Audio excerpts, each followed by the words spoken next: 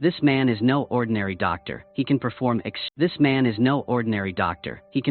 extremely difficult surgeries that no other doctor can do. Today, there was a patient with an extremely critical abdominal artery rupture. If he didn't have surgery, he would die in just a few minutes. Unexpectedly, when brought this patient to the hospital, they refused to admit him because all the surgeons are busy. Even though the patient's family members were crying and miserable, the doctor still coldly chased them away. Young Min is an intern doctor. When he saw this scene, he couldn't bear it. He courageously received this surgery, but the dean still chased them away and said, Young Min was an intern, so how could he know how to do surgery? Young Min directly clung to the hospital bed to block. It is true that when the gods are too busy, the devil takes the throne. Suddenly, something entered Young Min's body, making his eyes glow. An extremely difficult surgery that a trainee doctor like Young Min performed successfully. Since then, Young Min's career has risen like a kite in the wind. Young Min is called a professor because only he can afford to perform super difficult surgeries. But because of his outstanding surgical ability, Young Min also arrogantly sets the rules. He only saves people who have at least a 1% chance of survival. In cases of cardiac arrest, he refused treatment. Today, another patient died, and Young Min did not accept it. It seemed he knew in advance which patients would die. Young Min performed many of the hospital's most difficult surgeries. Therefore, he is even more arrogant and consider himself the best. But the turning point happened when one person appeared. Sung Tak is a newly arrived intern and also the nephew of the hospital president. Sung Tak's personality is the opposite of Young Min. When he goes to work, there are bodyguards accompanying him to carry things. This made Young Min have a grudge against him from the first day. After asking a few questions, Young Min learned that Sung Tak's grandfather was the president of the hospital. Sung Tak will definitely be the heir to this hospital. Hearing that Young Min despised this guy even more, Young Min went to tell the dean that he refused to accept this intern, but unexpectedly, the director personally asked him to teach Sung Tak. Young Min immediately went to find Sung Tak to teach him a lesson. He asked Sung Tak the most difficult questions in medicine. Unexpectedly, Sung Tak answered every question correctly. Seeing that it doesn't make it difficult for Sung Tak in theory, Young Min starts forcing Sung Tak to watch him practice surgery. Today, a patient had heart surgery for the 5th time, but because the risks were too high, even the head of the department did not dare to perform the surgery. In the entire country, there is only Young Min who can afford surgery. Young Min directly asked Sung Tak to assist him. Young Min has a habit of warming up his hands before performing difficult surgery. Any surgery Young Min performs will be successful. Sure enough, after 2 hours, the surgery was successful. However, when Young Min asked Sung Tak to remove the drainage tube, he stiffened and his limbs trembled. Young Min suddenly discovered that Sung Tak was very afraid of practicing, so he deliberately humiliated Sung Tak in front of the other trainees. When a patient is in critical condition, they will choose a gruff doctor like Young Min, or they will choose someone who only talks but doesn't know how to act like Sung Tak. Sung Tak was humiliated, but it was the truth, so he didn't dare say anything. Sung Tak was then transferred to the emergency room to be on duty. Here Sung Tak feels like a useless person when he can't do anything. Even taking the patient's blood is difficult. When welcoming patients, he was punched by them. Over here, the son of the tycoon chairman asked Young Min to perform heart surgery for his father. No matter how much it cost, he would pay. But Young Min said the chairman had too many underlying diseases. If they tried surgery, he would die. Unexpectedly, the son insisted that Young Min do it. This son's real purpose is to want his father to have surgery and then die to take over the family fortune. Young Min was taken by Jinsu to visit his chairman's father. Young Min suddenly realized that this was his ex-lover's father, and his ex-lover Sejin also appeared here. She was also a doctor studying abroad in the US. Young Min still hates meeting his ex-lover because in the past she broke up with him because he was too poor. Because she is a doctor, Sejin clearly understands that her father cannot have heart surgery. Young Min also knows that, but he wants to show her how good he is now. If a doctor like her who studied abroad doesn't dare accept the surgery, he will make her regret leaving him. Young Min immediately went back to his room to get blouse.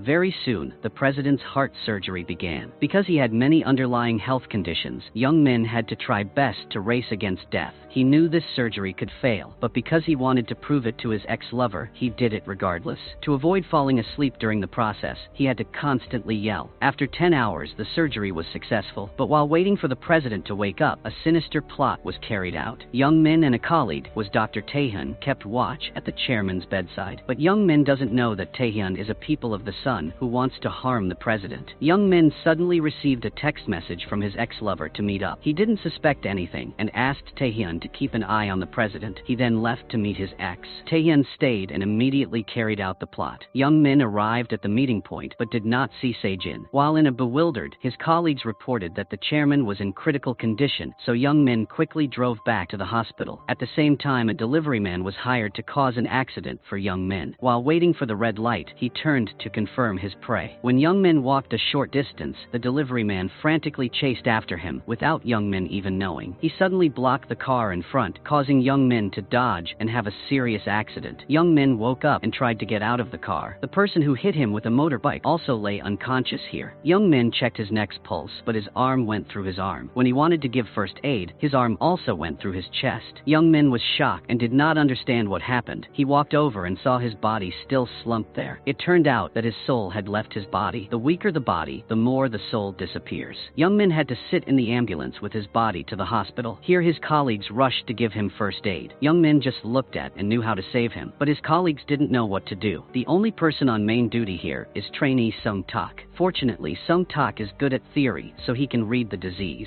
Sung Tak said Young Min needed urgent surgery or he would die. But the hospital today does not have any surgical doctors. Sung Tak holds a scalpel but does not dare to do it. While Young Min's blood pressure is dropping and Young Min's life is in danger, Young Min's soul tried to reach for the knife to perform surgery but could not. Now he is extremely helpless. Seeing that Young Min was about to die, Sung Tak risked taking a scalpel. Young Min screams, could it be that Sung Tak is taking revenge on him? Sung Tak was shaking and out of breath. When he put the knife down, Young Min suddenly held Sung Tae's hand to stop him. As a result, Young Min's soul entered Sung Tak's body. Sung Tak was immediately controlled by Young Min. Young Min made the same gesture as usual, then shouted and began performing the surgery very skillfully. So Young Min's soul is undergoing surgery to save his own body. He mastered suturing the tear in his heart, which was extremely difficult. The successful surgery stabilized his blood pressure. Young Min's soul also returned to his body. Sung Tak woke up not understanding what happened, but suddenly Young Min's blood pressure dropped sharply. His soul was thus out body again, but because he was too weak, his soul could not re-enter Sung Tak's body. Sung Tak therefore doesn't know what to do anymore. The surgeons had no one else because they were all busy with the chairman's emergency. Young Min's soul collapsed because he was about to lose his life.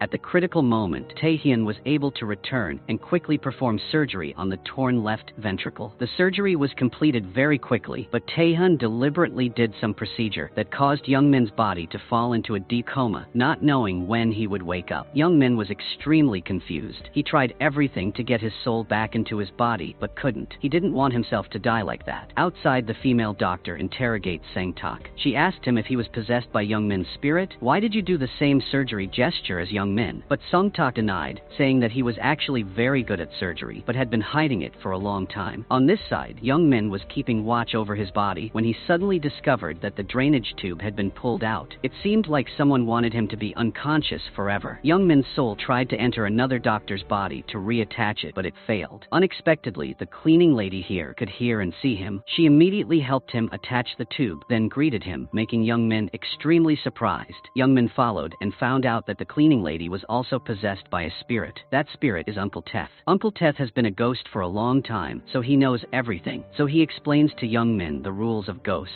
That is, the soul cannot be more than 100 meters away from its body. Furthermore, if you enter many other people, you will not be able to enter your body again in the future. Since then, Young Min has been looking out for himself because his personality is very harsh and unpleasant to everyone, so no one comes to visit him. Every day, only intern Sung Tak comes to visit him. Sung Tak could see Young Min's ghost, but he pretended not to see it so Young Min wouldn't bother him. Young Min kept following Sung Tak, but was suddenly blocked by an invisible wall. This is the line that he cannot cross.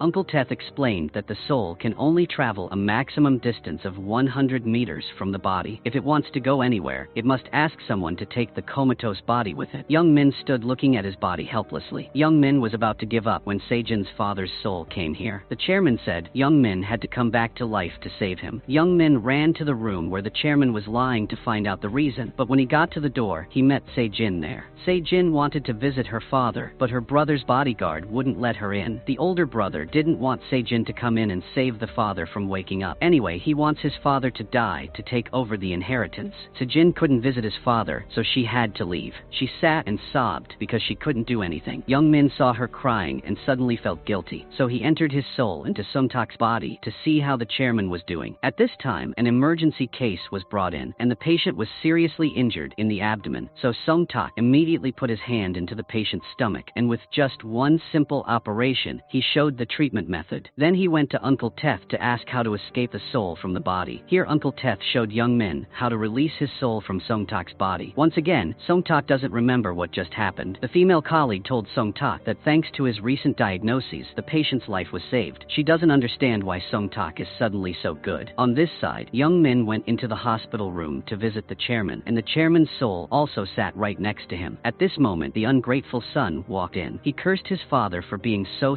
stupid. If dad listened to daughter had not had surgery, he would still be alive. The two souls were shocked to discover that the son was the one who harmed the father. Jin-suk then went upstairs to meet the hospital director. It turns out that he and the director cooperated to inject drugs to harm the chairman, and at the same time arranged for a delivery man to cause an accident for Young Min so that he wouldn't be able to return in time to save the chairman. At the same time, Taehyun, the person who murdered the president, brought his colleagues to examine Young Min. Because was in a deep coma, Young Min was transferred to a special room. Here are all patients with no chance of recovery. Taehyun said these were the patients Young Min abandoned in the past because they had no chance to live. Unexpectedly, Young Min will also have to lie here one day. The words made Young Min freeze. He suddenly realized that in the past it was really bad of him to abandon his patients. He was startled and turned around to see the souls of these patients here. These ghosts seemed to hate him. Young Min felt very regretful for refusing to treat them before. So every time he saw a seriously injured patient in need of urgent surgery, Young Min couldn't help but borrow Sungtak's body, confidently instructing the superior doctors. After each successful surgery, Sungtak becomes a hero that many trainees admire. Since then, Sungtak felt like there was something unusual about him, so he reviewed the surveillance cameras and then used his power to ask security to delete all those videos. Because he was so tired of having his soul enter his body many times, Sungtak took a day off from work and stayed home to play games. Unexpectedly, something big happened at the hospital that day. Young Min's body was transferred to another place. He quickly ran back to the room to find doctors standing around. Young Min hurriedly went to find Sungtak to enter his soul into Sungtak's body, but could not find. At this time, Taehyun met the director and asked to let Young Min stay, but did not expect to be scolded by the director. The director told Taehyun not to forget that he was the one who harmed Young Min to get a professorship, and he was the one who injected poison into the chairman that day to help the son harm his father to take over the fortune. On this side, Young Min is still worriedly running everywhere looking for Sungtak. He was shocked to see the dean bringing the bed cart. At this moment, Sungtak came and secretly pushed his body away. After a while, the housewife came to help push him into the elevator, and at the same time stopped the dean when chased him there. Sungtak pushed it away for a while and was caught by the director. While not knowing how to explain, Sejin came. She did not allow anyone to touch Young Min. Director Han came to find his mother and found out that Sejin was Young Min's guardian. He angrily said that ever since his younger brother Sungtak came to work, the hospital was in chaos, but his mother still ordered Director Han to help his younger brother. Later, Sejin was at Young Min's bedside. She regretted leaving him in the past. Young Min suddenly realized she still loved him. He followed her, but was eventually stopped by the 100m boundary. Young Min was extremely sad. At this moment, Sungtak passed by, so he borrowed Sungtak's body to run after his ex-lover. Because he couldn't see her, he took the car and drove away. That day, Young Min drove around all day until night in the form of Sungtak. Unfortunately, while walking on the street, he accidentally bumped into a woman, causing his soul to be thrown out of body. Because if he goes more than 100m away from his body, his soul will vanish and die. So, Young Min quickly begged Sungtak to save him, but Sungtak only paid attention to the fainted woman. It seemed like she had some very serious illness. Young Min's two hands are about to disappear. If he keeps this up, he will die in just a few seconds. Suddenly, Sungtak told Young Min to enter his body to save this patient. Sungtak then reached out his hand towards Young Min. Young Min quickly touched his hand to let his soul enter Sungtak's body. Thanks to that, Young Min kept his soul. After merging, Young Min controlled Sungtak's body to sterilize the cutlery, then inject blood from the nerve tumor right in the middle of the street, helping the patient overcome the critical condition in time. The woman was then taken to the emergency hospital. Taehyun was amazed that Sungtak was able to handle this situation. Moreover, in the middle of the road, there was a lack of medical equipment. More and more, the colleagues admire Sungtak. Young Min's coma caused the hospital to lack good doctors, so serious patients were also delayed in their surgery schedules. Among the cases was a child with a history of underlying medical conditions, whose health was so weak that no other doctors dared to perform surgery. At that time, Young Min himself refused to operate on the boy. He even spurned the boy's hand away. Now looking back at this boy, Young Min feels even more regretful. Since then, Young Min has been more active in entering his soul into Sungtak's body to help Sungtak handle many serious emergency cases, despite the fact that it is extremely dangerous to enter souls into other people's bodies many times. Uncle Teth saw it and also worried about Young Min's soul. Young Min saved many people that day, so the souls who hated him before now love him. Unexpectedly, when he returned to the hospital room, he couldn't find his body anywhere. It turned out that Sejin moved him to the VIP room. From now on, she will stay here to take care of Young Min and take care of her father. Unfortunately, the jerk director also likes Sejin. He came up with the idea of wanting to possess Sejin as much as possible. Young Min found him rude, but couldn't do anything. One day, Sejin read the newspaper and saw that her father had regained consciousness.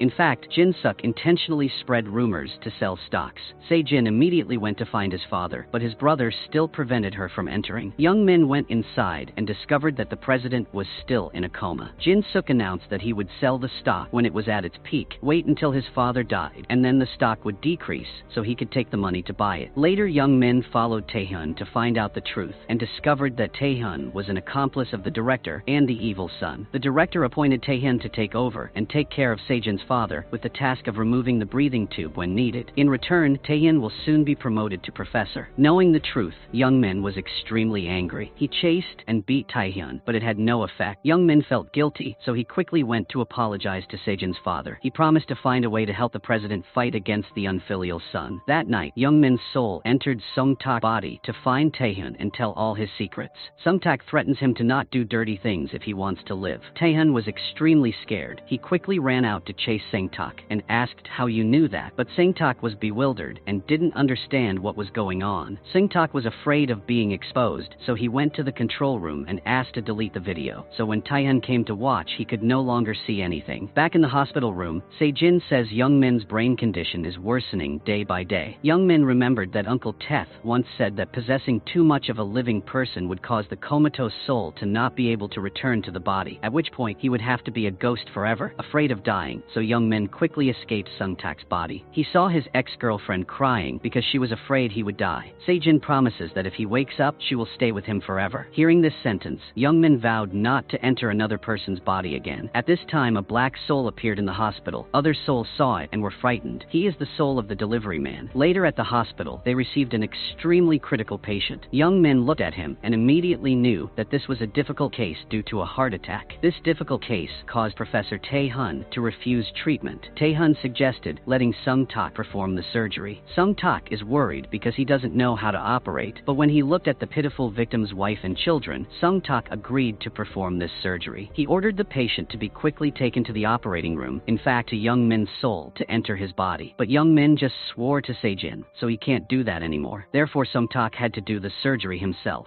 When the surgery began, both the doctor and the director came to observe. Sung-tak was bewildered for a moment, not knowing what to do. He was clumsy, even holding a scalpel. A moment later, he suddenly turned towards Young Min. He begged Young Min to enter his body for the patient's sake. Young Min now knew that Sung-tak had always seen him, but had always pretended not to see him. Young Min was so surprised that he was overwhelmed. It turns out that Sung-tak has had the ability to see ghosts since he was young. At that time, he saw a mother who couldn't pick up a shoe. Sung-tak was not afraid and picked up the shoe to help the ghost. Seeing that he sincerely begged, Young Min had to ignore everything and enter on Sung-tak's body. But this scene made many onlookers suspicious. Immediately after that, Sung-tak confidently performed the surgery. Still turning his hand as always, Sung-tak's movements holding the scalpel are indescribably skillful. The surgery was a complete success, surprising everyone. After finished the surgery, the two of them talking privately, Sung-tak said he not only saw Young Min but all the other souls. Young Min feels deceived because Sung-tak has been ignoring him for a long time, causing Young Min to enter Sung-tak's body countless times without knowing. The two argued fiercely with statements of victory and defeat. After arguing, the two people stopped playing the body incarnation game. Since the miraculously successful surgery, everyone has wondered why Sung-tak is a trainee but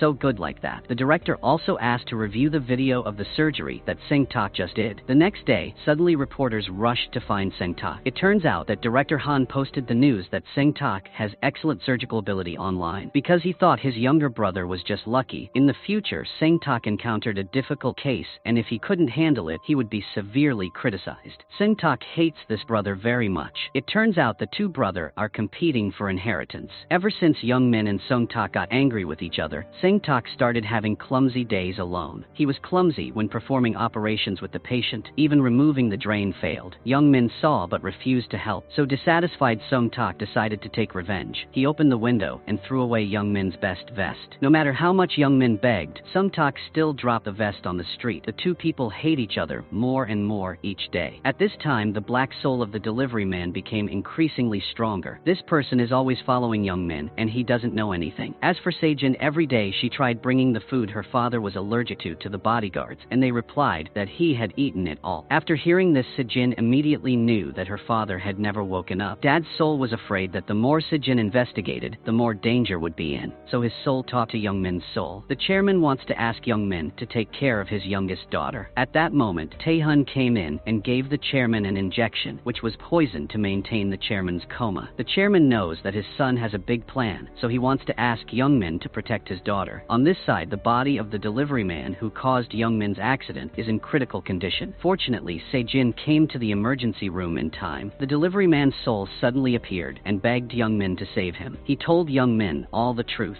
That day, because of money, he caused an accident for Young Min. Unexpectedly, it put himself in a critical situation. He knelt down and asked Young Min for forgiveness. Young Min's questions were gradually revealed. Furthermore, Young Min eavesdropped on the conversation between Director Han and Sejin and learned that it was Director Han who borrowed Sejin's phone to text to meet him on the day of the accident. Therefore, Young Min must investigate and exonerate himself. Here, the seriously ill boy is begging Sung-tak for surgery. Sung-tak is extremely heartbroken, but he is unable to do that. Only Young Min can do this difficult case now. The boy then ran to hug his mother and cried, making Sung-tak even more heartbroken. So he found Young Min and wanted Young Min's soul to enter his body, and Young Min will operate on the child, and Sung-tak will help Young Min investigate the truth of his accident. The two quickly reconciled and agreed to cooperate. At this moment, there was an emergency patient, but the wife kept scolding him. It turned out that the victim went to the mountain to have an affair and fell down. Seeing that this case was troublesome, Young Min took the initiative to leave, but stupid Sung-tak deliberately wanted to enter Young Min's soul and come to save people, but as a result, the wife grabbed his hair. It hurt. At this time, the patient was unconscious and needed emergency treatment. Everyone immediately took the wife out so Young Min could work. The extremely talented Young Min successfully cured the patient. After surgery, the patient was taken to the recovery room. Unexpectedly, the lover's husband came here to take revenge. Young Min was very smart and quickly got out of Sung-tak's body as the doctor who saved that man, so Sung-tak was beaten. After this hurt incident, Sung-tak was angry with Young Min again. Unexpectedly, this scene was recorded by the camera and the director saw it. He asked the security guard to send him videos about Sung-tak every day. At this time, there was a girl outside crying bitterly, asking for her brother's hospital bill to be reduced. She is the delivery man's sister. To earn money for her brother's medical bills, she had to work until she was exhausted. The delivery man promised Young Min that if he could wake up, he would be a witness to Young Min's accident. This is an opportunity for Young Min to expose the director's plot. But before Young Min could do anything, the director started flirting with Sejin. It turns out that many years ago, he really liked Sejin. Watching her take a grain of rice from her hair and eat it, the director was fascinated. That afternoon, he brought food to flirt with Sejin, but saw her resting her head on Young Min. The lunchbox had to be thrown in the trash. Now that he has put Young Min into a coma, Sejin must be his. At the same time, Sung-tak tricked Tae-hyun into going somewhere else so he could replace Tae-hyun and inject the president with medicine. Sung-tak pretended to be confused, making the two bodyguards not pay attention, and Sejin successfully sneaked into the hospital room. When the security guard went out, Sejin sneaked in to see her father. Seeing her father motionless and haggard on the bed was extremely heartbreaking. Now she is sure that her evil brother harmed her father. Moments later, Sejin came out, surprising the two bodyguards. She said that if they didn't want to lose their job, they should keep this a secret, and next time, don't stop her from entering. Sung-tak tells Sejin the truth about the delivery man causing Young Min's accident. So Sejin decided to be in charge of treating the delivery man. Today is the day the boy with a serious illness is operated on. Sung-tak took the boy into the operating room. At this time, Young Min also followed, but unexpectedly he was blocked by a limited wall. While the surgery had begun, Sung-tak was confused and didn't know what to do. It turned out that at this time, Young Min's body was being taken for a scan, causing his body to exceed the 100 mem limit to the operating room. So Tae-hyun will be in charge of this surgery, and Sung-tak will be the assistant. But he has not yet had Young Min's soul enter his body, so he is very worried. He clumsily dropped the electric knife, then accidentally touched his hand to the ground. As a result, he were kicked out and disinfected before being allowed in. When the situation was critical, Young Min quickly went to find Uncle Teth's souls. Here, Uncle Teth, in the picture of the cleaning lady, agreed to help. She went to the imaging room to take his body away. Thanks to that, Young Min was able to get close to the operating room. On this side, Sung-tak was clumsy and was constantly scolded. Young Min promptly appeared here at the critical moment. Young Min's soul begins to enter Sung-tak's body. Sung-tak immediately changed and performed extremely skillful operations. That made Taehyun start to feel confused. He couldn't even do the basic steps, so Sung-tak asked Taehyun to stay behind so he could do it. If something happens to the patient, Taehyun's professor chair will be blown away. After hearing this, Taehyun was scared, so he gave his seat to Sung-tak. Artificial heart replacement is an extremely difficult and rare technique. Young Min has done it before, so he is very skilled. The dean was extremely surprised. After the surgery, the two young men lay down laughing as if they had won the lottery. But Sejin inside received shocking news from a foreign colleague. The professor read Young Min's test results, which showed that he had no more than a month to live. This makes Sejin extremely sad. That night, Young Min stayed up all night waiting for the baby to wake up. When he saw the baby's eyes open, he was so happy that he cried. This has never happened to an arrogant person like Young Min. At the same time, Young Min wrote a report about the boy's surgery last night, but Sung-tak didn't know Young Min wrote it. When he found out, he quickly ran back to his room to open the computer and delete the report. Unexpectedly, Taehyun had printed it out before. Taehyun discovers that Sung-tak's report is identical to Young Min's previous report. Taehyun began to panic, wondering if Sung-tak was really possessed by Young Min's ghost. On this side, Sung-tak was afraid of being exposed, so he scolded Young Min's soul. While arguing with Young Min's soul, his mother came here. The mother accidentally saw Sung-tak talking alone, looking very scary. Because Young Min had been talking to ghosts since he was a child, his mother thought he was sick. On this side, Sung-tak came to remove the drainage tube for the pediatric patient. Many curious people came to see him because they heard he was very talented. Unexpectedly, the boy opened his eyes and saw Young Min's soul. The boy asked why he got into Sung-tak's body. Young Min panicked and caused the drainage tube to fall out. Everyone was disappointed to see that. On this side, Sejin saw the delivery man in a coma and didn't woke up yet. While checking, everything was normal. She was wondering and didn't understand when suddenly the cleaning lady screamed loudly because the trash can lid didn't fit the bin. The cleaning lady had to check to see if there were any dents anywhere. Sejin understood the meaning of that, so removing the bandage on the delivery man's head, and sure enough,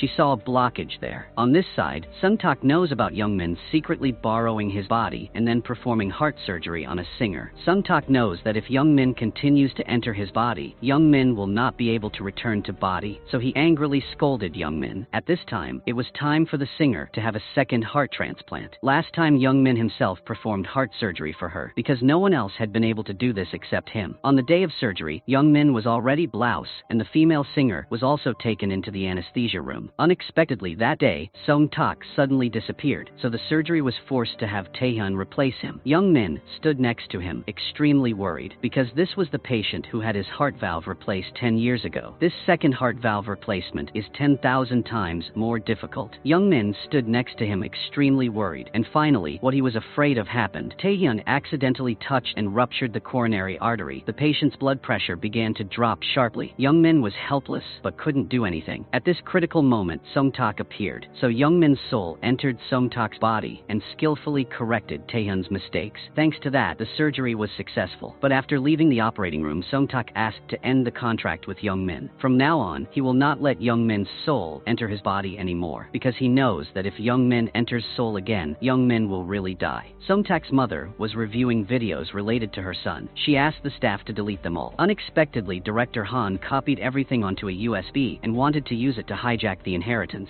Today, Sung-tak decided to cancel his contract with Young Min. He doesn't want Young Min to die. But unfortunately, the hospital welcomed a patient with a ruptured abdominal aorta. The hospital no longer had a doctor who could perform the surgery, so they were forced to refuse to accept the patient and transfer the patient to another hospital. Suddenly, Sung-tak used his hand to block the hospital bed. This image is identical to Young Min 10 years ago. That day, he himself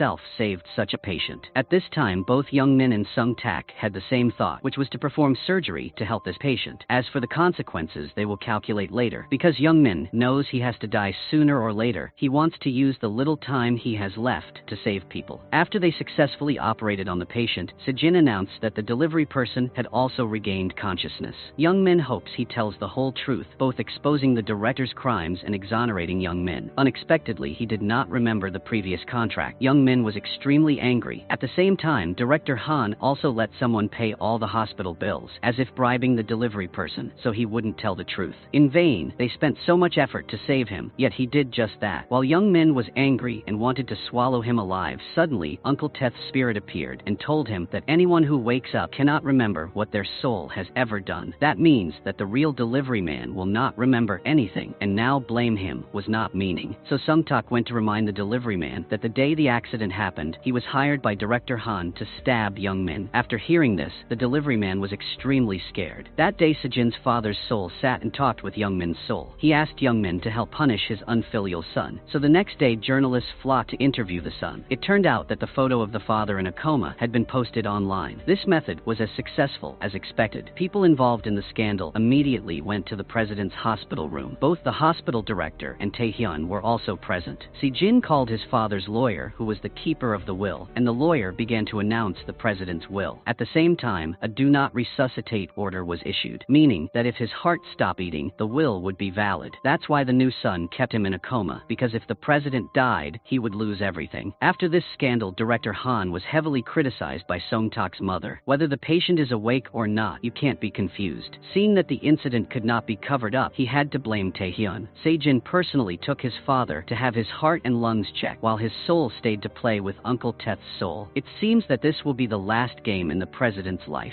Sejin checked to see that her father had no signs of life anymore. Both his heart and lungs had stopped working. She cried a lot because she couldn't bear it. Now she had to carry out a do not resuscitate order. Even though didn't want to, Sejin still had to take out the breathing tube to declare his father's death. At that moment, his soul also disappeared. On the day of the funeral, Young Min's soul entered Sung Tak's soul again to visit him. Young Min knew he didn't have much longer to live, so he decided to work with Sung Tak on all the untreated cases. The hospital board naturally agrees with this. The two of them worked so crazy that they didn't take a break for several days. While Sung Tak felt extremely tired, Young Min's soul appeared full of energy. Because Young Min is a soul, he doesn't get tired. However, whenever an emergency patient arrived, the two of them enthusiastically ran quickly to help them. At the same time, Taehyun tried to harm Young Min. He gave the report that Sung Tak once wrote to Director Han. Taehyun is certain that this report was written by Young Min. Taehyun confirmed that the director's younger brother was possessed by Young Min's ghost. Director Han didn't believe it at first, but suddenly he heard that his grandfather was coming to the hospital, so he rushed home. Unexpectedly, as soon as he met his grandfather, the grandfather scolded Director Han for letting Sung Tak work so hard. Knowing that Professor Young Min is in a coma and lacks a surgeon, why not find a good doctor to replace him? Personnel is also worried that if it can't be done, you should quickly resign. That night, Young Min went to visit Sejin and found her crying. She was miserable because her father had just gone away, so Young Min could not afford to treat her like that. Did he just lie there in a coma, waiting for her to declare her death to him? When Young Min saw her crying, he was also extremely sad. He regretted that he couldn't help her. At this moment, he saw Sung Tak coming, so his soul immediately entered Tak and went into the room. Young Min used Sung Tak's hand to cover Sejin with a blanket, and he didn't forget to caress her face.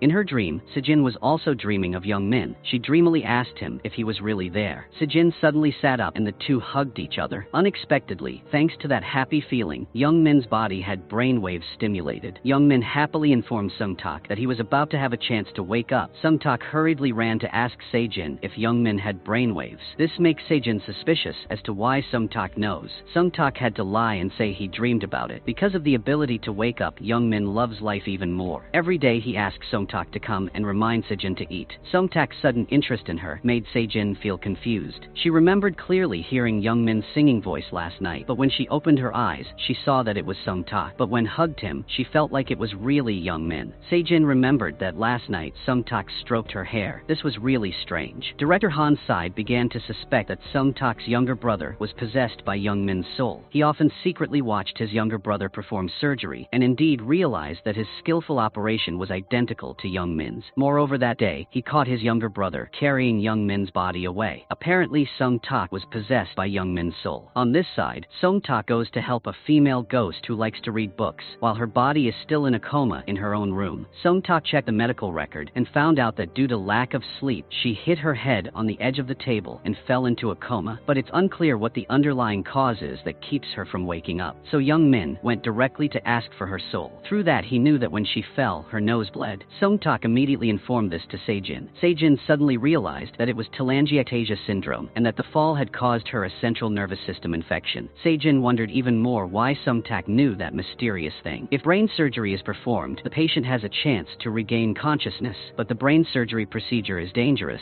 so the treating doctor hesitates.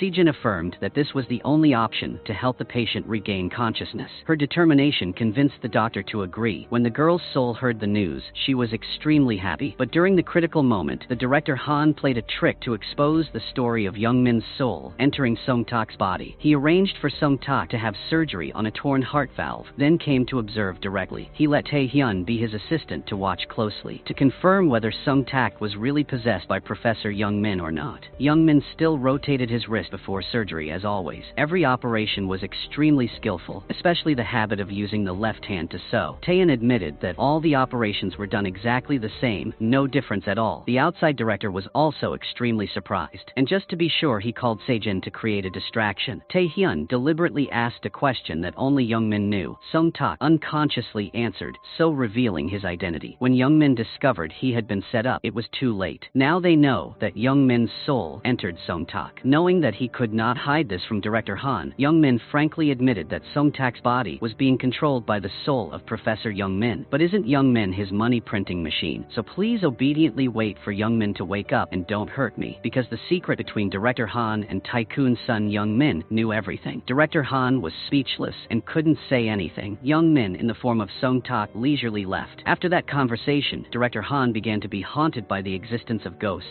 Even when talking, he didn't dare to speak because he was afraid that Youngmin was listening. Youngmin also told Song-tak that director Han knew everything. Song-tak confided that in the past he had an accident that almost killed him, and since then he suddenly had the ability to see ghosts. When he was a child, he was extremely scared and ran away. But then Song-tak pretended not to see it, so it was okay. However, when operating on patients, their souls appeared and scared him immensely. That's why Song-tak always gives up surgical practice. Therefore, he is always the one who hopes Youngmin wakes up the soonest. The two people talking were unfortunately overheard by director Han. Waiting for Sejin to go out of the room while busy on the phone, Han sneaked in and intended to remove Youngmin's breathing tube, because if Youngmin dies, everything will end. No one will be able to threaten him anymore. But thinking he would lose the money printing machine, he didn't do it anymore. That night, director Han came home and asked Song-tak why he helped the ghost. Song-tak didn't explain much and wanted to cooperate with director Han. If director Han repented, Song-tak would forgive him. Unexpectedly, director Han threatened Song-tak in return. So what if Youngmin dies? The next morning, Song-tak quickly ran to the hospital to find Youngmin. Luckily, he's okay. Today is the day Sejin had surgery. Sejin is the main doctor performing this surgery. Although this surgery was successful, she still needs treatment for a while longer. When the infections on the brain heal completely, the patient can regain consciousness.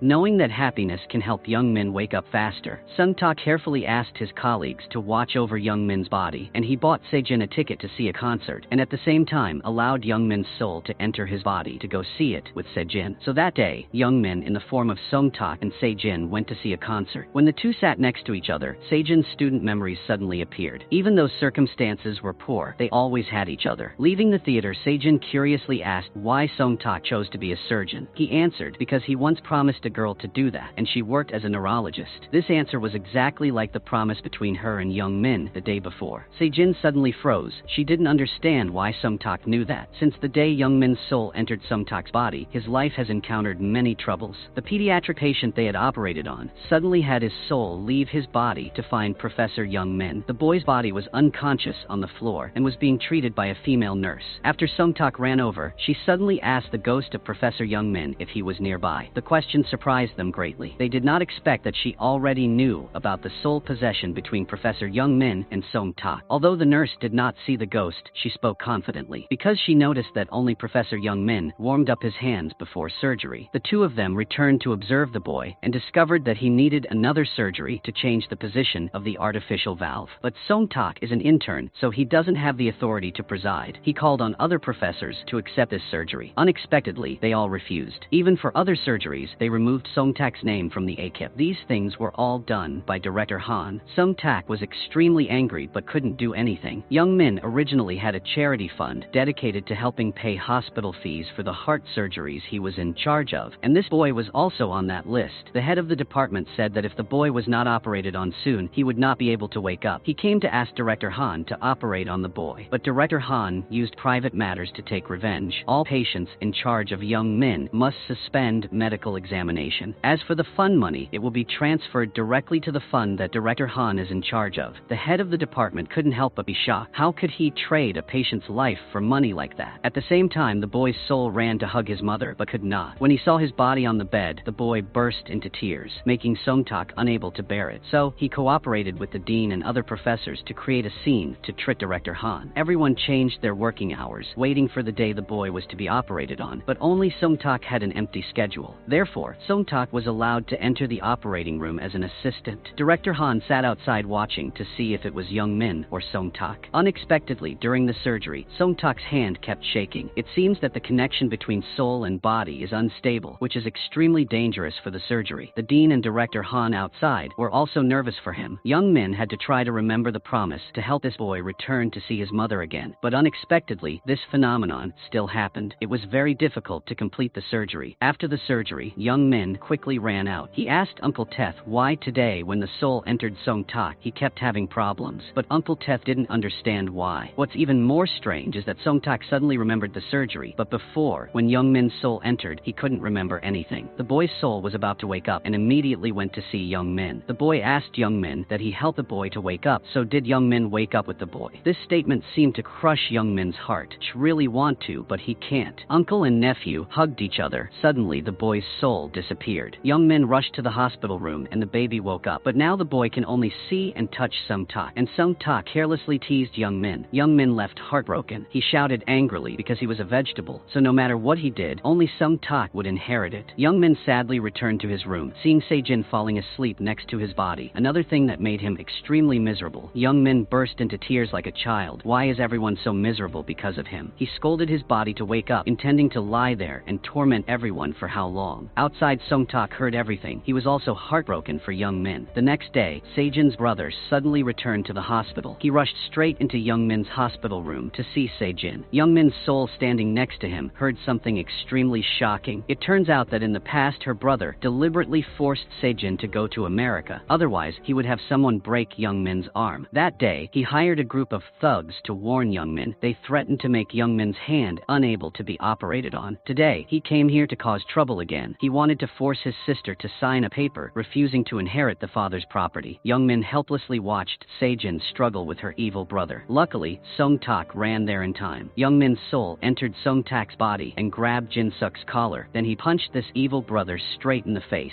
At this time, the hospital director appeared. They pulled each other back to the room to continue discussing plans to kill people. However, Director Han wanted to withdraw from the plan. He didn't want anything to do with Se-jin's brother anymore. Seeing this, Jin-suk immediately threatened to reveal the hospital that killed Young Min and his father. After hearing this, Director Han was extremely scared. Uncle Teth found out the reason when Young Min's soul entered Song's body have problems. The reason is because Young Min's comatose body has gotten better, so his soul occasionally fluctuates to return to his body. Now, if they continue to let our souls enter our bodies, the souls of both people will be disturbed. Therefore, Young Min was forced to stop merging with Song-tak. Therefore, the surgeries had to be temporarily postponed. Song-tak sees that himself as a doctor, but if he can't help patients, then life is meaningless. So he studied like crazy day and night. At this time, Director Han met Taehyun. He said that a patient who had just improved suddenly died overnight. What if he used this method to deal with Young Min? At the same time, Song-tak went to Se-jin and confessed everything. The actions that she felt familiar with him were because Young Min had entered Song-tak's body. Young Min noticed and quickly shouted to stop. If he don't stop, Young Min will enter Song-tak's body. Song-tak had to leave, leaving Se-jin in the room extremely confused. Outside, two people argued for a while. When Young Min turned around, he saw Se-jin lying on the floor. He quickly used Song-tak's body to carry Se-jin to the emergency room. It turns out Se-jin was overworked and lacking sleep, so she fainted. At the same time, Taehyun returned to the hospital. According to Director Han's orders, he will assassinate Young Min today. Taehyun went to the hospital room to assassinate Young Min's body, but Song-tak had arranged for bodyguards, so he couldn't do anything yet. Young Min's soul entered Song-tak's body and personally cooked the dish dishes that Se-jin liked to eat, then took her shopping for clothes.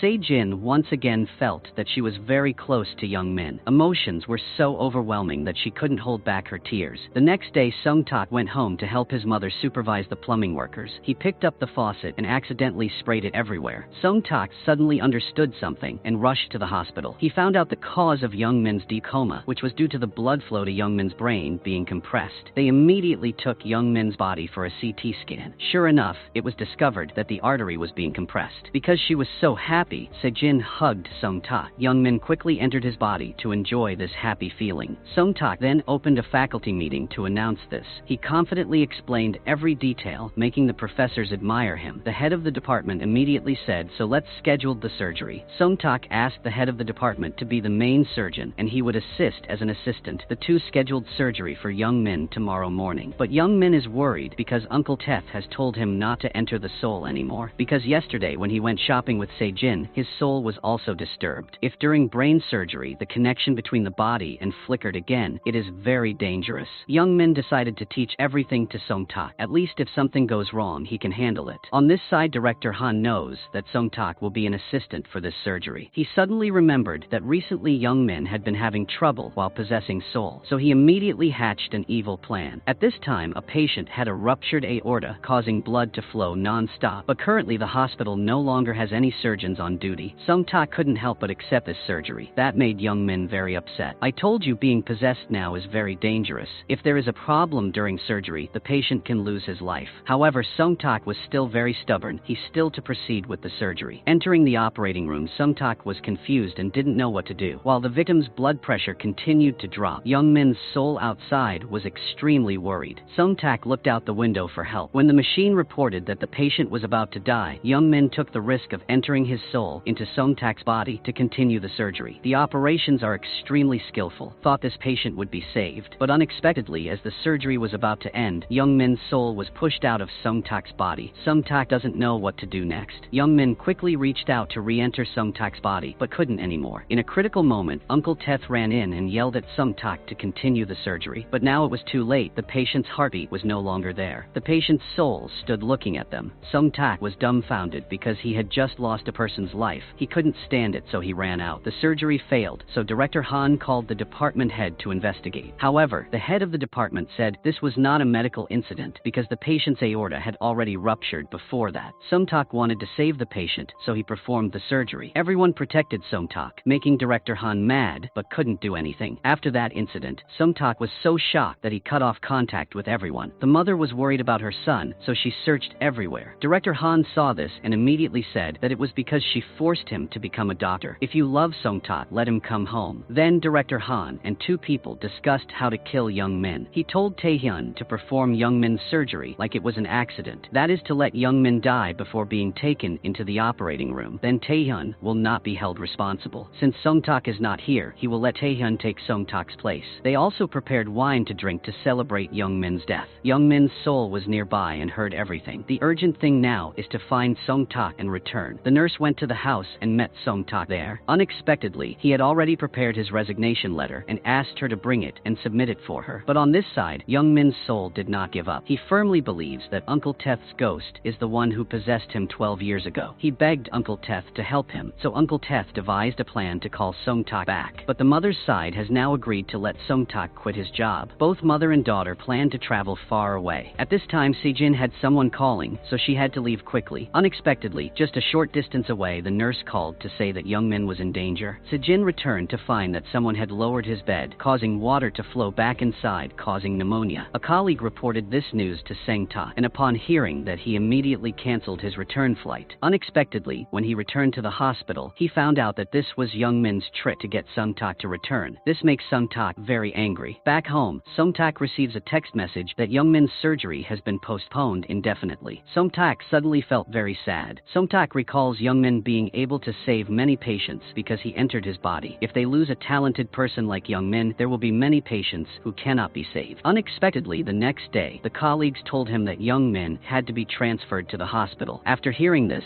Sung-tak wanted to rush back to the hospital, but suddenly, next to him, a baby fell to the ground, unconscious. The dean appeared and asked about the illness of the baby from the mother. Suddenly, Uncle Teth's soul entered a person who ran to buy first aid equipment. When he brought it back, Uncle Teth entered his soul to the head of the department to give first aid to the boy. Thanks to a few small tricks, the boy was saved in time. It turns out that Uncle Teth was also a very good doctor. When finished, Sung Tak rushed in to stop Se-jin from moving Young Min away. He promised to fight with Young Min until everything was over. The next day, Sung Tak brought all his belongings to the hospital to stay. He hired more bodyguards to guard Sung Tak's hospital room in case something bad happened. After that, he followed Young Min's soul every day to ask about surgery. He wanted to use his own hands to save patients. The first step is to stitch a simple incision on the head pillow, so Sung Tak practiced day and night. Next is learning to insert a tracheal tube. Looking at Sung Tak's clumsiness, Young Min helplessly said that if he did this, the patient had died already. Sung Tak is so diligent that he spends his entire lunch hour practicing picking up each grain of rice,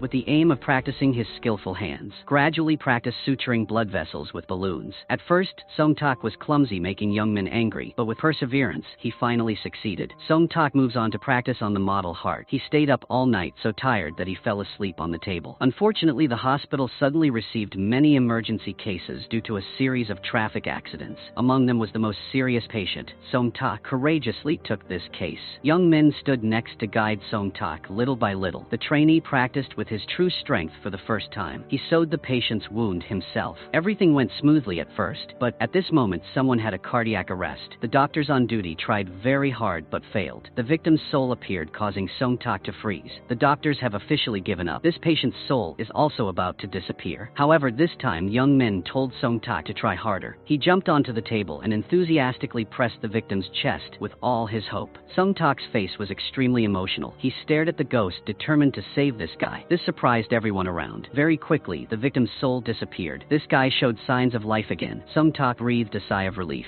Se-jin stood next to observe everything. She began to have doubts. She remembered that Tae-huin had said that Young Min's soul entered Sung Tak's body. Plus, many times when she's with him, she feels like it's Young Min. Perhaps Young Min's soul entered that guy. Se-jin decided to verify this for herself. She immediately went to ask the nurse about the food that Sung Tak didn't like. Then she deliberately invited him out to eat. Unexpectedly, Sung Tak ate very well. This made Se-jin firmly believe that the person in front of her was Young Min. She happily said that from now on, she would invite him out to eat every day. Unexpectedly, two people were walking on the street when disaster struck. The older brother, who was always watching the two of them, came to cause trouble because he thought that Se-jin was dating Sung Tak. He sent his juniors to secretly attack Young Min that made his soul out of Sung Tak's body. Se-jin ran over and saw Sung Tak had fainted. Young Min's soul is weak right next to him. Because there was his body didn't nearby, so Young Min's soul began to disappear. At this time, Se-jin suddenly called Young Min's name. She knew all the secrets between him and Sung Tak. Se-jin quickly called the nurse to send an ambulance came here. Uncle Teth came here and saw that Young Min's soul was about to disappear. When in danger, he quickly possessed an employee, then picked up Sung Tak's body and put it down for Young Min's soul to enter. Thanks to that, Young Min's soul was saved. When Young Min got in the car, he realized that Se-jin already knew everything. She looked at Sung Tak with happiness. From that day on, Se-jin smiled happily every day. As for Young Min, he comes every day to ask Sung Tak to convey his words to Se-jin. He even borrowed Sung Tak's body to have lunch with Se-jin every day. Sung Tak's lover see that, and extremely jealous, the girl intentionally slapped hard to push Young Min's soul out. The two girls started fighting over Sung Tak's body. Seeing that something was wrong, they started to sit down and discuss.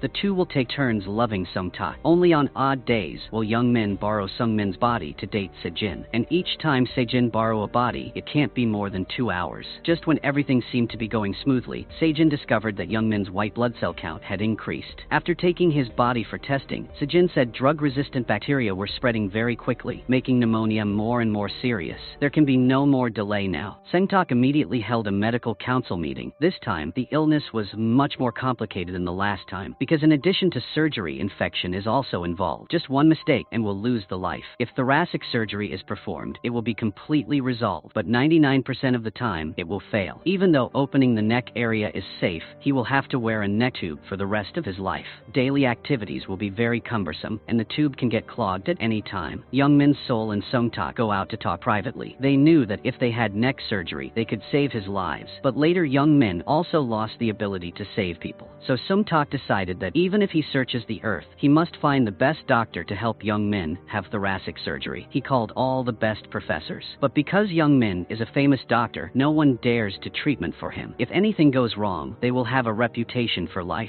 Because there was no doctor to help him perform the surgery, so Youngmin asked Sung-tak to see Taehyun. Even though he knew that Taehyun had wanted to kill him several times, Youngmin took the risk and asked Taehyun to join the surgery team. Dr. Ahn also recognized that the person in front of him was Youngmin's soul entering. Taehyun immediately went to see Director Han to ask him to operate on Youngmin. Taking that opportunity, he will assassinate Youngmin as promised. Director Han happily agreed to this, and Youngmin's surgery was immediately performed. The head of the department and the best doctors are all here watching. Even Director Han came to watch. Taehyun was in charge of the surgery. He nodded at Director Han. Then Sung-tak also entered the room as an assistant. The two nodded, signaling the surgery to begin. But suddenly Sung-tak and Taehyun switched places, surprising everyone outside. Youngmin's soul entered Sung-tak's body. As always, he rotated his wrist before surgery, and at the same time Youngmin announced to change the content of the surgery. That is to change from neck surgery, as originally, to thoracic surgery. It turned out that Taehyun had gone to Youngmin's office before. Taehyun sat crying because he regretted the bad things he did. That's why Youngmin trusted him. They acted together to trick Director Han into agreeing them to perform surgery on Youngmin. At the same time, the most difficult surgery in the history of medicine took place. Youngmin's soul performed surgery on himself. However, everything did not go smoothly because of the incident where Youngmin's soul entered Sung-tak. His hands and feet trembled, causing blood to splatter. People outside were also extremely worried. Sung-tak must be very brave to fight back. Each surgical cut is precise and rhythmic, thus promptly correcting errors. Even though his body was becoming more and more dizzy, Youngmin still tried to complete the surgery. Until the important part had just been sewn, suddenly, Youngmin's soul was extracted from Sung-tak's body. Youngmin is now too weak to enter his soul into Sung-tak's body anymore. Taehyun was supposed to do the rest, but unexpectedly, Youngmin directly asked Sung-tak to do it. He wants to use his own body to help Sung-tak overcome his fear, but this is Youngmin's body, so the pressure is heavy on Sung-tak's shoulders. Youngmin next to him constantly encouraged Sung-tak to calm down and guided him in everything. Sung-tak carefully did everything quite well, causing Youngmin's soul to gradually fade away. After completing the surgical wound, Youngmin's soul returned to his body. The doctor announced that all indicators are stable. All the doctors were happy, but only Director Han was sad. After the surgery, the head of the department told Taehyun that Youngmin had recommended him many times to the position of professor, but Director Han did not approve because he discriminated against him for going to a school with no reputation. Director Han scolded Taehyun for not killing Youngmin. Taehyun said he wanted to atone for his mistakes, and he never wanted to live that evil again. That night, Sung-tak was looking at his phone and discovered a video. At that time, Youngmin's soul entered his body and recorded it. Youngmin is afraid that when he wakes up, he will forget all the beautiful memories of when he was a soul, especially the fact that he once borrowed Sung-tak's body. The video recounts everything in detail when Youngmin was the soul in 3 months. At the same time, Youngmin also woke up. Sung-tak quickly ran over to show his joy. As expected, Youngmin doesn't remember anything. Sung-tak was mercilessly chased away. Sejin brought flowers to give, but Youngmin forgot that he and Sejin had made up. He cruelly chased Sejin away because she abandoned him in the past. Sejin heard that and felt sad. She walked away with much sadness. Even when Sung-tak came to help change the bandage, Youngmin refused, because in the past the two of them hated each other. A moment later, Director Han came to inquire. Seeing that Youngmin had forgotten everything, he was extremely happy. Suddenly, Youngmin said that he was so happy. Why didn't he bring out the bottle of wine from the previous day to drink to celebrate? Youngmin recounted all Director Han crimes. It turns out Youngmin didn't forget anything. Hearing that, Director Han was extremely worried and scared. While thinking about how to assassinate Youngmin, the police suddenly called to ask Director Han to assist in the investigation. It turned out that Taehyun had surrendered and provided all evidence that Director Han and Jin Suk harmed the patient. Taehyun has completed his atonement, so he is very at peace. Sejin's brother was also arrested for his crimes. The next day, Youngmin was able to walk with the tubes. Never before have he seen such beautiful sunlight. While being romantic, Sung-tak came to cause trouble, so the two of them argued again. Sejin inherited all of her father's assets. She donated everything to charity and moved into Youngmin's house. The two of them hugged each other very happily. The next day, Youngmin immediately went to work. He always tried to cure the most difficult cases, and accompanying him is Sung-tak, because everyone's health is precious, so don't wait until you lose it to appreciate it. The movie ends here. If you find it interesting, please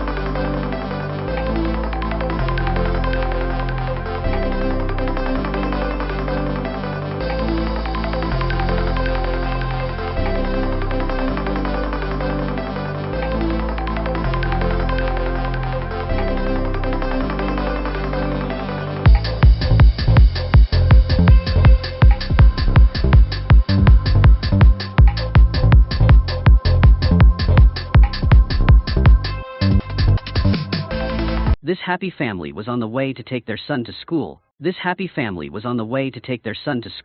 they suddenly had an accident. The military couple could not survive, but the son was lucky to survive, adopted by the aunt, who is a police officer, as her own child, because of losing parents. So Bayman's personality is always sad and easily angered. He has changed schools 3 times, because he doesn't like the bratty bullies. But he was smart, so he went home to study the law course on his own, and successfully passed the exam to get a law degree. But because he didn't have a high school diploma, the law degree was just a vocational degree. No employer would accept it. They even sarcastically said he was uneducated. This words had just ended made Bayman mad. He picked up the chair he was sitting on and threw it at the recruiter, then angrily left. Bayman, depressed, sat down to eat noodles on the side of the road. Then suddenly he met the director of the law firm he interviewed in the afternoon. His name was Moon Go. He didn't care about degree, but he saw the natural talent of the male lead. Moon Go wanted to cooperate with Bayman, help him working as a military prosecutor in a military environment. Mentioning the words military made Bayman extremely disgusted, so he immediately refused. But when he heard Moon Go talk about 5 times more money than a lawyer and a 10% commission, equal to the whole year he tried to work, Bayman could not resist. But when he entered the army and came into contact with many people, Bayman gradually realized that his parents' accident was not accidental, but was caused by someone harming. So who is the enemy? Please continue to follow along. After agreeing to cooperate with Moon Go, the male protagonist successfully became a high-ranking sergeant in the army. Today he came to meet a new recruit and deliberately showed special interest in him. After went out, he told the platoon leader of that team that guy was the son of the president of a big bank. After hearing that the platoon leader treated the guy extremely well, his clothes were also washed by someone else. When everyone went out to practice, the bank president's son was allowed to stay in the room to rest. That naive boy thought that because he had severe sinusitis, should be paid more attention by everyone, but he didn't expect that he would fall into the trap of the male lead and Moon Go. Very quickly, the fact that the bank director's son was given special treatment in the army was exposed by the press. The male lead is a military prosecutor, so he is in charge of this case. The boy hoped Bayman would help him clarify his medical condition, but he asked the wrong person. Bayman asked questions to prove that the boy was entitled to preferential, especially without giving him a reason. When the boy asked, this was Bayman's intention.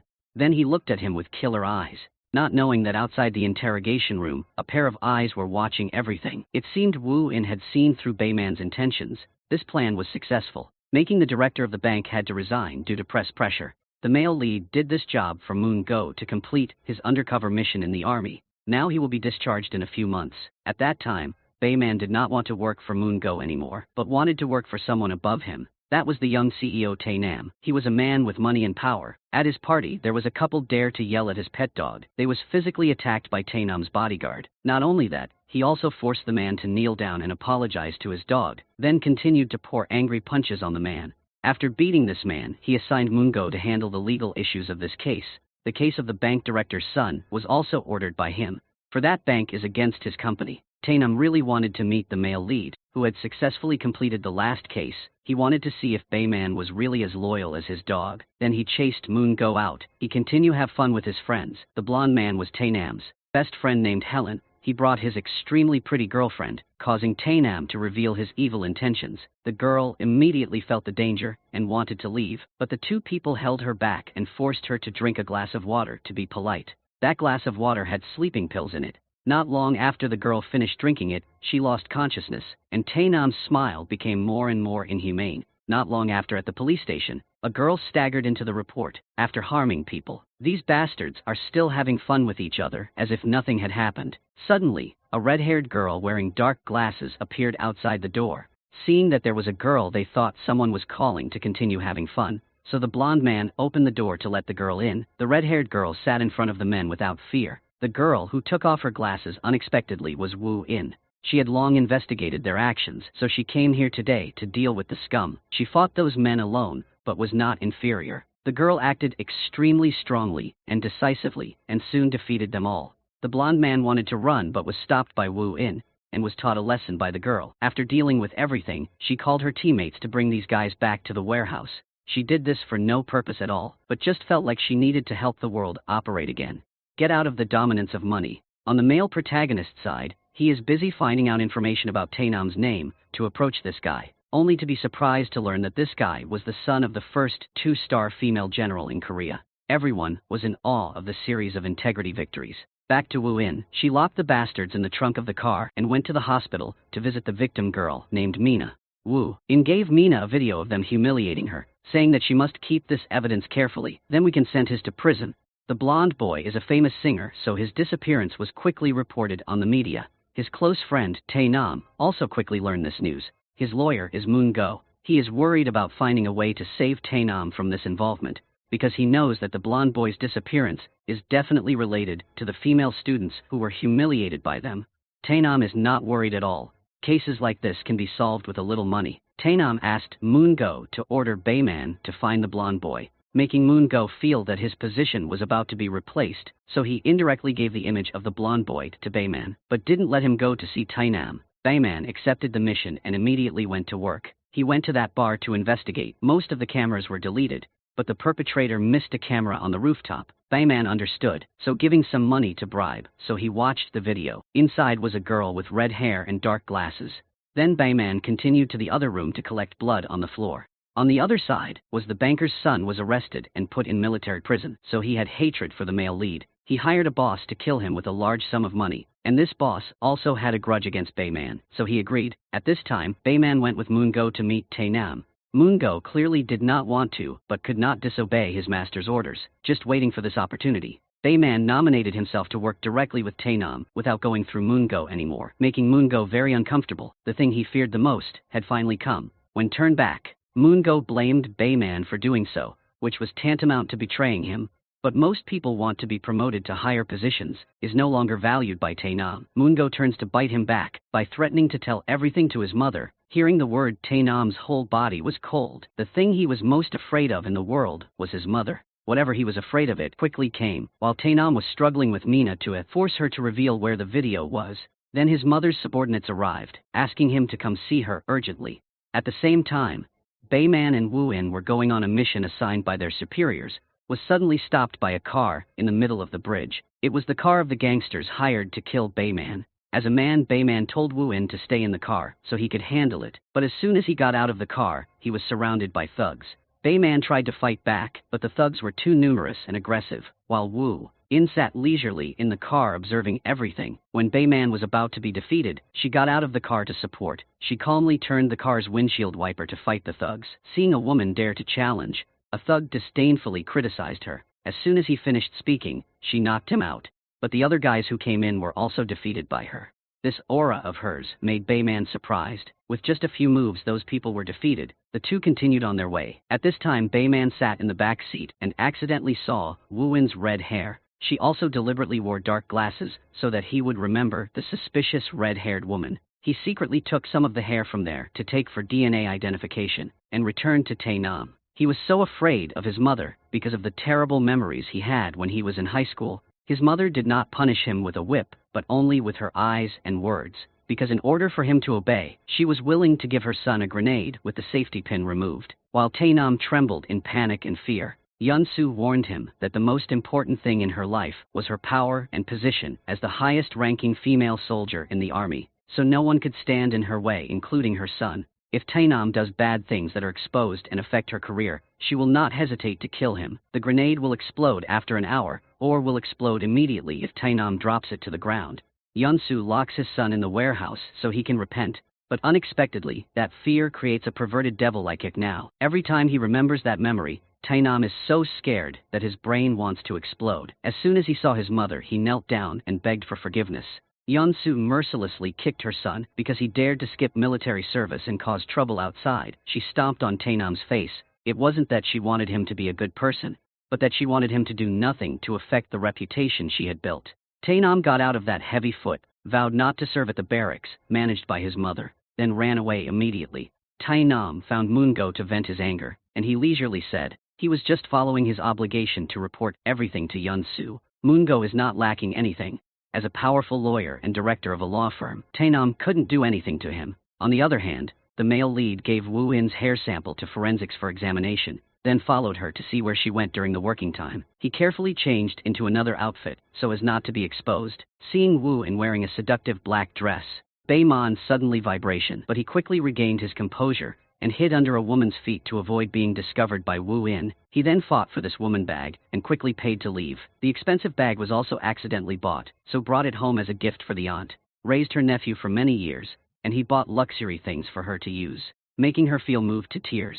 After that, the male lead went to see the military doctor, who will be in charge of Tainam's military service examination, so that the doctor can give a certificate that Tainam is not healthy enough to enlist in the army. In return, Bayman will nominate a doctor with Tainam, let the doctor get out of the army, so he can get a good job at a big hospital. Yunsu also knows that Bayman is the one who helped his son escape military service, so she called her secretary to arrange an appointment with him. But at this time, Bayman continued to follow Wu In. At this time his friend called to say that he had investigated the suspicious car the day the blonde boy went missing.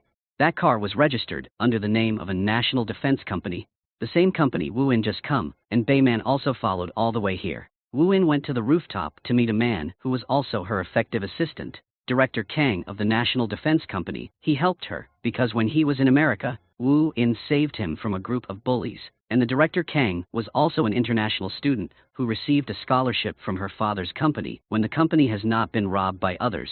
From then on, the two became good friends. He was also the one who handled the blonde boy with her. But the male lead had heard everything. He turned and walked away. Wu In also looked at him and said that Bayman would be an integral part of her perfect plan. Back home, Bayman linked them all together, and it was certain that Wu In had linked up with Director Kang to kidnap Helen, while Tainam did not participate in the game further, so he escaped. The results of Wu In's DNA examination also matched the DNA at the scene. In order not to affect his discharge plan, he decided to take Wu In to jail.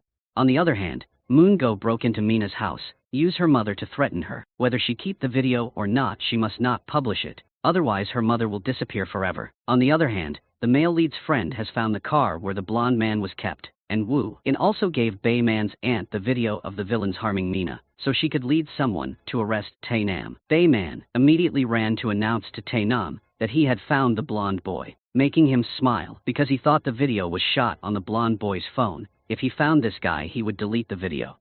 Tainam also promised to give Bayman a good position in his big company if the exemption from military service is completed successfully. As soon as Bayman left, the blonde called to report the news. The video has been stolen by the red-haired woman, and at this time, the police car is already downstairs.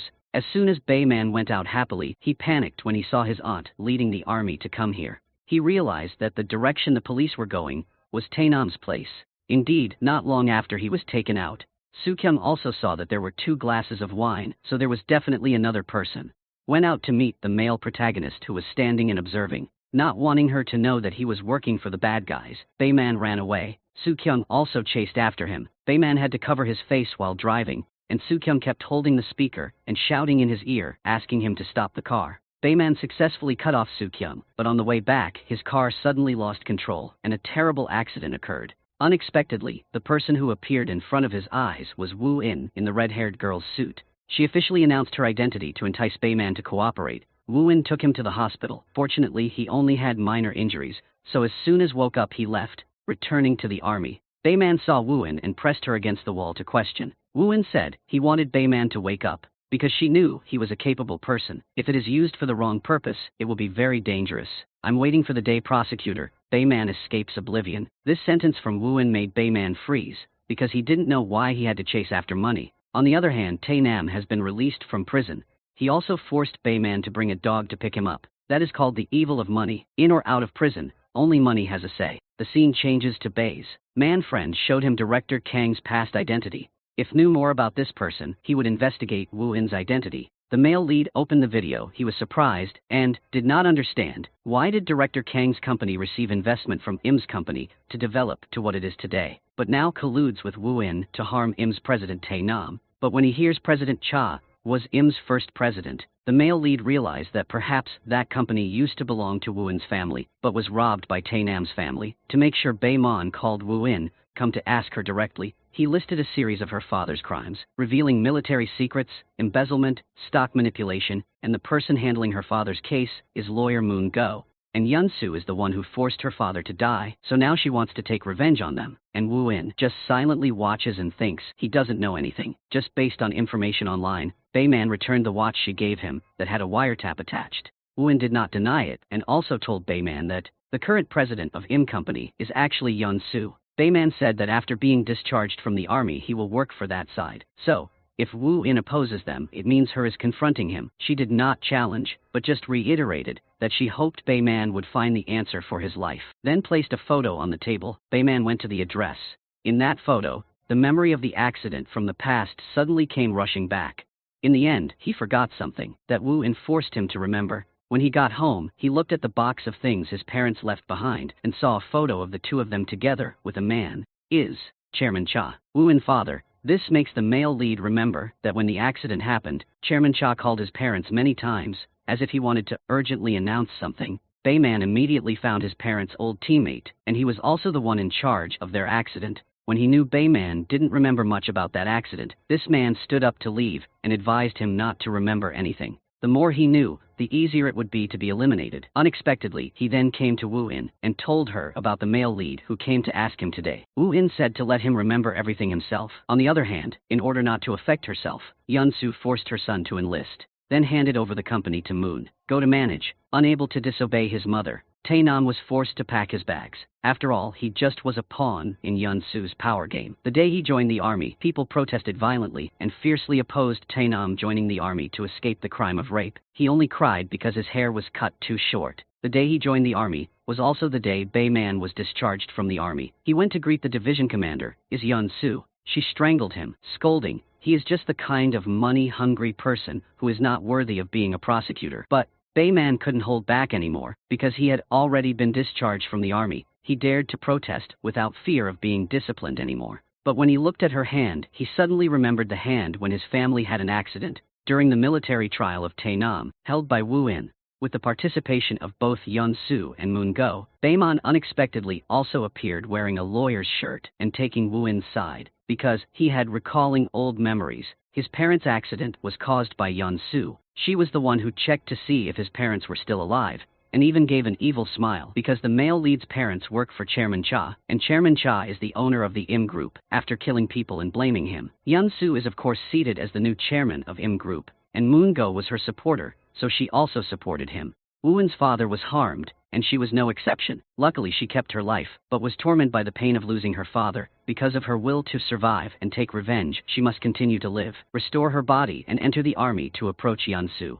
Bayman's family was harmed by this woman, and up until now, Bayman has always worked for this woman faction. Taking the opportunity to have thugs come to fight, he vented all his anger at them. Every punch was a stupid scolding he gave to himself, but every tear of Bayman, Wu-in witnessed it all. She knew she was about to have an ally, and Taenam was used to enjoying a rich and happy life. Now he had to wake up early every day. Eating scrumptious food is used to it, but now he can't swallow military rice, so knock over the rice tray. The officer ordered him to pick it up and he refused, so the whole team was punished with push-ups. It is a form of cruel punishment in the military. Then there are high-intensity physical exercises that scare Taenam, all monitored by Yunsu via camera. She wanted to train a copy of herself, but the press still did not ignore the video incident. Violated Taenam's college girl and the blonde boy, so he was taken to court, which was Bayman's chance to take revenge.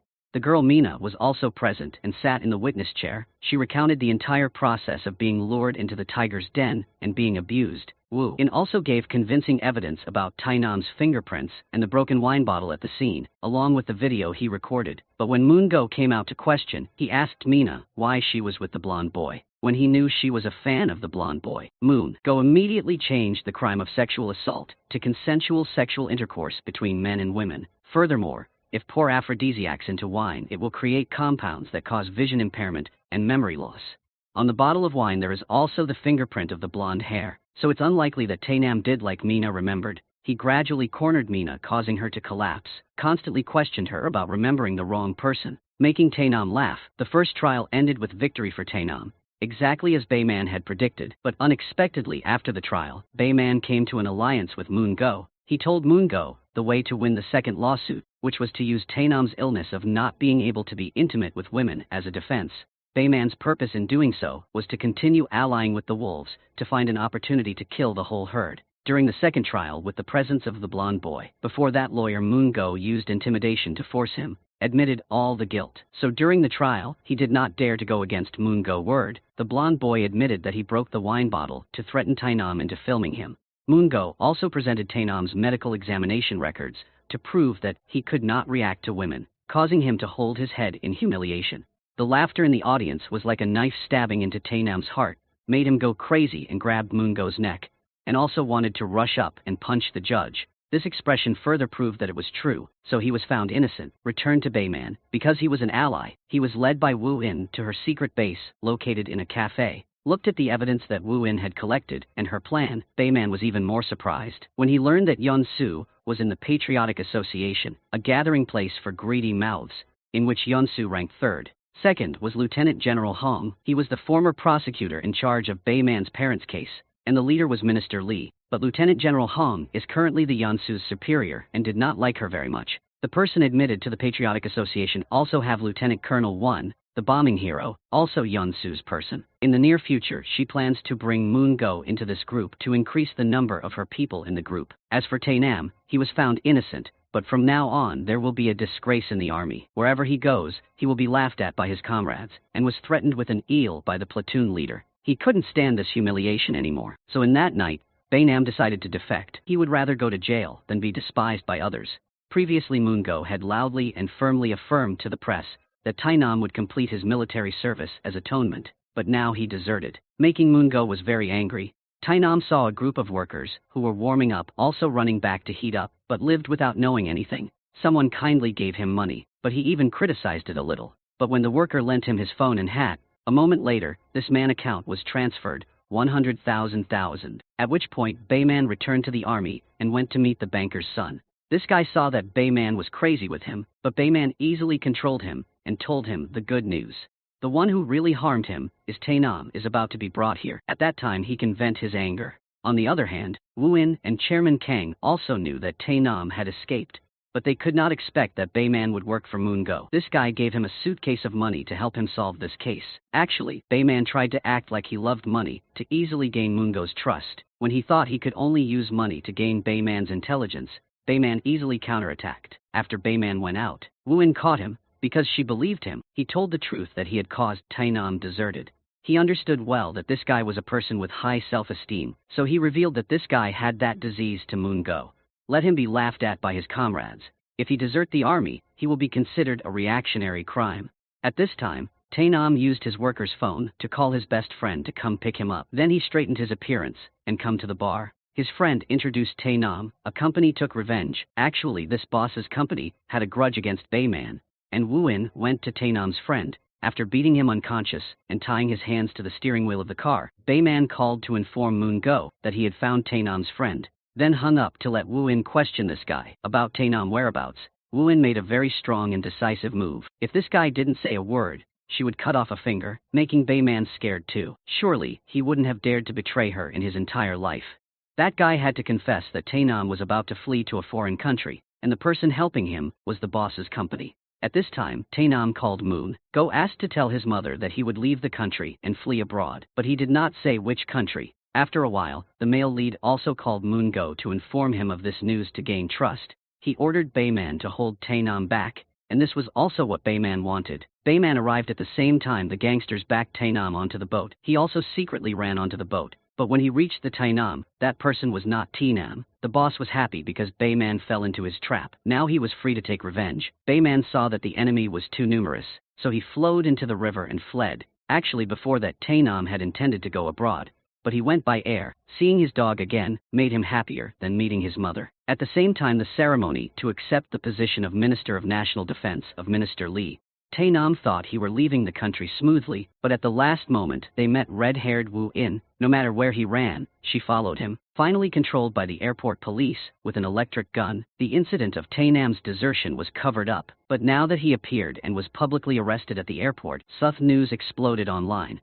and high-ranking officials also receiving information very quickly. The ceremony was interrupted, causing Yun Su to worry and have to leave quickly. The press also followed behind to take photos.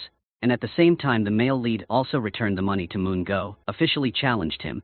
Tainam was taken to jail, and the bank's son looked at him with hatred in his eyes. The next day, Tainam was taken into the interrogation room. Tainam saw Bayman and thought he was the savior, hugged him tightly, and he still kept smiling happily at Tainam. On the other hand, because interrupted the minister's inauguration ceremony, Yun-soo had to personally apologize, and the minister bitterly slapped her, then began to lecture. Not considering Yun-soo as a human being, his rank was higher, so Yun-soo did not dare to protest. He forced her to cut her off with her son, but she used her career to ensure that she would teach her son one last time, while Tae-nam was ordering Bae-man to lie in a way that was reasonable and had to take him out immediately.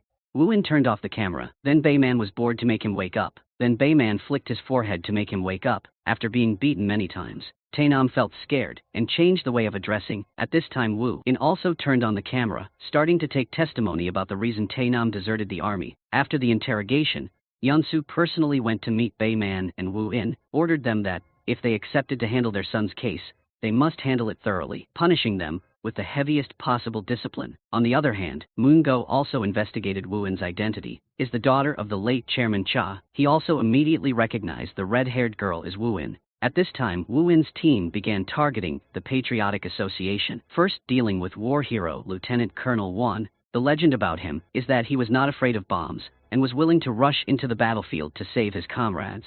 As a result, he lost a leg when a mine exploded, and from then on, gained everyone's respect. But in fact he was slandered. Woo-in's father has revealed military secrets, and now he relies on his famous reputation and fake gentle smile to attract many admirers. Also held a book signing session. Bae-man and Woo-in also participated. Woo-in's eyes clearly showed unwillingness. Suddenly a soldier with resentful eyes held a gun and aimed at him. Surprisingly, that soldier was the younger brother of the soldier who was rescued from the minefield by Lieutenant Colonel Won. Through the camera, Bae-man realized that the bullets in the gun were empty bullets, because he was at the scene and witnessed and clearly heard the sound of empty bullets being fired. Woo-in didn't care about that. She just wanted to know what the soldier's motive was. So Bae-man and Woo-in went to interrogate him. But Kim-sa refused to reveal it, clearly showing his distrust to the military prosecutor, because all of them are henchmen of high-ranking officers. Kim-san's behavior, like this, must have been a problem with the mine rescue that year. Indeed, when Yun-soo called Lieutenant Colonel of Won to meet, she told the secret that he shot his comrades in the minefield. Minister Lee also knew this. He also knew that Lieutenant Colonel Won was cowardly at that time, and even used his comrades as shields to block bullets.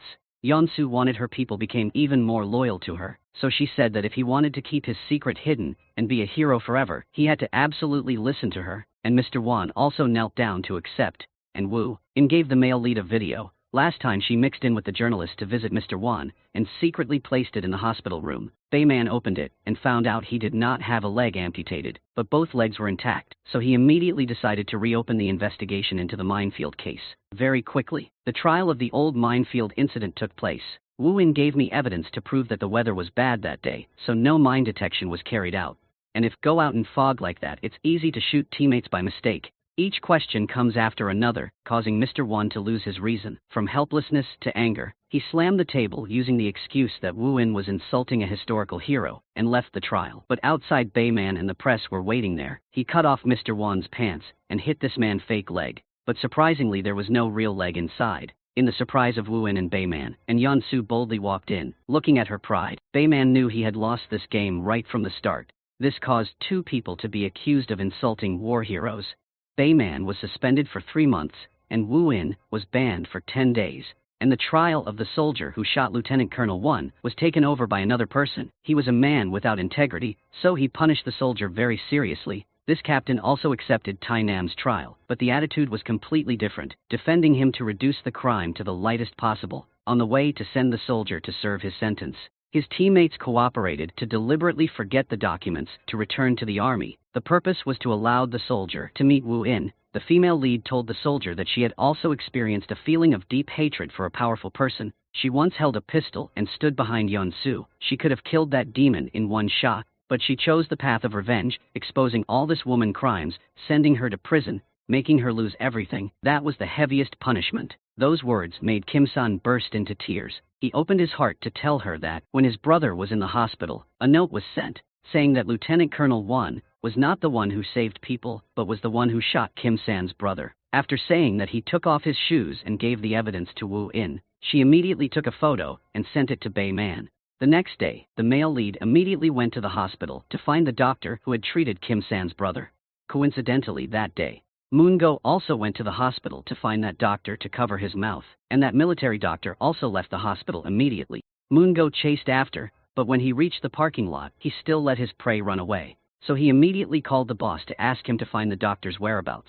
The male lead, after asking the nurse in the military doctor's office, did not rush to find him, but instead went to press the fire alarm to make the hospital completely chaotic all up, then leisurely went into the doctor's room to take the hard drive, then brought the hard drive to Chairman Kang to recover the data, and Chairman Kang was keeping Tainam's dog at this time, because the last time chased him, he ran away and left the dog alone at the airport. So now it has changed owners to Chairman Kang, and now Chairman Kang left it for the male lead to raise, and ran away. He had no way to bring it back to Soo-kyung's house. He called the female lead to inform her that Tae-nam would not be able to live comfortably in the army because he have put his people there. Not long after at the barracks, the spy became close comrades with Tae-nam. On the other hand, the male protagonist also found a military doctor in an internet shop who would have thought the gangsters brought people to take hostages again. Bayman tried to take down each of them, but there were too many of them, so they took the doctor away. The male lead immediately returned to the hospital to see who was the person who ordered the thugs to find the doctor,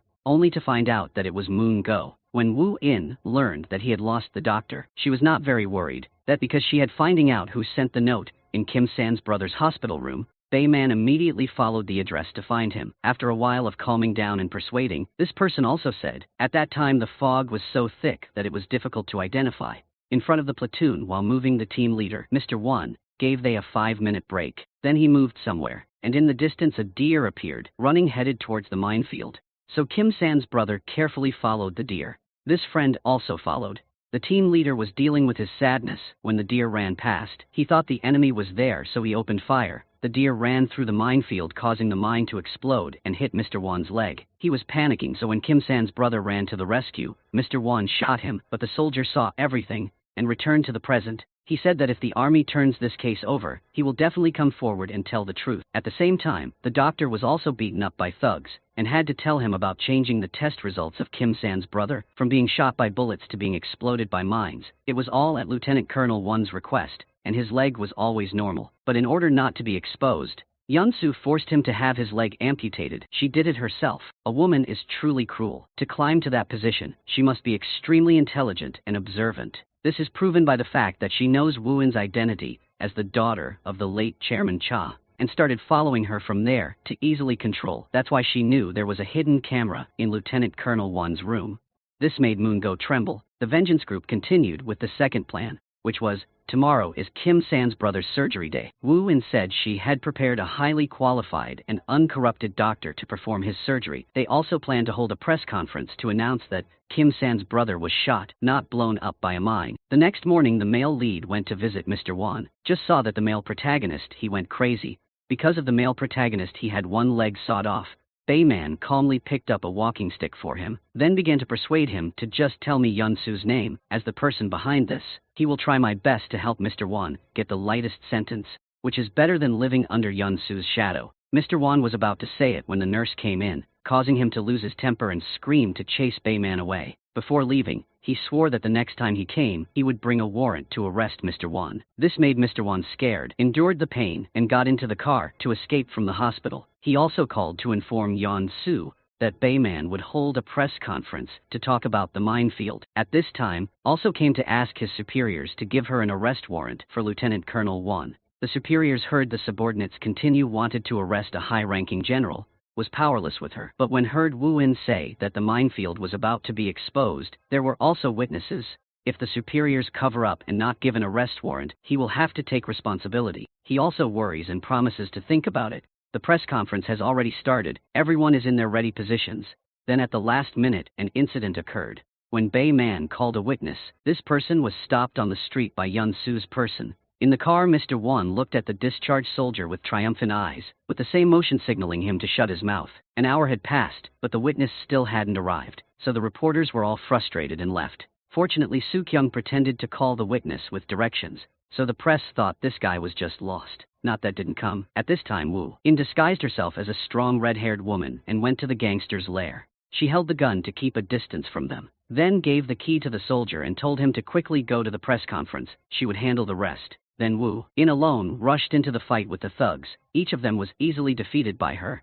At this time the soldier ran to the press conference, With a wounded face, he introduced himself, is a soldier in Mr. Wan's team, and told the truth. One colonel had shot his comrades. At this time, Director Kang also brought a box from the hospital where Kim San's brother had just had surgery for the male lead. Bayman stood in front of the reporter and slowly opened that box. Inside was a bullet that had just been removed from Kim San's brother's brain. This was the secret Mr. Wan wanted to hide. The soldier was late because this man was obstructing him. Bayman took advantage of the power of the media, demanding to reopen the trial of the old minefield incident to reclaim justice and reduce the punishment for him and Wu In. After being defeated, Mr. Wan brought a bruised face to find Yeon-su, shouted that he would not listen to her from now on. His trust in her was gone. He said that if he was arrested, he would drag her along as an accomplice. This is the spark that provokes Yeon, so she ordered her subordinates to immediately kill Mr. Wan. The next day, the prosecutor came to his house to arrest him in court. Only then did he discover that Mr. Wan was dead because the case had been exposed. Bayman was returned to the army. He and Wu In reviewed the items confiscated from Mr. Wan's house and discovered a car key. Very strange. They will rely on this key to find clues, because Yeon-su was the last person to meet Mr. Wan before he died, so he was taken into the interrogation room, interrogated by Bayman and Wu In. Her lawyer is Moon-go. He and Yeon-su prepared the answers to be asked, falsified necessary evidence and deleted cameras in suspected locations, and blamed sawing off Mr. Wan's leg to a military doctor, and Mr. Wan's death was caused by him using a silencer gun to commit suicide due to fear of going to prison. The interrogation ended, but the male and female protagonists still could not find the loophole, could only use words to overwhelm Yeon-su's indifference. Both knew clearly that the silencer was the one she shot Mr. Wan. Before leaving, Moon-go also gave Wu In-im's company business card, saying in a provocative tone that it now belonged to him, and he will change its name. Looking at his face and those words, Wu In knows that they have recognized her identity. So what if they know? The revenge will still proceed as planned. Wu In and Bayman arrives at an old warehouse, and based on the number on Mr. Wan's car key to open the door, they discovered that he had hidden a lot of important evidence related to many people, so the two secretly brought it back to the base to slowly investigate. On the other hand, did not care about Bayman at all. But after a series of incidents, Yeon-su could no longer be arrogant and was forced to send her subordinates to investigate Bayman's identity. In the pile of documents that Bayman and Wu In took from Mr. Wan's secret warehouse, there was an evidence notebook recording details of Yeon-su's illegal actions. They handed the notebook to Lieutenant Colonel, Bayman's parents' best friend in the old days. Watch. He recounted that in the past, Lieutenant General Hong had interrogated Bayman's father. When he did not confess, this man brutally beat him. Hearing the cruel things his father had to endure, Bayman vowed to repay everything. He went directly to meet this man, under the pretext of thanking him for reducing his punishment in the previous case, and then knowingly presented the suitcase of money, making him smile happily, reach the goal of success. When Bayman asked how long the soldier had worked for Mr. Hong's family, then he answered, 6 months. Lady Hong also showed herself to be a kind and virtuous person who loved these soldier children. But the timid expression of the soldiers is contrary to those hypocrites' thing. This caught Bayman's eyes. He went home and told Wu. In this detail, they will start with the soldier, convince him to tell the truth, to overthrow the oppression that had exploited him for the past 6 months. Not long after, the soldier went to the supermarket to buy cooking ingredients, but could not find the last ingredient. He was extremely worried. At that time, Bayman appeared behind, actively suggested that the soldier hitchhike to another supermarket to buy. After leading him to the coffee shop, Bayman dumped all the food and awakened. The soldier is a soldier combat for the fatherland, rather than being a housework slave. Bayman promised to help him get justice, but the soldier asked Bayman if he remembered who he was, then said he was never bullied in Mr. Hong's house. Bayman didn't understand why this guy was angry with him until he heard Wograng in say he used to work for Moon-go in court before, so the image of a money-hungry Bayman working for a powerful person was deeply ingrained in the soldier's eyes. So this soldier didn't trust him, and even recorded a hatred for Bayman, which made Bayman feel guilty, extremely bad. It turned out that he was so evil and despicable, unintentionally pushing the soldiers' lives into a dead end, while the main class that protected the safety of the country was deported like slaves. The high class, those who only know how to give orders, are enjoying themselves and organizing lavish parties. Mr. Hong, a true devil, is hailed by everyone as an armed hero, as can be seen clearly from Yeon-su's face, unable to like this person. Under Yeon-su's arrangement, Moon-go also gradually came into contact with the Patriotic Association. Having been involved in the political world for many years, he understood the nature of these high-ranking people better than anyone else. He had people stuff money into each politician's lieutenant colonel's car trunk to build relationships.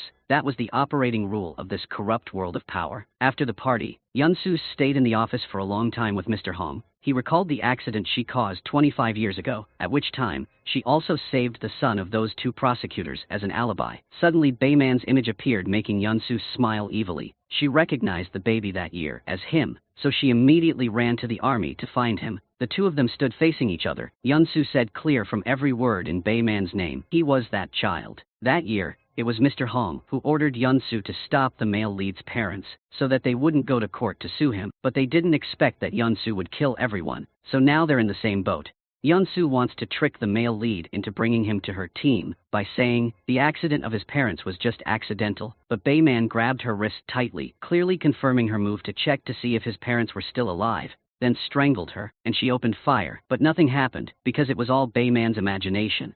Pretended to be grateful that she saved his life, and also said he had lost memory, so now he remembered that she was a benefactor. On the other hand, Uncle Seo turned back the old case and told Bayman and Wu at that time in the rookie training camp, the commander caused an accident, caused 3 new recruits to lose their lives.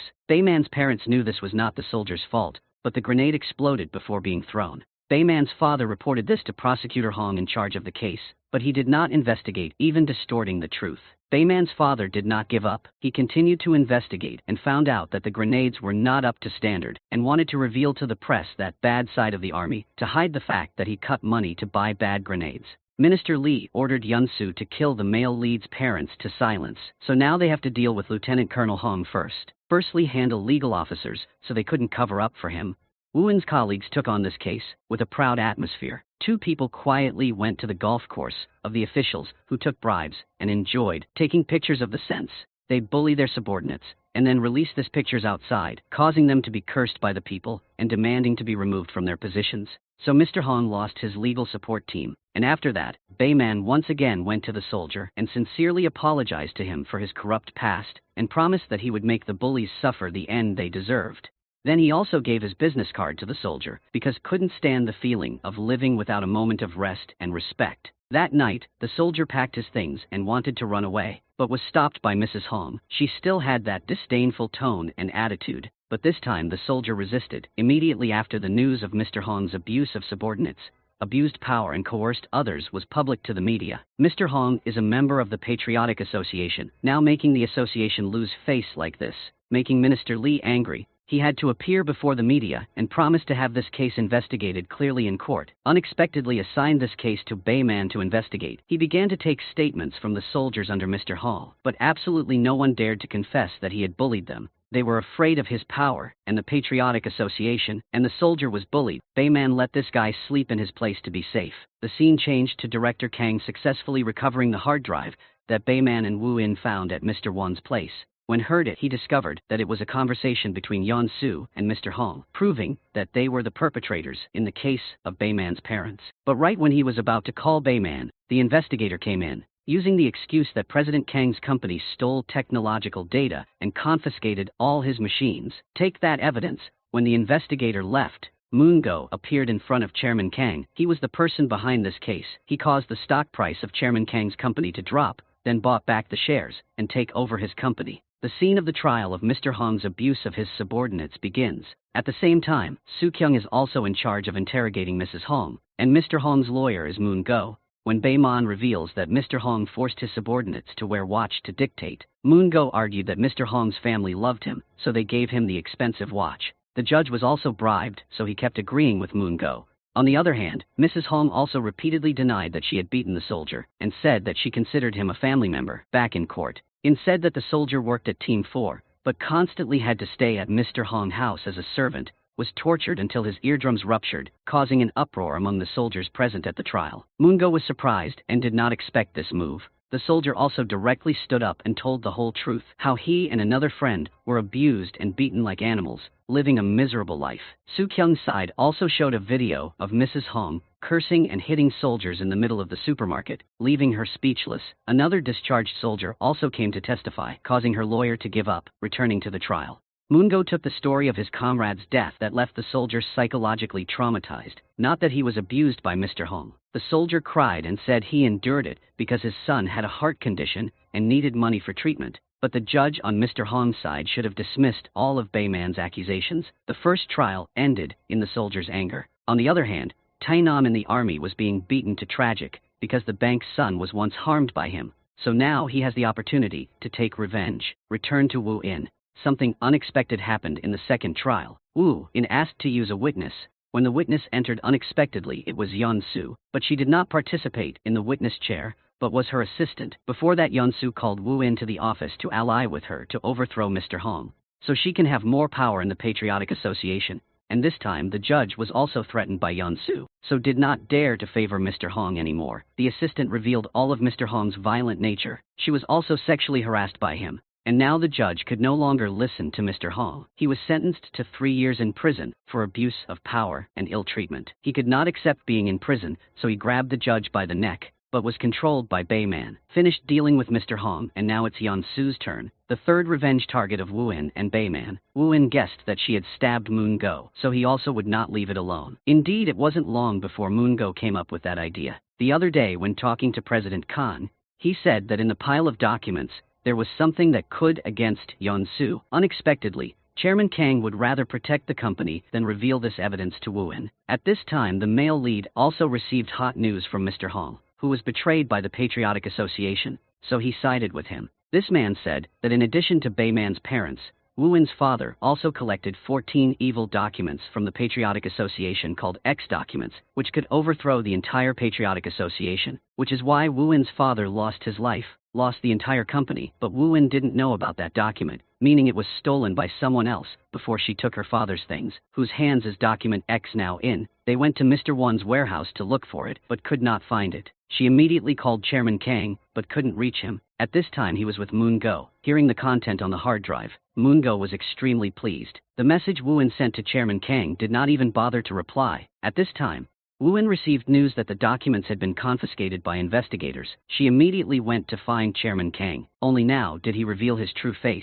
Said that he only cares about the company he built. Now Wu In has Bayman by her side, so there is no need for him anymore. He also returned the watch Wu In gave him, ending the relationship. Here she was betrayed by the friend she trusted the most. Wu In couldn't hold back her tears. When Bayman heard the news, he came and punched the President Kang. He said, "If you hurt Wu In again, I would kill you." Another side in the army, Private First Class Wu In, due to being oppressed and bullied excessively by the captain, so he stood up and took a gun to Captain Ma's room. But he wasn't there. His other teammates often insulted him and didn't consider him as people. So now seeing Private First Class Huin holding a gun, also smiled sarcastically, daring him to shoot. Private First Class Hui did not actually shoot because he felt that looking at these people was disgusting, so he left, but left behind a grenade with the pin pulled out, causing the whole room to explode. Then a purge of all the soldiers who had insulted him. Only Tai Nam remained alive, but Private First Class Huin spared him because he was also bullied like him. Private First Class Hyun gave Tai Nam a gun, encouraging him to shoot the bullies. Tai Nam immediately called his mother for help. When she heard the gunshots, she realized how dangerous the problem was, so she sent someone to rescue. When she arrived, Tai Nam was locked in a safe car. Actually, Yeon-su also cared about her sons, Bayman and Wu In also arrived at the scene of the shooting. Private First Class Huin found the captain because his gun was out of bullets. He used gunmen to beat this man to the point of fainting. That was the strongest revenge for this man. When Bayman and Wu In went inside, the soldiers' bodies had all been transported away, leaving only blood stains on the floor.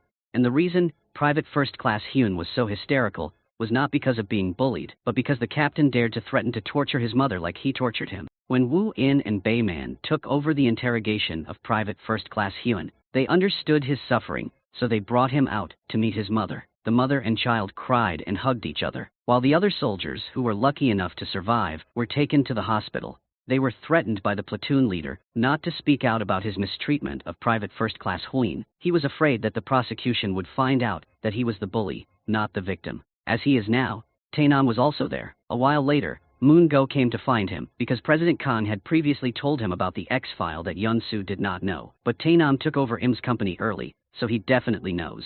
So now it's time for Moon-go to get close to get information from Tai Nam. When Wu In and Bayman come and make Tai Nam remember Private First Class Huin shot his teammate, so he went crazy with fear, waiting for Tai Nam to calm down. Win started questioning, was Tainam abused when he was in the platoon? He hesitated for a moment, and then said no. On Bayman's side, when interviewing the other team members, they said the same thing. It was not because they were covering for the captain, they were threatened by him. But they spoke very hesitantly, making Bayman extremely suspicious.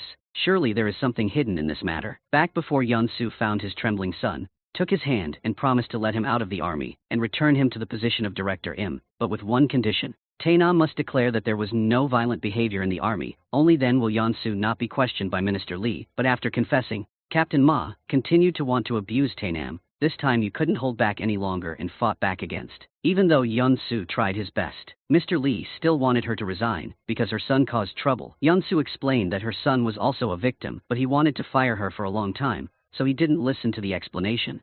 Yunsu had no choice but to turn her back and confront him. Everything he orders she gave her were all recorded. Now that it was published, they died together. On the other hand, In started the second interrogation with Private, encouraging him, if he didn't tell the truth, his mother would be sad and disappointed, disgraced for having a son who killed his comrades all her life. And finally, Private First Class, Hai had to say what a hellish life he had in the army, was mistreated and treated like animals, both physically and mentally. Took the testimony of the trial of the first soldier, who also took place. He said he was mistreated in the army, but the other soldiers denied it. Tainam was also forced under his mother's eyes to keep his mouth shut and not say anything, but the longer he sat in court, the more he remembered his previous mistreatment, so he couldn't bear to shout and grab the captain's collar, saying that he had abused Private First Class Huing. He also had the courage to say that if Bin Nat Hui was punished for murder, then these people must also be punished for mistreating people. This is the first time in his life Tainam has done the right thing. Yunsu is angry when her son disobeys. Tainam is dragged out of court. Private First Class Huing was sentenced to death penalty, and the remaining people will be thoroughly investigated by the judge. Not long after this investigation was assigned to Wu In, and Bayman continued to take over. They first went to find Yunsu for hiding bad behavior in the military, but could not find related evidence. Her subordinates also denied this hidden crime. Then Bayman and Wu In continued to interrogate Tainam. He honestly confessed that the captain had forced the entire team to lie, and his mother also forced him to lie. Bayman told Tainam his mother denied forcing her son to lie. She also took advantage of Tainam's loss of temper. As an excuse, Tainam did not think that his mother was using him to get away with the crime. Before ending the interrogation, Bayman showed him a picture of Tainam's favorite dog. It is now alive and well, making Tainam regret and want to start his life again. On the other hand, Moongo brought a large suitcase of money to thank the inspector for helping him confiscate Chairman Kang's company. As soon as Moongo left, Bayman also arrived. In his hand had evidence that the inspector confiscated Chairman Kang's company is illegal because it operates normally and there is no violation. Furthermore, he clearly understands that she is corrupt, so now if she doesn't cooperate with him, her career will be ruined. The inspector wondered where Bayman got the documents from. When the company's confiscation documents were only known to insiders, Bayman immediately took her to meet the person who provided the evidence. Surprisingly, that person was Chairman Kang. Before he was just acting and not playing with Wu In, a 15-year-old. Friendship not easy to be end. The next day, Moon Go was at the Ambreth Im Company shareholders meeting when the special guest raised his hand to speak, asking why there was news that Company had signed a contract with the Ministry of National Defense to produce weapons is a fraud. Actually, all the guests' questions were asked by Bayman outside the command. At this time, Chairman Kang also silently spread the information on the projection screen, proving that the signing was a fake contract. The shareholders wanted investing more in the company. When they learned the truth, there was a stir, so they simultaneously sold all the Bullage Stew Im shares they were holding to escape shareholder status. Before Moon Go could react, the inspector arrived at the scene and issued an arrest warrant. Moon Go, he didn't understand why the inspector had been bribed and was still doing this to him. Then Bayman walked in to tell Moon Go that he was not alone now, that people working in the Ministry of National Defense, including the Minister Li and the deputy platoon, along with those related to military weapons, were also arrested. But after a period, Moon Go was also released. But now the Im Company is just an empty shell. Moon Go went crazy and ordered the boss to bring Bayman and Wu In here, or kill them. On the other hand, Yansu also ordered her assistant to kill Wu In for her. On the other hand, because he was judged to be emotionally disturbed. Tainam was discharged from the army. As soon as he got out, he was taken to see his mother. Yunsu agreed to take her son to the position of president of Im Company so that he would have to spend the rest of his life with her. This made Tainam feel sad. Think about Bayman's words. His mother only sees him as a tool in the power game of her life. Back to Bayman, an unexpected incident happened to him. While calling Wu in, he was suddenly hit by a car of thugs. Wu in only had time to record the license plate before they carried Bayman away. Bayman was arrested along with Chairman Kang. The two of them were beaten until their faces were bruised. When they were about to kill two people, Red car came rushing by, but there was no one in the car. When Moon-go looked back, Bayman and Chairman Kang had been untied. All three of them combined their swords to punch the thugs in the face. Wu In also punched Moon-go in the face 2 times on behalf of his father, but his juniors had already controlled Chairman Kang, so Wu In could only let them run ahead. Anyway, this warning was enough. All three of them returned to the cafe to apply medicine for each other. Outside the lobby, Taenam also appeared to visit his beloved dog. He missed day and night. He liked dogs because it were his friends. It didn't take advantage of him.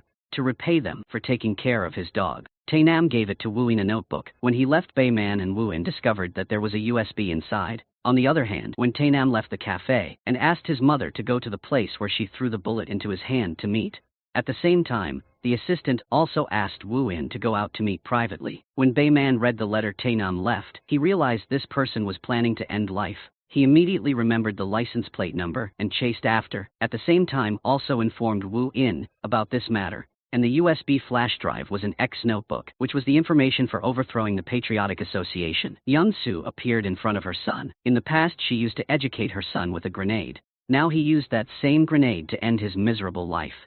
Wu In's assistant also pointed the gun straight at her chest and pulled the trigger. Because he had previously chased Taenam, Bayman stopped Taenam from committing suicide promptly, and Wu In was shot in the arm. Both were taken to the hospital at the same time. Bayman and Yun-Su sat dull outside the waiting room, not daring to think how about the future and the results of the surgery. Luckily, Wu In woke up, and Taenam became a persistent vegetative state, looking at her son forever and never opened his eyes. Yun-Su was so hurt that she choked up, but in her life she chose power, so now she can't turn around. Very quickly, the trial of Mr. Lee and Moon-go also took place. Now there was no one to help them anymore. Then came the trial of Yun-Su. But she was not afraid because she thought she was acting careful and silenced everyone, so now no one can betray her. When Wu In took the fact that Taemon had a mother like her and was forced to commit suicide, she also kept her blood calm expression cold. The first trial ended, but right after that the assistant came to Wu In. She was a good soldier with no way of shooting by mistake. There was only one reason she shot Wu In the arm, to save Wu In life, because she feels guilty and doesn't want to do anything that will harm everyone anymore. Wu In wants her to agree to stand as a witness against Yun-Su in the next trial, ending this cycle of crime. The second trial took place. Bayman released a recording of Yun-Su, ordering the forensic doctor to amputate Mr. Won's leg, falsifying heroic evidence for him. Yun-Su's lawyer argued that it was a fake recording. Unexpectedly, Bayman also prepared a witness, a forensic doctor sent to the scene to stitch up Mr. Won's wound after his leg amputated by Yun-Su. Yun-Su said that the military doctor addicted to gambling. It's not worthy of a soldier to refute that testimony. A self-indulgent person will certainly perjure. So what about a person of integrity? That is the assistant. She agreed to go to trial against her employer to atone for her sins. She could never have imagined that a person she had tamed would be willing to die for her, then turn around and denounce all her crimes. And the final card to completely overthrow Yun-Su was Moon-go. Moon-go only followed Yun-Su's instructions, so this time, Bayman will save him from being blamed the most. Moon-go also wants to rebuild his life, so he agrees to fight against Yun-Su. Standing in court, Moon-go accused Yun-Su of blaming the late President Cha for corruption, and took over his IM company. At that time, Moon-go was her defense lawyer in this case, so his testimony was completely convincing. Was lured into the path of crime by Yun-Su, so Moon-go grabbed her by the neck, but now it was all too late. Everything was over. Yun-Su, arrogant, didn't need anyone to take her away, but walked into prison to plead guilty. The end was also the beginning. Taenam had already repented, so God gave he a chance to open his eyes and rebuild his life.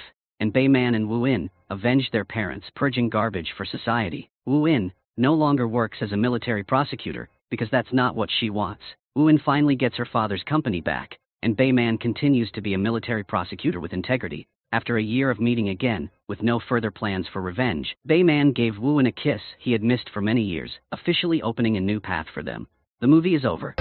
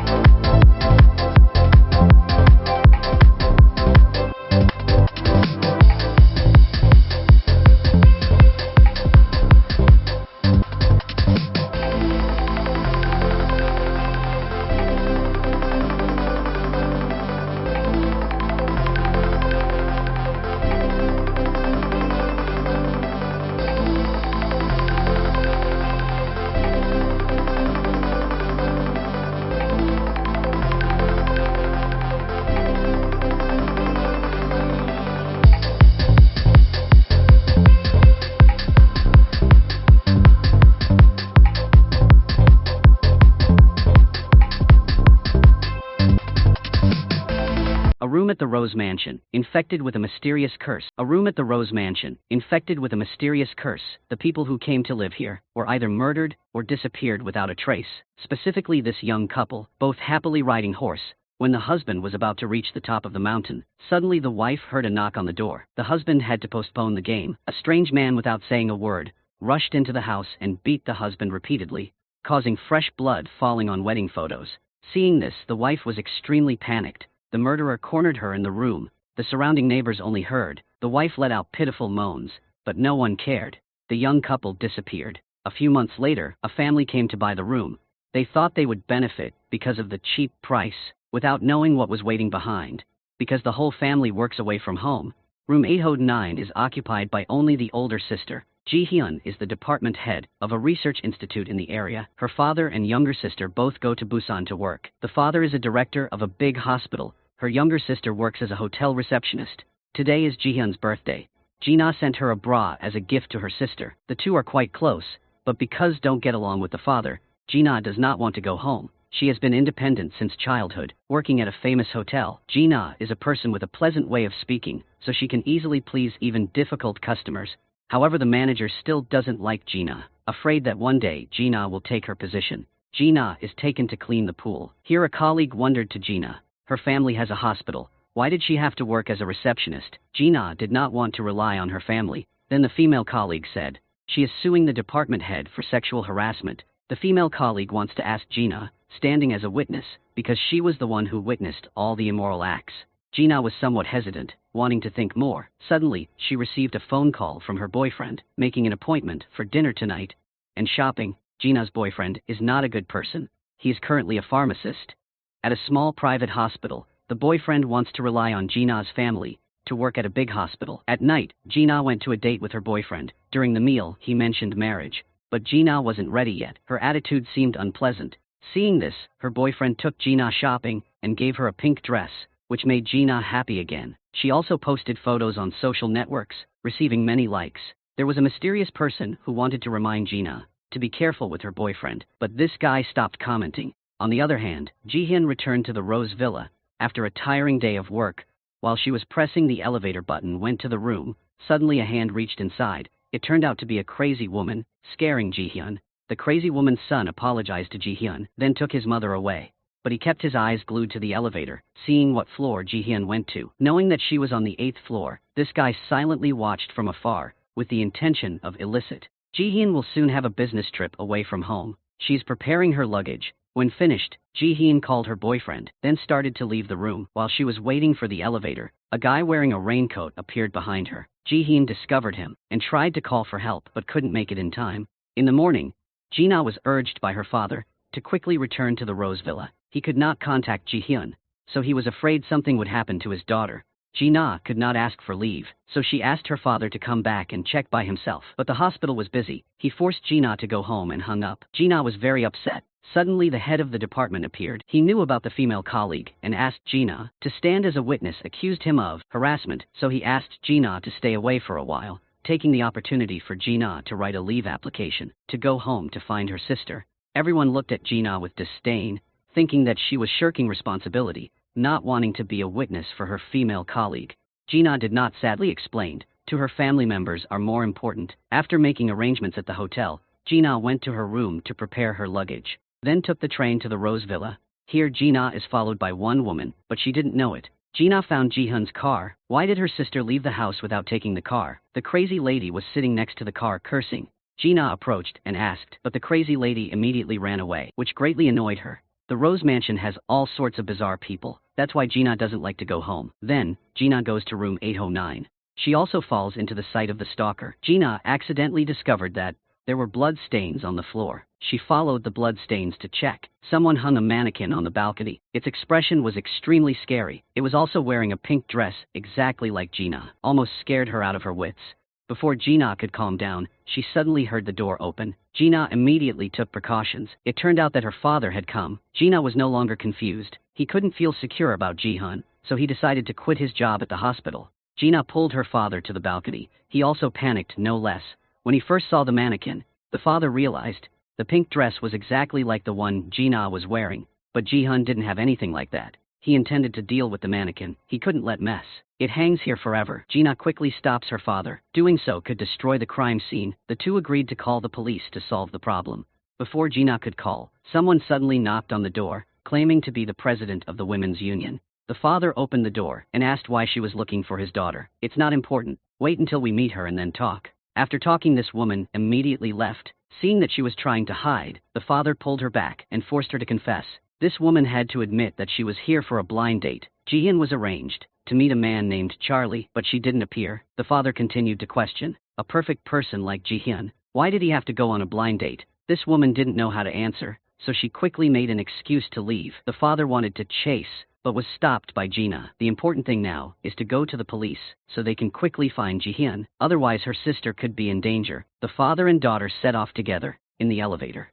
Gina discovered this villa also has security cameras. Gina asked her father to go to the security room to take a look, so they could know where her sister went. But the security guard gave many reasons, not wanting her father to see the video recording. He requested that the police must come, along with a search warrant. The father was extremely angry. Gina quickly pulled her father out. Just go to the police station first. As soon as the two left, the security immediately reported to a mysterious person. As soon as the two people left the villa, the woman following them continued to follow, but the two drove away. Later, Gina and her father went to the police station. Seeing that the father could not keep calm, Gina had to stand up and give a statement. She showed the police photos taken at the scene. The female police officer asked to write a report, at the same time asked Gina, go to the crime team number 2 downstairs, find Park Min-soo. Gina do as the female police officer said.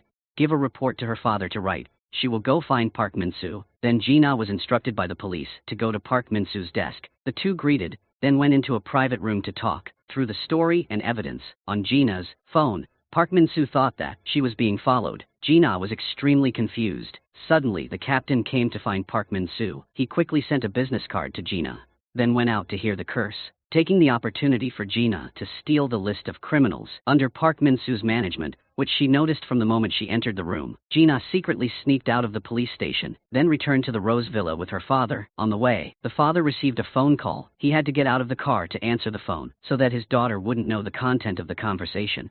But looking at her father's attitude, Gina also guessed that he had something important to do. She advised Dad return to Busan. Finish the work. Gina would go alone to find her sister. The father had to entrust Jihyun to Gina. Then he took his daughter back to the Rose Villa, then set off, arriving in Busan. Gina returned to the room. She was about to stop by the supermarket to buy some things, but accidentally overheard a conversation from a man named Charlie. Gina remembered Charlie, whom the women's union president had arranged for a blind date with her sister. She decided to probe Charlie. He is the son of the supermarket owner. Because the mother is crazy, so Charlie replaces the crazy lady as manager. At this time, the crazy lady picks up shit and brings it into the supermarket, making Charlie extremely angry, and in a hurry pulled her mother out. While he was dealing with the problem, Gina sneaked into Charlie's office. Unexpectedly, he was a pervert. In the iPad was full of sensitive videos. Through the supermarket security camera, Gina discovered that the staff was coming. She quickly left the office and pretended to be shopping. At the checkout counter, Gina fell in Charlie's eye. He was attracted by her beautiful appearance, so he wanted to get to know Gina. She did not bother to talk to the pervert, immediately left the supermarket, and returned to her room. Gina checked the list of criminals, got it from Park Min-soo. Most of them were sex criminals. There was only one murderer. He lived in room 6003, building 110, also in the Rose Villa. Suddenly, a naked young man appeared in the house, startling Gina. It turned out the youngest brother had just returned to get his clothes and then leave. He used to live in a boarding school dormitory, so he was rarely at home. The youngest brother didn't even know about Jihyun's disappearance. Gina showed him the mannequin in the hallway. The youngest sister speculated that it might have been caused by her mentally ill sister upstairs. Previously, Jihyun had complained to the management about the mentally ill sister making noise, so she carried a knife down to the room, then rushed to stab Jihyun. Luckily, she dodged. Maybe her sister was mentally ill, hanging mannequins in the hallway, but the youngest brother doesn't believe Jihyun is missing. He can't find his sister's backpack in the house. Maybe Jihyun went on a trip abroad and forgot to turn on roaming phone, so the family couldn't call. But the backpack that the youngest brother mentioned was lying in the landfill outside the villa. Gina still felt it's very strange that Jihyun didn't contact anyone. The youngest brother didn't care. He wanted to go to the internet shop to relax. Gina was scared and wanted the youngest brother to stay home. He still didn't turn around. The next morning, the police came to the house. The list of criminals was forgotten under the floor. Gina quickly hid it, then showed the police the bloodstains, along with the mannequin on the balcony. The female police officer also found Ji-hun's phone behind the chair. Park Min-soo wanted to bring it back for analysis, because Ji-hun used an iPhone, so analysis could take a long time. Ji-na urged the police to hurry up. Ji-hun had been missing for 4 days, but the female police officer was angry. They only came to support the investigation, not the mission to find the missing person. Park Min-soo had to mediate, then encourage Ji-na. He would do his best to find Ji-hyun. Ji-na felt secure. After the police left, Ji-na knew she couldn't rely on them. She wanted to investigate herself. Ji-na went to room 603, the residence of the murderer on the criminal list. There were many signs posted on the door, with the content of chasing away the murderer. Ji-na couldn't find him in the room. Suddenly the Relief Society president appeared. She immediately pulled Ji-na away, then began to warn her that the murderer was a psychopath. He not only killed one person, but also murdered a young couple. Everyone wanted to kick him out of the Rose Villa. The woman also remembered something. Ji-hyun had been in contact with the murderer. That day he was digging through the trash to find food for the stray cats. Ji-hyun saw the murderer throwing trash indiscriminately and angrily reminded him. When she left, the murderer was still staring at Ji-hyun. This woman showed Ji-na where the landfill was. At the same time she reminded her to be careful. Ji-na wondered where the usual murderer was. This woman immediately said that he had his own room, but he lived in a camper every morning and night. Ji-na said goodbye to this woman. Then she went to the camper, and while the murderer was not inside, she called the lockpicker. After opening the camper door, Ji-na broke in to check, accidentally discovered the bra, which she gave as a birthday gift to her sister, was worn on a teddy bear. Ji-na carefully took a photo as evidence. Just as the murderer returned, Ji-na quickly hid under the table. The murderer discovered that the door was open. He immediately went to close the door. Ji-na suddenly realized that she had dropped her phone. She reached out to grab it. Unfortunately, the murderer stepped on. Ji-na quickly covered her mouth to not make a sound. The murderer returning to the seat. Ji-na also got her phone back. Suddenly, someone came to the camper, asking the killer for help. Because their car was having trouble, the killer also agreed. Taking advantage of time, he went outside. Ji-na escaped from the camper through the back door. She went to a public phone booth, called to tell Park Min-soo. It seemed like I had found the person who kidnapped my sister, but at this time, Park Min-soo was in ambush. A group of rapists, seeing that they had captured the girl, Park Min-soo immediately hung up. He and the female police officer rushed to rescue the girl. The two of them fought with 4 criminals. The female police officer took control of the game. Park Min-soo, in order to protect the girl, was given with a few sticks. The policewoman caught one guy. The rest split up and ran away. Park Min-soo quickly chased, caught one more guy. On the other side, Ji-na saw Park Min-soo hanging up, so she had to leave a message, asking him to meet at the cafe. Ji-na would come first. On the way, she bumped into a female student. Unfortunately, dropped her phone recently, so she wanted to borrow Ji-na's phone to call and try to find it. The female student's phone was in the grass. She had originally thrown it there herself, with the purpose of getting the number. Ji-na's phone. Later, Ji-na met Park Min-soo at the coffee shop, showing him the photo taken in the camper. Ji-na affirmed that only her sister had this bra, because it was a custom-made birthday gift. Park Min-soo decided to go meet the murderer, bringing Ji-na as well. But the camping car was no longer in the same place. Park Min-soo followed the tire tracks. The car was parked in front of the Rose Villa. Park Min-soo approached and asked about the murderer. He just introducing himself as a police officer. The murderer immediately ran away. Park Min-soo and Ji-na split up to chase. She was like an athlete, jumped over the fence to block the murderer's head. He had no way to run and quickly crawled under the truck, rolled around for a while and escaped the siege. Ji-na continued to chase. Park Min-soo was blocked by a car and lost trace. On the other side, Ji-na grabbed the murderer. She kept calling but couldn't find Park Min-soo. She was quickly knocked down by him. The murderer went into an abandoned house. Suddenly he rushed out from the corner, lifting Ji-na up to the wall. Luckily, he appeared in time to rescue Ji-na. The murderer was also arrested for assault. A moment later, he was brought into the interrogation room. No matter how looked at, Park Min-soo was also suspicious. This guy had killed someone once, and certainly dared to kill a second or third time, because he was a twisted psychopath. In the case of young couple, just because the wife smiled, made the murderer think that she had feelings for him. When saw the wife happy with her husband, the murderer became jealous, so he killed both husband and wife. He had to spend 7 years in prison for his crime. Back in reality, the female police officer entered the interrogation room, took out Ji-hyun's photo. "You better not lie about anything." Faced with the female police officer's intense questioning, the murderer remembered the previous situation. He was also forced to confess by other police officers like that. The murderer began to have convulsions. He rolled on the floor and foamed at the mouth, causing the female police officer to be extremely surprised. Outside, Park Min-soo also felt confused. In the evening, Ji-na returned home. Her father also came back. Ji-na told him what had just happened and knew the suspect is a murderer who has killed people. The father is extremely worried about Ji-hyun. If anything happens to his daughter, he is determined to live and die with the murderer. The father cannot sit still. He wants to go to the police station to interrogate the murderer. Ji-na wanted to stop her father, making him even more agitated. Could it be that I don't care about my older sister? Ji-na feels self-pity. From childhood to adulthood, her father had never cared for her like that. Ji-na let her father do whatever he wanted, hiding in the retreat room. The dad realized he had said something harsh, so he stood in front of the room and apologized to Ji-na, but she refused to open the door. Ji-na was texting with an online friend. The two of them talked for a long time, also quite compatible, often confide about what's happening in life, but when this friend asks to meet, Ji-na refused again. She didn't want to reveal her true identity. Just being a soulmate would be better. Then, Ji-na turned off the phone and went to sleep. Unexpectedly, the phone was infected with a virus. Someone was controlling it remotely, without Ji-na knowing. In the morning, Ji-na received a call from Park Min-soo, wanting her to come to the coffee shop the day before to discuss. Here, Park Min-soo questioned Ji-na. Did she illegally break into the camper car? Ji-na had to admit. Park Min-soo told her the murderer's lawyer went to the police station, sue against Ji-na for illegal trespassing. The evidence she obtained was also destroyed, because the lawyer said that it was Ji-na who brought it into the camper herself. She was extremely resentful, but because Ji-na did not tell the truth from the beginning, Park Min-soo has no way to deal with it. She can even go to jail for 3 years. Now, if Ji-na doesn't want to be sued, she is forced to withdraw the lawsuit. Assault by the murderer. It means he will go free. Park Min-soo cannot continue investigating Ji-hyun's disappearance, even though he knows the murderer is definitely involved. Ji-na felt extremely disappointed. There was no way to arrest him, unless there was real evidence, such as security camera footage. Park Min-soo's suggestion, making Ji-na suddenly remember, there is also a security camera in the Rose Villa, but the security guard won't show it. Park Min-soo still has a way to get it. First, Ji-na wants to go home. Reported the situation to her father, knowing that the murderer had been released. The father had a plan in mind. He waited for his daughter to leave with Park Min-soo, then followed the murderer, and saw him smiling in the camper. The father was furious.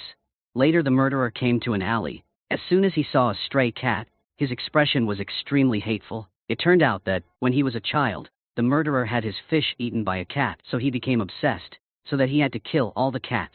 The blood in Ji-hyun's house was not human blood, it was cat blood. The murderer suddenly disappeared. The father who was following him lost track of him, rushed to find him, and found him stabbing the cat, with an extremely excited expression, making the godfather feel terrible. After that, the murderer leisurely left. The father continued to watch. At this time, Park Min-soo took Ji-na to meet the fat man, who has 5 criminal records, and now joins under his command. This guy is a professional hacker, can view all the security cameras in the city. The fat guy gave all the data in the security cameras in recent months to Ji-na, and Park Min-soo slowly checked.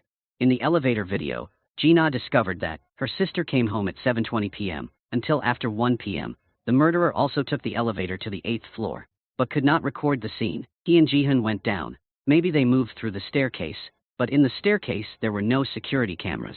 Ji-na looked at the map of the camera layout, discovered that in the opposite building there was a camera that could see into the hallway and stairs. The fat guy took data from the camera in the opposite building. In the tape at just after 4 a.m. the same day, someone wearing a raincoat threw a suitcase down from the 8th floor, then carrying one person through the stairwell. Relying on the suitcase and the shirt the other person was wearing, Ji-na confirmed that this was her older sister. Ji-hyun was not missing, but was kidnapped by someone else. The murderer is the first suspect. On the other side, the father followed the murderer to a fish farm. Because of the past, the murderer now feeds the fish to the cat meat. The father feels that this guy is the crazy. The father appeared in front of him. "Do you know who I am?" The murderer just smiled. The father, angry, rushed to beat him, asking where his daughter was. The murderer shook his head and didn't know, but the father still didn't believe it. He cut off the murderer's electronic leg cuffs. If he died now, surely no one would find the body. The father asked the murderer one last time, was he willing to talk now? The murderer struggled, causing both of them to fall into the pond. The father pulled him onto the camper car and tortured him until he told the truth. He screamed and begged, but to no avail. The father drove the camper, pulled his car somewhere else, because perhaps the fish farm would soon be found by the police. In the evening, Park Min-soo took Ji-na back home. She wanted to call her father to inform about her sister's arrest Toad, but he didn't answer the phone after calling many times. Today the father kept wondering about the murderer's whereabouts. Ji-na suspected that he would go find this guy to question. Policeman Park would ask someone to find out the location of the father and the murderer, and see if they are together or not. Only then will Gina feel reassured. She went home and slept until morning, but her father still hadn't contacted her. Park Min-soo also had no news. Gina was impatient and heard her psychotic sister upstairs making noise, so she immediately ran upstairs to handle it. The boyfriend was the one who opened the door, apologized to Gina for making a noise. She also accepted to calm down. Suddenly her psychotic sister rushed out, thinking that Gina and her boyfriend were dating, making her angry again, decided to fight against her mentally ill sister. The neighbors also came out to watch the fun. Her boyfriend tried to dissuade, so Gina finally gave up. When she returned to her room, she discovered that someone had left a parcel in front of the door, but she hadn't placed an order. The recipient had written Gina's name. She was curious to open it and see. It was a seductive nightgown, similar to the one Gina saw in her sister's closet. Now she understood the reason. Gina saw that the delivery person had not gone far, and wanted to chase and see who was sending it. However, when she stopped the delivery vehicle, the delivery person said that no parcel was sent to room 809, so who sent it? Gina discovered a motorbike driver secretly running away, immediately chased him to check. It turned out that this guy was Charlie. He hid in the supermarket, but was still found by Gina. Before Gina's questioning, Charlie insisted that he did not send the parcel to room 809. She discovered that the security guard was there. Immediately messed up one match, thinking that Charlie was a harasser, and wanted the security guard to show her the security camera. There was no way. The guard must be agree. Through security cameras detected, Charlie actually brought a parcel to the 8th floor. He tried to deny it. There are many rooms on the 8th floor, not necessarily sent to Gina's room. So which room is it? Today Gina wants to make it clear. Charlie still didn't know how to respond, but suddenly the president of the women's union came to the rescue, saying that it was the food she ordered. This woman also wanted to punish Gina, for from morning till now, she made a chaos everywhere. Gina alone had to fight against the whole villa, arguing with the president of the women's union. I did that because someone was kidnapped here. The president thought Gina was crazy, immediately ordered someone to throw her out. Gina tried to struggle. Charlie praised her for being stronger than her sister. Hide head, reveal her tail. Gina was sure Charlie was involved in the kidnapping. Not only him, but also others people living in a rose villa, seemingly covering for each other. Gina is only one herself, so there is nothing she can do, so she had to sit alone in a corner. She called her boyfriend to complain, but he took the excuse of being exercising hung up. It turned out to be an exercise with a female colleague. Just when it started to rain, Gina felt even more self-pity. Luckily, the light of her life appeared. Park Min-soo came with an umbrella, announcing that he had found her father's location. Just as Gina had guessed, he was with the murderer. Park Min-soo will go there with Gina. On the way, he can hear her confiding about what just happened. Gina has the opportunity to vent all the pain in her heart. On the other hand, the father buys food and brings it to camping car for the murderer. Eat and tell me where my daughter is, the father threatened. If this guy doesn't say anything this time, he will use strong measures. He went out to the car to get a stapler and came back to put it on shoulder as a model. The murderer still endured the pain. The father pressed his head against the glass window. His patience had reached its limit, but before he could act, he was immediately stabbed by the murderer. Unexpectedly, this guy used a can lid as a weapon, ending the father's life. Seeing him struggling, the murderer was extremely pleased. Get up and hit me again. Later, Gina and Park Min-soo arrived. The murderer immediately ran away. Discovered the father was barely alive. Park Min-soo quickly called an ambulance, then chased the murderer. Following this guy along the riverbank, the murderer climbed up the dam, saw that this guy was about to jump down. Park Min-soo advised him to calm down. Everything could be negotiated as long as he was alive. The murderer left the saying, "Love conquers all" in French, then threw himself into the rushing water. Park Min-soo could only feel helpless. He returned to Gina. The father was put in an ambulance. Gina also followed to the hospital. Park Min-soo stayed at the scene to deal with it. He had to go back to the station to report to the captain. Park Min-soo was punished by the captain, leaving the murderer under his supervision, assaulting others and then committing suicide. Park Min-soo could only listen to curses. Now no matter what he says, he cannot escape responsibility. At night, Park Min-soo went to the hospital to ask about Gina. The father was out of critical condition, but still couldn't wake up. The youngest brother also ran to find his father. Then Gina told him the news. Ji-hyun was kidnapped. The reason Gina didn't say it early, so that the youngest brother can study with peace of mind. He extremely angry. Who caused that? Gina reminded her youngest's brother to keep her voice down. They were in the hospital, just as the nurse came, announcing that family members could visit the patient. Gina took her. The youngest went first, leaving Park Min-soo outside to wait. But only one person was allowed to visit the father. The youngest brother followed the nurse in first. Gina stood outside muttering, her father must live, even though he hadn't been good to Gina for a day. The next day, Gina returned to the Rose Villa. She took a shower and came out balcony to relax, thinking about what happened. Gina accidentally noticed the one-way street in front of the Rose Villa. As if realizing something, Gina immediately went to find the fat guy to confirm. If the kidnapper took Ji-hyun by car, he would definitely have to go through a one-way street. But there was a security camera at the end of the street. Didn't record a car going out at 4 a.m. Gina suspected that her sister never left the villa, but was hidden somewhere by the kidnapper. The fat guy also had the same guess, and was planning to report it to Gina and Park Min-soo. She came first. Another party. Park Min-soo was investigating Ji-hyun's kidnapping. He went to the research institute to ask, but Ji-hyun's colleague said that she had cleaning up all her belongings and preparing to transfer jobs. Park Min-soo couldn't find any clues, had to lead the female police officer to meet a person who frequently contacted Ji-hyun, who was her boyfriend. On the day of the kidnapping, he was on a business trip to Canada with the minister. The female police officer also confirmed. In the newspaper there was information about this trip. When returning home, the boyfriend could not contact Ji-hyun, so he went to the police. Unexpectedly, her family members had also just reported missing. The boyfriend was worried, asked Park Min-soo if something would happen to Ji-hyun. Right now, Park Min-soo doesn't dare to say anything in advance. Suddenly, Ji-hyun's boyfriend received a call. He had something important to do, so he asked permission to go first. Park Min-soo also received a call from Gina, saying that there was a new clue. He and the policewoman immediately returned to the Villa Rose. Here, Gina and the fat guy are checking once again the security cameras. The cameras in the opposite building look at the staircase, again obscured by trees, when going down to the first floor. Gina and the fat guy gathered with Park Min-soo. Then let's go to the area hidden from the camera to check. Here is the parking lot. The fat guy analyzed while walking. The building where the kidnapping took place is building 117. The building opposite has a camera. Looking at the stairs is 116. Between these two buildings is a parking lot. If cross the one-way street to exit the villa, the camera at the end of the one-way street will be recorded, but the kidnapper and Ji-hyun were not seen leaving.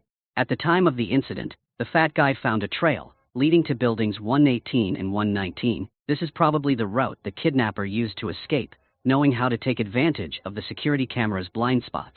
To take Ji-hyun away without being detected, it must be someone who knows every corner of the Villa Commission. The fat guy speculated, maybe Ji-hyun is locked somewhere in building 118 or 119. Park Min-soo is not sure, so he can apply for a search warrant, but only suspicion. The police cannot follow Gina's request. She got angry and went back to her room to clean up. Gina accidentally found the parcel contained a sexy nightgown from the day before. There was the delivery company address on it. Gina decided to go there and ask, but this was not the delivery company uses it, but it's just a sample invoice they give to partners. If it's a company invoice, it will have a barcode. Gina wants to ask for a list of partners. The delivery company gives a sample invoice. Unexpectedly, the supermarket is at the Rose Villa, is also one of the partners. Gina is even more certain that Charlie is a pervert who sent her a sexy nightgown. In the evening, Gina returns to her room and sees the fat guy struggling in front of the door. It turns out Park Min-soo is worried. Ask him to install a camera in front of room 809. Now anyone who tries to disturb Gina will be recorded. The fat guy connected the camera to Gina's laptop, letting her monitor herself. After finishing his work, he asked permission to return. Gina wanted to ask the fat guy one more favor. Help him investigate a person named Charlie, who worked at the supermarket in the Rose Villa. The fat guy was free to set the price, so he immediately agreed. After entering the room, Gina called for her boyfriend to confide in, but he seemed sleepy. Gina was about to hang up, but heard another woman's voice next to her boyfriend. Only now did Gina know he was having an affair. She was heartbroken, fine to alcohol. Call Park Min-soo to confide. Gina burst into tears. After what had just happened, Park Min-soo also only knows how to comfort and encourage. I believe you is a strong person. Everything will be fine soon. In the morning, Gina woke up. Yesterday Park Min-soo asked her to look for her sister's laptop. Gina remembered the wooden box, which her father personally made for the two sisters to store their things. Sure enough, Ji-hyun left his laptop here. Suddenly, Gina received a phone call from the fat guy. He had the information she needed. Gina set off to the fat man. After hacking Charlie's phone data, the fat guy discovered that Charlie was a pervert person. He saved a lot of naked photos of girls. He also collected photos of Ji-hyun posted on social networks. It seemed that Charlie had been targeting Ji-hyun for a long time. Unintentionally, Gina discovered that Charlie's selfie had an unusual detail. Realizing something, Gina returned to the supermarket and waited for Charlie to close and go away. Gina just broke into the inside. Here, Gina found a hunting gun, discovered that Charlie was illegally killing animals. and there were also scary mannequins, similar to that one hanging on the balcony. Gina didn't even have time to calm down. She suddenly heard a noise outside. Unfortunately for her, Charlie had returned to the supermarket. Gina sent a text message asking for help from Park Min-soo. When he received it, he immediately set off. On the other side, Charlie knew that someone had broken into the supermarket and started searching everywhere. He took a shotgun and approached the mannequins. While Charlie was busy searching, Gina escaped. He quickly discovered and chased her. Charlie seemed excited because he was going on a real hunt, but Gina ran very fast. Charlie lost track and was extremely frustrated. Gina panicked and hid on the roof of the supermarket. Luckily, Park Min-soo appeared. When he introduced himself as a patrol police officer, Charlie leave. Then Park Min-soo took Gina to a corner to blame her. Why did she do such a dangerous thing? Gina told her findings new thing at the fat guy's place. Perhaps Charlie had been following his sister for a long time. Gina wanted to investigate him, to find more useful evidence. Knowing that the fat guy was hacking again, without his permission, the corporal came to the house to handcuff him and warn him. Gina again convinced him to let the fat man go. It was all up to her to ask him to do it. If Park Min-soo did not remove the handcuffs, Gina would go to the station to confess about her illegal actions. Park Min-soo had to soften. Gina wanted to take the fat guy out for a barbecue to apologize, because she saw he was dragged into this matter. Park Min-soo told Gina at the restaurant that her sister's kidnapping case had been transferred to another team, and now Park Min-soo was not allowed to investigate. Hear the name Captain Jong of the new team. The fat guy has no like at all. He is a person who specializes in falsifying evidence. As long as has money, right things can become wrong. Park Min-soo still encourages Gina. Captain Jong is the one who has real strength, because falsifying evidence is not an easy task. For now, just keep an eye on his actions first. If anything goes wrong, Park Min-soo will show up. He promises not to abandon Gina in the middle. The fat guy sees this and teases Park Min. Has feelings with Gina. He really liked it, but tried to hide. Gina could only laugh. After eating and drinking, Park Min-soo took Gina back. She went to her room and discovered that she had forgotten to give her sister laptop to Park Min-soo, and Gina opened the laptop and take a look, discovered a file called Beard Association. Gina wanted to check the file, but asked for a password. She had to text to inform him, but unexpectedly the message was read by the girl who was following her. Knowing that Gina found Jihyun's laptop, the girl following her gave a sinister smile. The next day, Gina went to the apartment manager, wanting to ask for a list of cars parked in the parking lot, to borrow the black box to check to see if she could detect any clue, but the manager did not agree. At this moment, an aunt ran in, complaining about the foul-smelling tap water. Wanting the manager to allow to check the tank, he promised to go down to avoid it. Seeing that Gina followed the aunt, asked for a bottle of water in her room, then brought it to on the management desk. In addition to the fact that her sister was missing, Gina speculated that Jihyun's body was decomposing in the tank. The manager suggested Gina go to the police, ask for a search warrant, and then continue talk. Gina went to the police station to ask Park Min-soo, accidentally letting Captain Jang hear the story. Park Min-soo had to take Gina to the coffee shop. Now he has no authority to investigate the case, so he cannot ask for order to help Gina. She still trusted Park Min-soo, even gave him her sister's laptop in order not to betray Gina's trust. Park Min-soo began to investigate. The suspect was Charlie. However, on the day of the crime, Charlie had an alibi, didn't know how to proceed. Suddenly Park Min-soo discovered a police convoy pulled up to the Rose Villa. It turned out that Captain Jong had obtained a search warrant. Besides being bad, he was indeed a capable person. The police quickly sealed off the villa, then they split up to search everywhere. This made the residents extremely confused. Captain Jang used a search warrant and asked the manager to open the rooftop door so they could check the water tank. If there was no harvest this time, Captain Jang won't be able to talk to the station chief, so he's trying his best. Very quickly there were search results. The water tank actually contained a body. Gina in below heard the news and wanted to ask Park Min-soo to take her up to confirm. Park Min-soo used her identity as a police officer and took Gina up the rooftop to check, but the people from Team 1 wouldn't let them in. Park Min-soo was extremely angry. According to the procedure, when a body is found, the victim's family must confirm the identity. Captain Jang had to let the two people in, although the clothes were very similar. This was not Jihyun, but Charlie's crazy mother. When the police carried the body down, Charlie pretended to cry. The police took a statement, but he didn't know anything, because usually the crazy woman often ran around, disappeared for a few days without anyone paying attention. The police had to withdraw first. Gina was helped downstairs by Park Min-soo. Suddenly she received youngest brother's phone, notifying that her father had just woken up. Gina immediately ran to the hospital. The first question her father asked her was, "Have you found your sister?" Gina was extremely upset. She struggled to run everywhere. But her father also, without asking a single question, Gina raised her voice a bit, causing everyone around her to hear. The youngest brother had to lead her out to calm down. Then the youngest brother wanted to ask Gina what kind of person the eldest sister was. In her eyes, Jihyun is a perfect person, both work and career are going smoothly, but the youngest brother confirmed that Jihyun is not as good as she looks. The eldest sister hides a lot of things from her family. The youngest brother takes out a video. Inside is a girl wearing revealing clothes, live streaming to ask for donations. Gina realized the person in the video was Jihyun. It turned out that this was the dark side her sister had hidden for so long. But Gina was sure there was a hidden agenda. Why should a rich person like Jihyun show off her body to make money? To explain, must first find her. On the other side, someone also watched the live stream. The mentally ill sister smiled disdainfully because she discovered that Jihyun was a spoiled girl. She showed it off to her boyfriend and also wanted to make it public to the residents in the villa. Her boyfriend wanted to stop her. After all, Jihyun was still missing. If her family knew about this, they would be in even more trouble. But her mentally ill sister didn't care. She kept spreading the video around the apartment.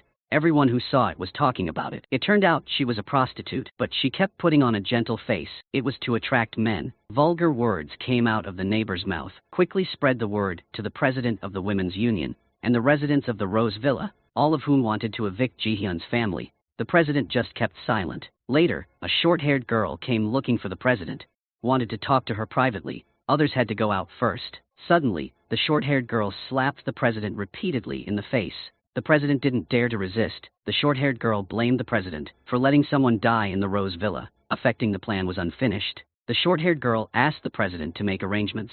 At this point, the president couldn't hold back any longer. "I'm not your dog. Don't give orders." The short-haired girl was about to slap the president again, not expecting to be beaten back by the president. The president grabbed her hair and warned, "Even though the short-haired girl has someone's back, the president only needs a few seconds to deal with that person." The short-haired girl doesn't dare to be arrogant anymore. The president further reminded her the short-haired girl should take care of her own task. She splashed water in the short-haired girl's face and chased her away. This girl could only swallow the anger in her stomach. At this time, the police performed an autopsy on the crazy woman and discovered that there was a key in her mouth. Then the forensic examiner reported the results of the autopsy to Captain Jang. The victim fell into a water tank and drowned, rather than being murdered and his body thrown away. The forensics returned the key to Captain Jang, also because the victim swallowed it herself and no one put it in her mouth. The jacket on the crazy woman's body, it was indeed Jihyun's, with her DNA on it. Captain Jang wondered, what do these things have to do with each other? Forensics is only responsible for examination. The investigation must be done by the police. Do it yourself. The forensic pathologist hurriedly left, leaving Captain Jang extremely thoughtful. He handed the key to the policeman wearing glasses, forcing him to find its lock. On the other side, when the police had all left, Gina returned to the scene. She found her sister's bracelet, dropped it in the tank containing the crazy woman's body. Suddenly someone appeared. It turned out to be Park Min-soo. Gina took Park Min-soo to another place to talk, showed him the bracelet. She just picked it up. It's the relic her mother left for Jihyun. From the V traces it can be seen. Someone tore off the necklace. Gina remembered the crazy woman. Last time this woman also intended to steal her necklace. Perhaps this bracelet was stolen by the crazy woman from her sister. Surely the crazy woman knew Jihyun was there, but now she's dead. Gina is extremely helpless. Suddenly, Gina remembers something, shows Park Min-soo a video of Jihyun dancing. Park Min-soo doesn't believe this is Jihyun. Should take Gina to the fat guy. Through analyzing the video, the fat guy also confirmed that it was not Jihyun. Someone used deepfake technology to attach Jihyun's face to the video. The fake person was also very sophisticated. If it weren't for identifying the eyes, the fat guy didn't find out. Gina wondered, who pulled this trick, and what was this guy's purpose? The fat guy could only laugh. What could he do? Park Min-soo would investigate. After all, this is also a crime of insulting another person's honor. Can go to jail for up to 7 years. The fat guy is very experienced in this matter. Gina returned home in the evening and found out that the president of the Women's Association had opened a massage room. Gina wanted to go there to relax and explore the situation of the villa area. At first, the president did not agree, but when Gina promised to pay double, this woman immediately changed attitude. The president led Gina to the room where the aunts were talking about the murder that had just happened. Someone mentioned Charlie. He was the one who benefited the most after she went crazy, because the crazy woman had a lot of money. Even the Rose Villa belonged to her. The president told Gina to take off her shirt and lie down, but she was shy and only exposed her shoulders. The president started acupressure to help Gina relax. After the massage, Gina returned to the room. She went to bed and was interrupted by the couple upstairs arguing. A person in black appeared in the hallway, sprayed smoke into the camera in front of Gina's room. Then he broke into the house, searched for something, unfortunately made a noise, causing Gina to suddenly wake up. The man in black immediately put a knife to Gina's neck. It turned out that what he was looking for was the laptop. The black-shirted man forced Gina to give it to him, but she threw it out the window. The black-shirted man angrily beat Gina. He also wanted to strangle her to death. Gina fell into a coma, dragged into the bathroom by the man in black. When she woke up, she discovered her hands and feet were tied tightly. The water in the tub was being flushed vigorously. Gina tried to struggle and call for help. The guy in black was no longer here. He went down to the first floor to pick up the laptop, but was disappointed. What the guy in black wanted to find was Ji-hun's laptop. On the other hand, Park Min-soo went to the female police officer. Ah was demoted from the team. She is now a traffic police officer. The female police officer blew the gong at the thug. The female police officer used a gun to control the thug without fear and invite her to bed. Park Min-soo appeared to teach this guy a lesson. The surrounding juniors saw this and rushed forward. Also, he pressed their head against the car. Park Min-soo's attitude was extremely angry. The female police officer did not know what happened to him. It turned out he did not want his career was insulted. Park Min-soo instructed the thug to blow alcohol concentration, and now he can have his driver's license revoked and be arrested at the police station for resisting law enforcement. Suddenly, Park Min-soo received a call for help from Gina. Hastily left the scene. Gina cut her own rope and fled the room. The man in black turned around and couldn't see her anymore. He wanted to find Gina. Luckily, Park Min-soo found her first. He put on his coat and gave her in the car. She didn't want to go to the hospital because she was afraid that her father and younger brother would worry. Park Min-soo had to take Gina to his house. From now on, Gina would stay here so that Park Min-soo could keep her safe. As soon as entered the house, she immediately wanted to take a shower. Park Min-soo didn't know how to behave, so he ran away to the supermarket to buy things. Because he didn't know what Gina needed, he took all the women's clothes. Seeing Park Min-soo bring a bunch of things home, Gina was extremely emotional. Since she was a child, no one has ever cared for her like that, including her boyfriend or family. Park Min-soo feels that this is what women deserve. Later, Park Min-soo wants to go to Gina's house to investigate. She gave him the password. Then at home waiting, Gina slept until morning. Still didn't see Park Min-soo return. It turned out he didn't accidentally wake Gina, but was busy in the garden taking care of the plants. Gina also wanted to help. Park Min-soo bringing a tree into the house, instructing Gina how to grow a tree in water. Gina wishes to be like a tree. Just by changing the living environment, she can have a new life. Park Min-soo encourages Gina. Human, it's also possible. Find a new place to live and start everything again. Gina is still pessimistic. People cannot be like trees. Broken trees can be cut and grow new branches, but bad reputation will follow people for life. Park Min-soo had to change the subject. Where can we put the tree? This corner has a lot of light. Gina helped Park Min-soo put the tree on the table. Suddenly, Park Min-soo received a phone call. He asked the policewoman to analyze Ji-hyun's computer. Now there is a result. The female police officer discovered one person paying special attention to Ji-hyun. That was the president of the Women's Association. She went to Ji-hyun's room many times, but she didn't open the door. It seemed Ji-hyun had some report related to the president's secret. She warned Ji-hyun, if she intentionally sent it, the report could not reach above. Moreover, Ji-hyun brought trouble on herself. But Ji-hyun still firmly maintained her stance, sent the president back, returned to reality, and Park Min-soo brought Gina back home. Didn't expect her boyfriend to come here. Gina had nothing to say to him, but her boyfriend still tried to hold on. The two of them went to the restaurant to talk. Gina wanted to save her boyfriend's dignity and asked him to let her go, but the boyfriend criticized Gina, just went out with another guy. Gina didn't hesitate to expose him, slept with another girl while she was away. Her boyfriend still tried to deny it. Gina left angrily. On the other side, Park Min-soo returned to the station and reported last night's break-in to Captain John because he was investigating Ji-hyun's kidnapping. Maybe the guy in black broke in last night, related to the kidnapper. Team leader Jang didn't differentiate between black and white, immediately scolded Park Min-soo, told him not to interfere in Team 1's case.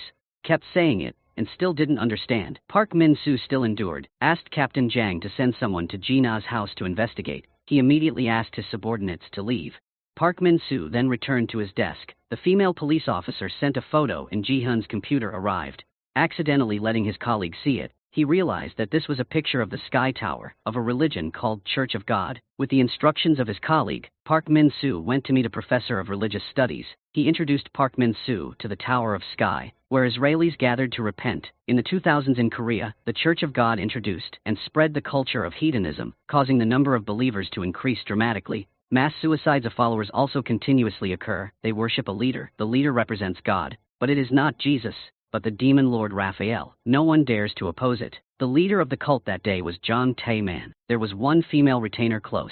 Later, because of extremist actions, the Church of God was purged by the state. All of his followers were arrested. Only his female retainer escaped. She was even more cunning and difficult to deal with than the cult leader. Real name is Han Hoon Do. Park Min-soo felt that this person was very familiar, but still couldn't remember. At this time, Captain Jang led the person to Gina's house to investigate. The scene in the bathroom was unexpectedly cleaned up. People felt confused.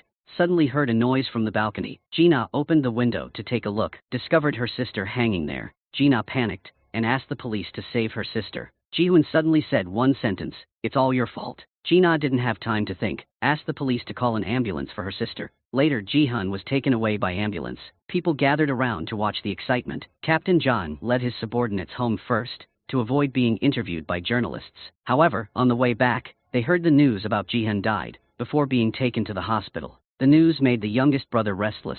Gina hid in the house in pain. She saw with her own eyes her older sister die right in front of her. But there was nothing she could do, but also heard from her sister's mouth that it was because of she that her sister had to die. Gina was even more miserable. Park Min-soo was outside waiting for Gina, but she refused to open the door. Park Min-soo had to leave. He would find Gina a satisfactory answer. The next day, someone would come to the police station confessed.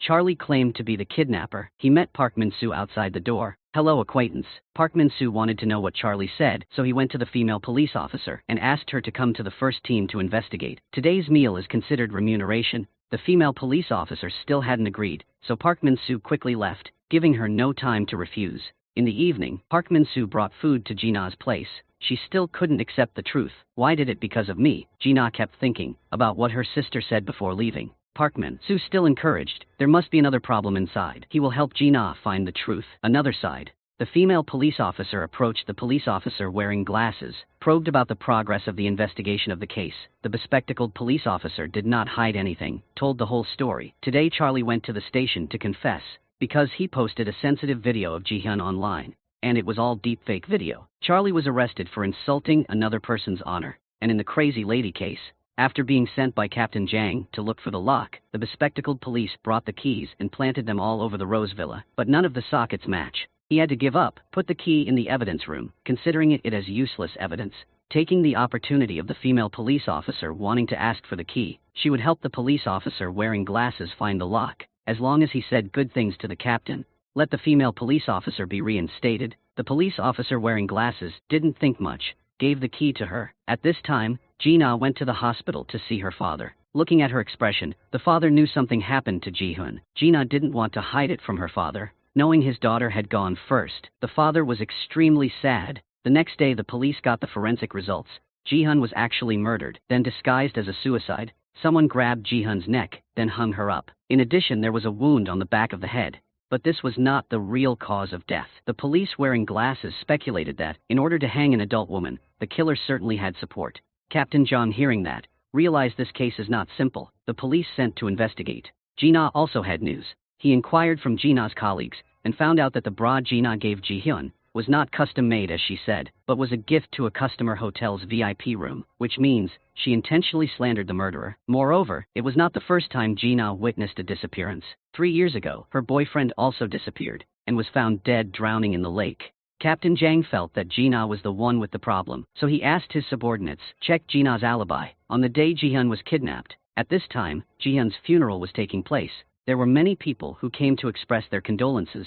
After all, she used to be the head of a research institute. A colleague at the hotel also came to express condolences to Gina, reminding the police officer, who had come to the hotel to investigate, and knew what Gina had lied about. It was best for her not to return to the hotel to work. If she don't want to be made difficult by management, Gina thanked her for the sincere advice. On the other hand, the female police officer informed Park Min-soo that what she found out was that the police officer wore glasses, and knew that Charlie was the one who posted Ji-hyun's video online, but still got free. Park Min-soo went to the supermarket, angrily punched Charlie, even though he knew this action would cause him to lose his job. But Park Min-soo could not stand the scum Charlie, and when finished, Park Min-soo came over to find Gina. The two confide together. Seeing that Gina was truly saddened by her sister's death, Park Min-soo believes she is a good sister. Gina responded to Park Min-soo's trust by leaning on his shoulder.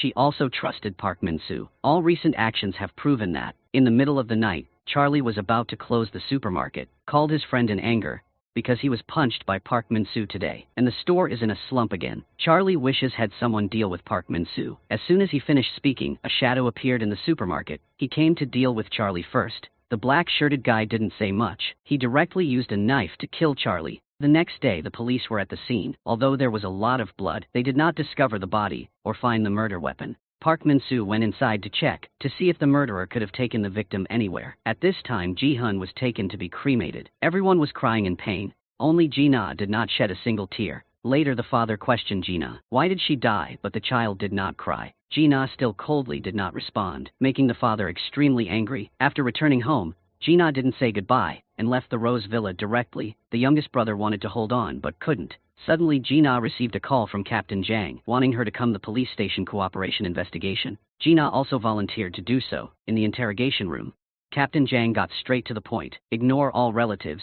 Ji-na became a suspect. In the case of investigating Ji-hyun, according to Captain Jang, heard that Ji-na is good at lying and good at answering his question without blinking an eye.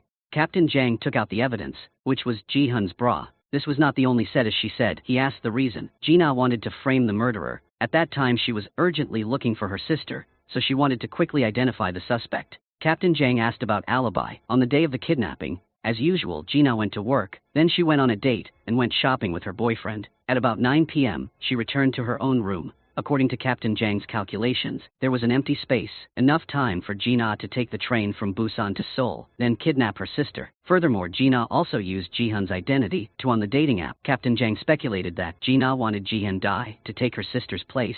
Ji-na immediately objected. Clearly in the video, the kidnapper carried Ji-hyun away. Ji-na couldn't do it with her strength. Captain Jang hadn't even mentioned it. He had already discovered the kidnapper also has accomplices. Ji-na must continue to listen to Captain Jang's analysis.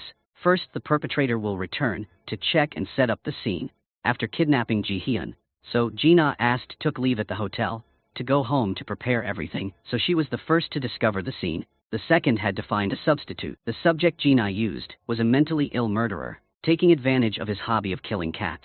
Ji-na left blood of cat in the house, turned the murderer into a suspect. Thirdly, to destroy the evidence, Ji-na provoked her father, letting him handle the murderer on her behalf.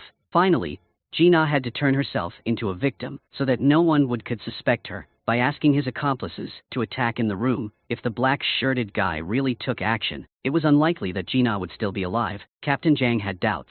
How could the murderer, entering and leaving the room easily, it could only be family members. Everything Ji-na arranged truly became a perfect play. Captain Jang also mentioned the death of Ji-na's boyfriend of 3 years before. Did she also set it up like that? According to his investigation, the boyfriend is a former swimmer. Why is it said that drowning is drowning? Ji-na's face suddenly became gloomy. The gaze was again extremely sharp. Captain Jang will definitely find out the truth. Today ends here. Anyway, Ji-na as a witness, but soon Captain Jang will invite her as a suspect. Ji-na left the police station. Journalists surrounded her waiting for news, but Ji-na looked lifeless. Park Min-soo immediately ran to help her. Now only he trusted Ji-na. In the evening, Captain Jang received another forensic report on Ji-hyun's body, also discovered the chemical composition. Fertilizer NPK-12 is a high-quality fertilizer used for plants. In the nail, there are some Drosera rotundifolia seeds. Its scientific name is K-pinsite, but Ji-hyun does not grow that plant in her house. If the origin is known of these things, will definitely be an important clue. Suddenly remembered the bespectacled policeman who often chats with Ji-na when she used Ji-hyun's account on the dating app, also named K-pinsite. Captain Jang suspects that this may be Ji-na's accomplice.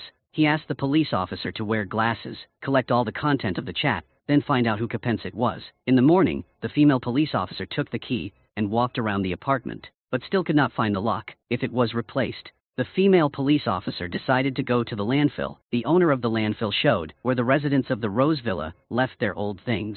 The female police officer searched from morning to night, praying to God and all. Finally got the answer. She found a door handle and fit the key. Immediately took it back to the evidence room and asked to identify the fingerprints on the doorknob. Later, the female police officer received a phone call from the captain and immediately ran to the barbecue restaurant to gather. It turned out that the captain of the second team was also committing to investigate the case and found the same clues as Team 1. Maybe the crime was related to trees.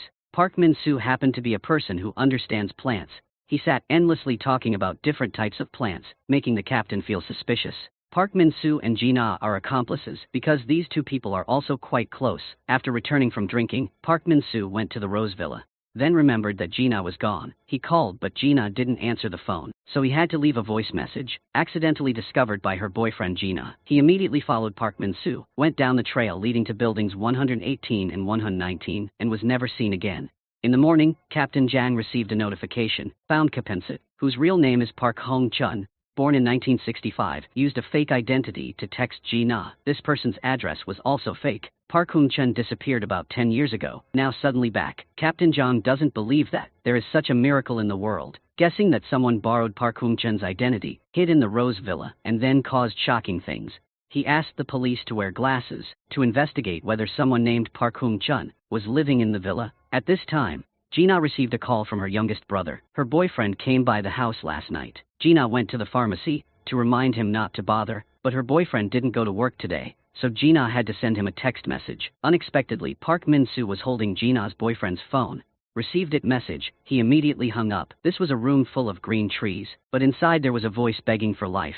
Park Min-soo is a perverted lover. He believes that what Ji-na has to endure is due to the standards set by her sister. Ji-hyun always wants Ji-na to become perfect like her. There was a time when the two sisters did not get along. Park Min-soo kidnapped Ji-hyun and locked her in a room full of plants. Because of that, Ji-na had to move back to the Rose Villa. Park Min-soo rented a room in the building opposite, with Ji-na's room, to observe her activities every day. Last night, when Park Min-soo returned to the room, Ji-na's boyfriend followed. Knowing that Park Min-soo was on the 11th floor, the boyfriend also went up to check. Unfortunately, he was dragged into the room, then detained here. On the other side, the female police officer came to the evidence room, asked about the results of the fingerprint assessment. On the door handle picked up at the landfill, unexpectedly has Park Min-soo's fingerprints. The female police officer encouraged herself. There must have been a mistake somewhere. Park Min-soo couldn't be a criminal. She decided to look for the captain of Team 2, but today the captain's face was also very strange, as if he knew something, until the female police officer wanted to report. During the investigation of Ji-hyun's case, the captain immediately kicked out other subordinates. He advised the female police officer not to get involved in the case, just let the first team take care of it themselves. The captain did not want to personally arrest his subordinates. Now he could only hope Park Min-soo is not the murderer. But if the worst happens, the female police officer come and advise Park Min-soo to confess. She has always insisted that was not, wanting to find Park Min-soo to ask clearly. The team captain Jang also received news. As he predicted, he found a person named Park Hong-chun living in the Rose Villa. That person rented the house about 5 years ago, room 1104, building 1 and 18. Captain John rejoiced, immediately sent a team on the road. At this time, Ji-na's boyfriend is convincing Park Min-soo to give him a way to live. The boyfriend criticizes Ji-na, not worthy of Park Min-soo's protection. Ji-na is a cunning person, only knows how to show off. Her face was pitiful and fake, her mouth full of lies. But how many people are blind when it comes to love, and willing to listen to others? Park Min-soo questioned. If the boyfriend didn't come to Ji-na to take advantage of her, he wouldn't sit here. Boyfriend keeps insulting Ji-na. Made Park Min-soo angry, intending to kill him. Suddenly there was the sound of a police car outside. Park Min-soo knew he had been discovered, immediately tried to escape. The police burst into the house. Captain Jang divided people into a blockade. A group went to the emergency exit, accidentally encountered Park Min-soo wearing a mask like the guy in black. He quickly dealt with the police and fled. Captain Jang went to room 1104, found Ji-na's boyfriend here, immediately had his subordinates untie this guy. Ji-na's boyfriend reminded the police that the perpetrator who beat him had just escaped. Captain Jang contacted someone else, but the team sent to the emergency exit did not respond. When he arrived, everyone was lying on the ground. Someone else took Ji-na's boyfriend to the hospital, and Captain Jang returned to the room to search, discovering binoculars used to monitor room 809, including a wiretap. Captain Jang received a notice from his subordinates. We lost track of him. Captain Jang requested a quick search, and at the same time called a team to Ji-na's house to investigate. Indeed, they found a wiretap installed in the room. Later the police returned to the station and took the testimony of Ji-na's boyfriend. He confirmed that the murderer was a police officer accompanying Ji-na. He confirmed through Park Min-soo's photo. Captain Jang was extremely surprised. Suddenly a subordinate ran in and announced that the female police officer was asking for backup. The location is Park Min-soo's house. Captain Jang asked to leave immediately. On the other side, the female police officer pointed her gun at Park Min-soo, advising him to turn in. Park Min-soo asked the female police officer for some time to meet an important person one last time. The female police officer was extremely miserable. The captain also knew Park Min-soo's story, wanting to give him a chance to correct his mistakes. But Park Min-soo only cared about one woman. Forgetting that there were teammates, female police officers put down the guns and agreed to let Park Min-soo go. He apologized to the captain, then fled the house. The police discovered Park Min-soo, immediately besieged together. Park Min-soo attacked them and then ran away. The police quickly chased. After a while of struggling, they still couldn't catch Park Min-soo. He ran into the street, unfortunately, being hit by the captain's Jang car. Park Min-soo was surrounded, immediately grabbed the policeman wearing glasses as a hostage. He ruthlessly opened fire and shot his teammates, then threw the policeman wearing glasses back to everyone. Park Min-soo fled into the forest. Captain Jang was angry and sent someone to chase him. After escaping from the police, Park Min-soo went to the fat man and asked him to prepare a phone. Unable to track positioning, the fat man did not understand what is Park Min-soo facing, but still agreed to do it. Park Min-soo also stole the car the fat guy had just bought. But on the fat guy's car, there was a tracking device installed. Here is his plan. With the president of the women's union, she wants to take advantage of Park Min-soo and Gina to do something scary. Gina was deep in thought and suddenly received a call from a female police officer wanting to ask her to persuade Park Min-soo to turn in because maybe now he only listens to Gina. She immediately took the train to Seoul. The female police officer led Gina to room 1104. Gina wondered, did Park Min-soo kill Ji-hyun? The female police officer was not sure. Gina wanted to be alone. The female police officer had to leave first. Then, Gina went around to observe the room, arriving at the place where Park Min-soo watched her every day. He also took pictures of Gina's beautiful moments, then hung the photos all over the house. Gina was extremely sad. Why did she only find out now? After that, Gina went to the hospital to visit her father, telling him the truth. The father and youngest brother were extremely surprised, not believing that Park Min-soo was such a person. Only then did Gina ask the question, so did Dad ever suspect that I were the one who killed my sister? He couldn't answer. It was an easy answer for Gina. She sadly went out to think. Suddenly Park Min-soo appeared, drugged her, and took Gina away. The next day Gina woke up in a lonely house, Park Min-soo's country house. As soon as she saw him, Gina stepped back in fear. She asked what was going on. Park Min-soo advised Gina to calm down, sit down. He will tell the story. When Park Min-soo was a child, he lived with his father and mother, but his father was a heavy gambler, often dragged his mother to beat, and even scolded Park Min-soo for being a useless person. One day he couldn't bear it anymore. He killed his father. From now on he only has his mother. The mother wanted to protect her son, so she buried his father's body in the back garden, then planted it on a tree. Gradually Park Min-soo grew up. The tree also grew strong. The mother wanted Park Min-soo to forget the past, and became a police officer. Later she unfortunately passed away, and Park Min-soo was left alone. While he was a trainee police officer, he accidentally met Gina, and went to the station to complain. Park Min-soo loved at first sight, so he constantly followed Gina. Park Min-soo discovered that Gina was a person with many secrets, stimulating his curiosity. Park Min-soo immediately pretended to be Park Hoong-chun, rented room 1104, opposite Gina's building, to conveniently observe her, and was also Kepensit, befriending Gina on social networks. 3 years before knowing Gina had a boyfriend, Park Min-soo silently dealt with him, pretending to be a drowning incident. He wanted Gina only for himself. On the day Gina quarreled with her sister, then left to live in Busan. Park Min-soo was extremely desperate, combined with anger at Ji-hyun. For a year he built a revenge plan, and at the same time brought Gina back to room 809. Park Min-soo confessed to kidnapping Ji-hyun, and imprisoned her in the house. He took advantage of the murderer, becoming his substitute, because he was a mental patient with short-term memory, just as he planned. After Ji-hyun was kidnapped, Gina is back. Park Min-soo tells Gina his actions are all love for Gina, but she thinks that Park Min-soo is no different from a psychopath. He does not deny it, as long as is what Gina said, everything is true. When Gina wanted to see her sister again, Park Min-soo also decided to bring Ji-hyun back, but he discovered that she had disappeared. Someone else took Ji-hyun away and murdered her. It was the man in black who appeared in Gina's house.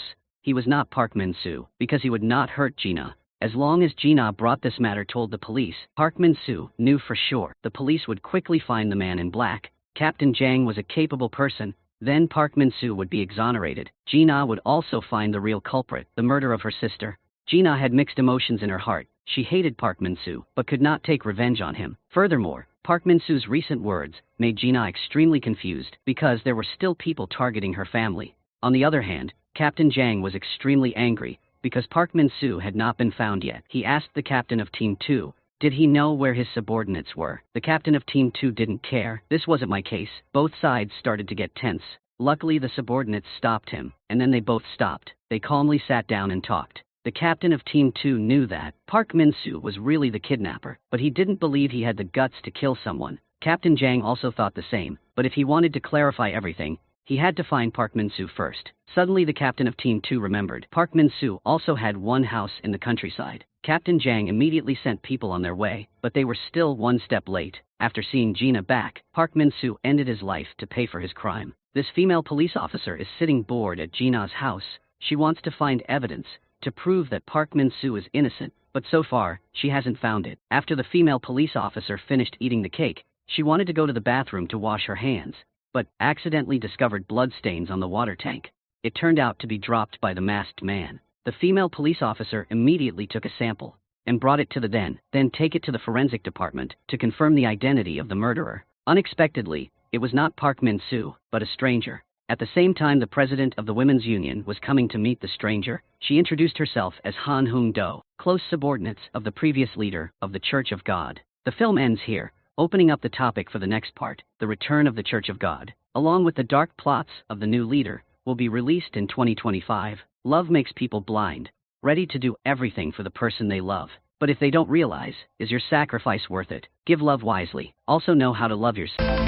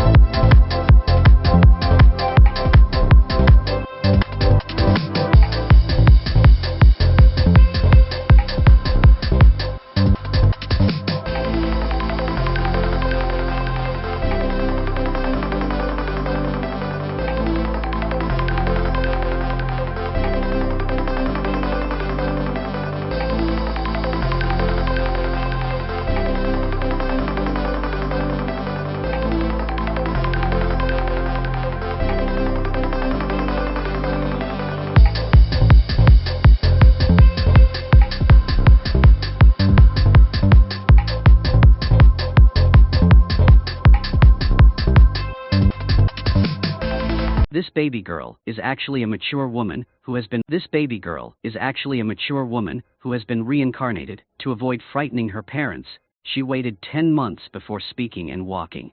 Upon entering preschool, the teacher discovered that she could write like an adult and had advanced academic abilities. It turns out she was reborn after a car accident. Before the accident, 33-year-old Asami was unmarried and worked for the government. After the accident, she was told she could reincarnate, but could only become a giant ant-eating creature in Guatemala. Asami still doubted herself, so she asked again, will she reincarnated as a giant ant-eater in Guatemala? The staff member confirmed it was right. He mentioned the need to accumulate sufficient karma, as it could improve the chances of a successful human reincarnation. Asami wondered if her lack of karma in her past life, perhaps due to neglecting to help people, had led to this. However, regrets were useless now. The staff member informed her of another option, choosing not to reincarnate and living her life as it was, to amend her life's trajectory, accumulate karma, and have a chance at a better next life. Surprisingly, there was a door on the left that led to reincarnation. Without hesitation, Asami walked towards the right. The moment she opened the door, she found herself reincarnated, but retained memories from her past life. It wasn't easy to endure infancy and kindergarten again, but she knew she had to accumulate karma. Asami didn't litter anymore, nor did she collect nectar from flowers like before. With an adult's mindset, she also discovered a secret she had missed before. Rina's father was close to her teacher. Asami remembered from her past life when Rina suddenly changed her name and moved away. The class teacher disappeared too. Did their relationship lead to Rina's parents' divorce and her subsequent relocation? Asami kept interrupting and eavesdropping on their conversations. One day, she saw Rina's father handing a paper to the teacher. Seizing the opportunity when the teacher wasn't in the office, Asami altered the content of the paper. Later, she pondered, feeling unsatisfied with her actions. She decided to threaten Rina's father via a message, saying she'd expose him if he cheated, but with no mobile phones yet. Asami recalled how her friend taught her to use a landline to send messages. One evening, while her parents were asleep, she attempted to use the landline at home, but almost got caught by her father. Luckily, she managed to evade suspicion. However, Asami realized it wasn't safe and opted for a public phone. She went to the park's public phone booth, only to find she had no money. Helpless, she returned home. Remembering her sister mentioning her father's secret stash in his shoes, Asami checked and found it. She returned to the phone booth, sent the prepared message, and was almost caught by patrolling police. To avoid getting caught, and to keep her parents from discovering her nighttime excursion, Asami hid under a car until the police left. Quietly, she returned home. Finally, she could sleep peacefully that night. The next day, Rina's father stopped talking to the teacher, dropped Asami at school, and left immediately afterward. Rina didn't move, and the teacher didn't disappear. Asami's plan seemed successful. Several years later, she entered elementary school again. Studying was still easy, she could top the class even without attending. Though she had fantasized about a different life, there were fundamental similarities with her past life. The only difference was the need to focus on accumulating karma. In 1997, elementary students were obsessed with Tamagotchis, a virtual pet game. Asami, with memories from her past life, already had the rare white Tamagotchi and handed it to Shizuka, who excelled in the game. There was another surprise. Reina from her past life stayed because Asami intervened during kindergarten. Now, they attended the same elementary school. At school, Asami predicted a future couple would marry and divorce. However, this time she didn't interfere. Nazuki and Miho became Asami's friends. After school, they often gathered, exchanged stickers, and discussed various topics. In 4th grade, Tamagotchis and stickers faded out, replaced by personal profiles where girls could write their secrets. Asami knew she had to be careful this time, unlike before when she lost everything. Blinking, she entered her rebellious phase.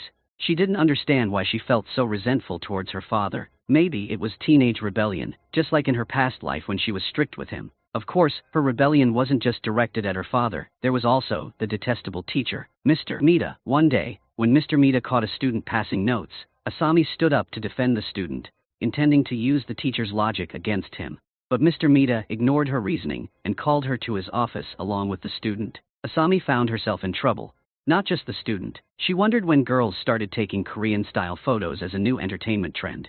That day, Mr. Mita took Asami's handheld game, a fact she completely forgot. Unexpectedly, in this life, Asa stumbled upon the same troubles again. Her gaming device was confiscated by the teacher. Asami couldn't believe it.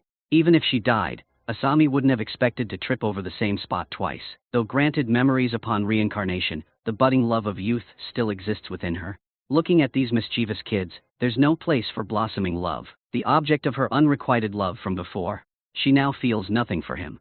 The mature uncle figure still holds more attraction. In terms of academics, she has her advantages, but in high school, it becomes more challenging. Some talented students gradually surpass her. Each time, Asami only maintains around 7th place in the whole school. Of course, she still aims to pass into the prestigious girls' school as in her previous life, solely because she fears not getting into another good school would be troublesome. Life in high school is dull and monotonous. In 2008, Asami successfully passed the university entrance exam. This time, she chose a challenging pharmacy program. Coincidentally, in the school's cafeteria, she met her university boyfriend from her past life, Masaru. This time, they weren't in the same department, so they didn't know each other. In the past, they were deeply in love until they broke up 2 years after university graduation. The reason was Masaru's gambling addiction, often skipping classes. After graduation, his job was unstable, frequently changing, and he irresponsibly borrowed 500,000 yen from her. Therefore, in this life, Asami intended to pass him by, hoping they could find new paths. During the university break, her best friend Miho finally got her driver's license and bought a car. Asami and Nazuki marveled at Miho's significant change. Previously restricted in their hometown, they could now roam around the neighboring city. At the graduation ceremony, Asami saw the troublemaker on stage being dragged away as usual. After the ceremony, they attended their middle school reunion and saw that the handsome Gato had become overweight. The course of history hadn't changed a bit. Sasuke, who used to be the best singer, was highly anticipated to enter the music industry. Sasuke felt the enthusiasm and promised not to disappoint. Only Asami knew that he ended up as a karaoke receptionist. His songs were okay with these people, but nobody actually bought his CDs, just empty words. Girls even asked for his autograph, claiming it would be a priceless treasure when he became famous, but most of them probably lost it. Silently observing the enthusiasm of these people, feeling contempt in her heart, including contempt for herself in her past life, Asami wondered if she should intervene. If she did, perhaps Sasuke and Shizuka wouldn't divorce. She had thought about giving them some advice, but then she remembered Nazuki saying that Sasuke gave up his dream of music after remarrying and having a child. working at the karaoke bar to support his family. If she reluctantly changed his trajectory now, maybe the child wouldn't be born. Would that damage her conscience? Weighing it up, in the end, Asami did nothing, letting things flow naturally. Approaching graduation, Asami smoothly passed the pharmacist exam and various training courses before getting a job. After graduation, she was assigned to a pharmacy 20 minutes away from home. Not much different from her civil service job in her previous life. As a full-time pharmacist, her main tasks were to dispense medicine according to prescriptions, check them and hand them to patients, then record and store communication content.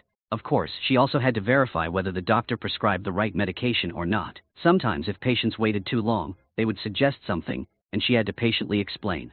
Life continued as usual. One day after work, Asami met Mr. Mita, their middle school teacher, on the subway. Unpleasant memories from that time prevented her from starting a conversation. Instead, she wanted to sneakily take his picture with her phone and show off to her friends. Suddenly, a girl on the train grabbed Mr. Mita's hand, accusing him of being a pervert. Mr. Mita was shocked, denying the accusation. They argued on the subway until they got off at the next stop, where the girl explained the situation to the station staff. Then Asami remembered, in her previous life, Miho had said Mr. Mita was fired from school for something he didn't do. Realizing this, she hurriedly explained to the staff that she witnessed the whole incident. Asami still had the video she secretly recorded earlier. In the video, it was clear that another man was harassing the girl. When Asami enlarged the video, she discovered that the harasser was Taniguchi, her former boss. An employee said that if they presented this video to the police, they could probably track down Taniguchi in a few days. Asami knew that Taniguchi was working in a government office. She occasionally saw him when she went to get paperwork done. Mr. Mita was relieved and thanked Asami for speaking up to clear the truth. Later on, Asami saw the incident reported in the news. Taniguchi had been fired from the government office. Mr. Mita even visited her house to express gratitude, saying that this time, it was fortunate to have Asami's video, otherwise he might have been fired by the school. He also returned the handheld game console he confiscated from her in middle school. He had intended to return it but had forgotten. Asami brought the console out, and to her surprise, it still worked. She hadn't touched it since she bought it. And now, finally, she could use it. Asami had passed through life a second time without noticing the issue with herself, that she was still single. Her friends were similar to her, until she saw her former colleague happily discussing love. Only then did she realize she might have influenced those around her. Could it be that being close friends with someone also affected their love life? At 26 in her second life, Asami changed to a pharmacy closer to her home. The rule of this pharmacy was whoever arrived first opened it. There was a respected senior, Toro, in the pharmacy who was meticulous in his work, but had a habit that puzzled Asami. Although he always arrived first, he never opened the door, but waited for someone else to do it, pretending he had just arrived. Despite this, he seemed excellent in other aspects. As the pharmacy was close to where Asami used to work, she often ate lunch at her usual spot, where she met her former colleagues. Her mood became complicated. She didn't engage in conversation with them, yet her former colleagues talked happily about love. Asami even suspected she might have slowed them down in her previous life. One day, Asami and Haruka visited Nobuhiro's grandfather. Haruka noted how often Asami visited him lately, jokingly implying she was becoming attached to him. In reality, it was because Nobuhiro's health fluctuated, and within 2 years, he passed away, so Asami chose to spend more time with him now. Upon arrival, she saw him taking medicine with tea. When she looked at his 2 prescriptions, she realized they were from different hospitals. Mixing them could be extremely dangerous. Asami began to suspect this might be the reason for his deteriorating health.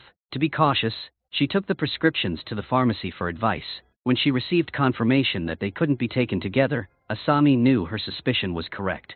Later, Nobuhiro sought a new prescription from the doctor. A few weeks later, Kumiko's mother said that her grandfather's health had noticeably improved. Asami praised herself for studying pharmacy. It was indeed the right choice. This was the happiest thing she had done so far. However, she soon found herself unhappy again. While casually flipping through a magazine in the pharmacy, Asami saw a familiar figure, Masaru, her former boyfriend. In this life, they hadn't met, but Masaru had become a successful entrepreneur with $1 billion turnover. Asami vividly remembered his gambling addiction in her previous life, even lending him $500. Could this have something to do with her? This thought troubled her for a long time. At 33 in her second life, the same age when Asami died in her previous life, she still wasn't married. She spent her days eating out and chatting with friends, with the only difference being that this time, they accidentally met Rina, now an adult. Rina took the initiative to greet them, showing everyone a picture of her partner. Asami immediately recognized the middle-aged man as Toro, their senior in the pharmacy. What made Asami unable to speak was the possibility that Toro might be married, as she had seen him wearing a ring. When she was young, Rina's father had an affair. Now it seemed to be her turn. It seemed like fate. Reluctantly accepting that changing destiny would eventually come back to her, they went to Korea for a photo shoot. The older they got, the more they wanted to remember their youth. At the karaoke bar, they unexpectedly met Sasuke, whom they hadn't seen in 13 years. Asami had known for a while, but she pretended to be surprised. Sasuke arranged a VIP room for them, and even offered them drinks. Asami happily stood up and thanked him. In their previous life, Sasuke treated them to French fries, but they were too full now to eat more. So when asked at the door, Asami mentioned they were already full. It seemed he understood her hint. Asami then told Nazuki and Miho about Toro, and the three girls discussed it for half a day. They planned to confront Reina, but none of them had her contact information. Nazuki thought maybe Sasuke had it. Asami left the VIP room and asked Sasuke if he knew how Reina was doing now. Sasuke said he was fine, albeit a bit tired from work, but he was happy. He showed Asami a picture of his child, and asked if she had given up on her musical dreams. Sasuke said he wasn't the type to give up on his family. Asami silently thought perhaps it was right not to change Sasuke's fate. After contacting Reina, the three of them rehearsed a fun scene to see what would happen next. 30 minutes later, Rina arrived as planned. After a simple confirmation, Asami revealed Toro's story. Rina was a bit stunned, but once she confirmed it was true, she promptly called him and scolded him harshly. Then they broke up, deleted his number, and Rina hung up. The three of them applauded her decisiveness. Seeing Rina's firm action, they felt relieved. During their conversation, they began to gossip again. Asami saw a paper on the ground and remembered that in her previous life, she was hit by a car while picking up paper, triggering her reincarnation. This time, the result had changed. Asami happily picked up the paper. Next was the future she hadn't experienced yet. The four of them left in Miho's car. At that moment, a mysterious girl quietly watched them from behind. Several weeks later, their daily office life continued as usual. The only difference was Toro now opened the door himself, no longer waiting for others. Other things remained the same as before. That day, as Asami was preparing to go out for lunch, she saw a film crew shooting outside. Asami curiously glanced over, noticing a star among them. She was so focused she didn't pay attention to the path. A truck suddenly rushed towards her. Was this the end of Asami's life again? No, that couldn't be. It's so frustrating to be careless like this. Asami helplessly approached the reception desk again, asking why she was still defaulted to log out at age 33. The staff explained that everyone had a death period and showed a bunch of documents to prove it. They said Asami's easy ascension time was after age 30. As long as she could avoid this dangerous period, she could live a long life. At this moment, Asami regretted deeply, but had no other choice. She asked if this time she accumulated more virtuous merits, could she be reborn as a human? The staff said decisively no. With eyes as big as Indian Ocean fish, it was absolutely impossible. Asami tried to argue that she had tried hard, but the staff explained that wanting to be reborn as a human was just a human thought. Actually, animals also wanted to be reborn as similar creatures. Asami said this time her virtuous merits must be more than before. Still, because she didn't have enough merits, she couldn't be reborn as a human, right? The staff confirmed that was correct. Looking at the picture of a tuna, Asami truly didn't want to be reborn as a salted fish, especially one that could be eaten anytime. Asami asked if she could still reincarnate. Asami thought to herself, genuinely surprised. Holding on to a thread of hope, she asked, can she reincarnate countless times until she's satisfied then stop? The staff said, no. The number of reincarnations is determined by the karma from the first life. Some people don't get a second chance. Asami wondered how many chances does she have left, but the staff responded, that's a secret. Asami decided. She headed towards the door on the right, starting her third life. This time, the exhausting period of infancy remained just as tiring. It wasn't until preschool that Asami discovered something even more draining. She still had to deal with Rina's teacher and her father again. Unfortunately, the little girl couldn't think of a better solution, so she followed the same old path. During dinner at home, Asami looked at the tuna on the table and swore that next time she would definitely be reborn as a human. She smoothly navigated through kindergarten and elementary school, but the feeling of resentment towards her father lingered into her teenage years. Conversations with friends changed from small talk to discussions about TV shows and movies. Mr. Mita still assigned paper passes to students as he did before. Having failed in her second life, Asami refused to succumb to Mr. Mita's authority and challenged him once again. She successfully found a flaw in his argument, that left Mr. Mita speechless. Asami thought she had the upper hand, but Mr. Mita still managed to broaden her perspective. He challenged Asami, reminded her that he is teacher, then continuing his lessons on moral philosophy. After school, the three of them still had to go to Mr. Mita's office for feedback. Through 3 lifetimes, Asami finally understood how foolish it was to argue moral philosophy with a teacher. Academically, Asami had no grand ambitions, so she deliberately failed her exams and ranked 13th in the school, worse than in her second life. Moving on to high school, not much changed. Asami still passed the university entrance exam just like before, but this time she majored in literature, similar to her first life. Of course, Masaru, her ex-boyfriend from her previous life, was also at this academy. Asami didn't intend to get acquainted with him because she didn't believe that their relationship could change so drastically. Perhaps Masaru in her second life was just lucky. She didn't want to get involved, but that didn't mean he didn't want to talk to her. Masaru took the initiative to invite her to karaoke. Out of politeness, Asami went with another classmate. Watching him sing familiar songs brought back good memories. After the activity ended, they happened to be heading in the same direction, so Masaru gave Asami a ride home. Sitting in the car she was so familiar with, Asami's emotions became inexplicably complex. Joy and sorrow intertwined like a movie reel, scenes flashing before her eyes. Masaru was extremely curious about the girl who always avoided him. Before getting out of the car, he even asked for Asami's contact details. Despite already exchanging contact information, Masaru's request, despite its politeness, made Asami feel embarrassed. Unconsciously, she ended up joking with Masaru.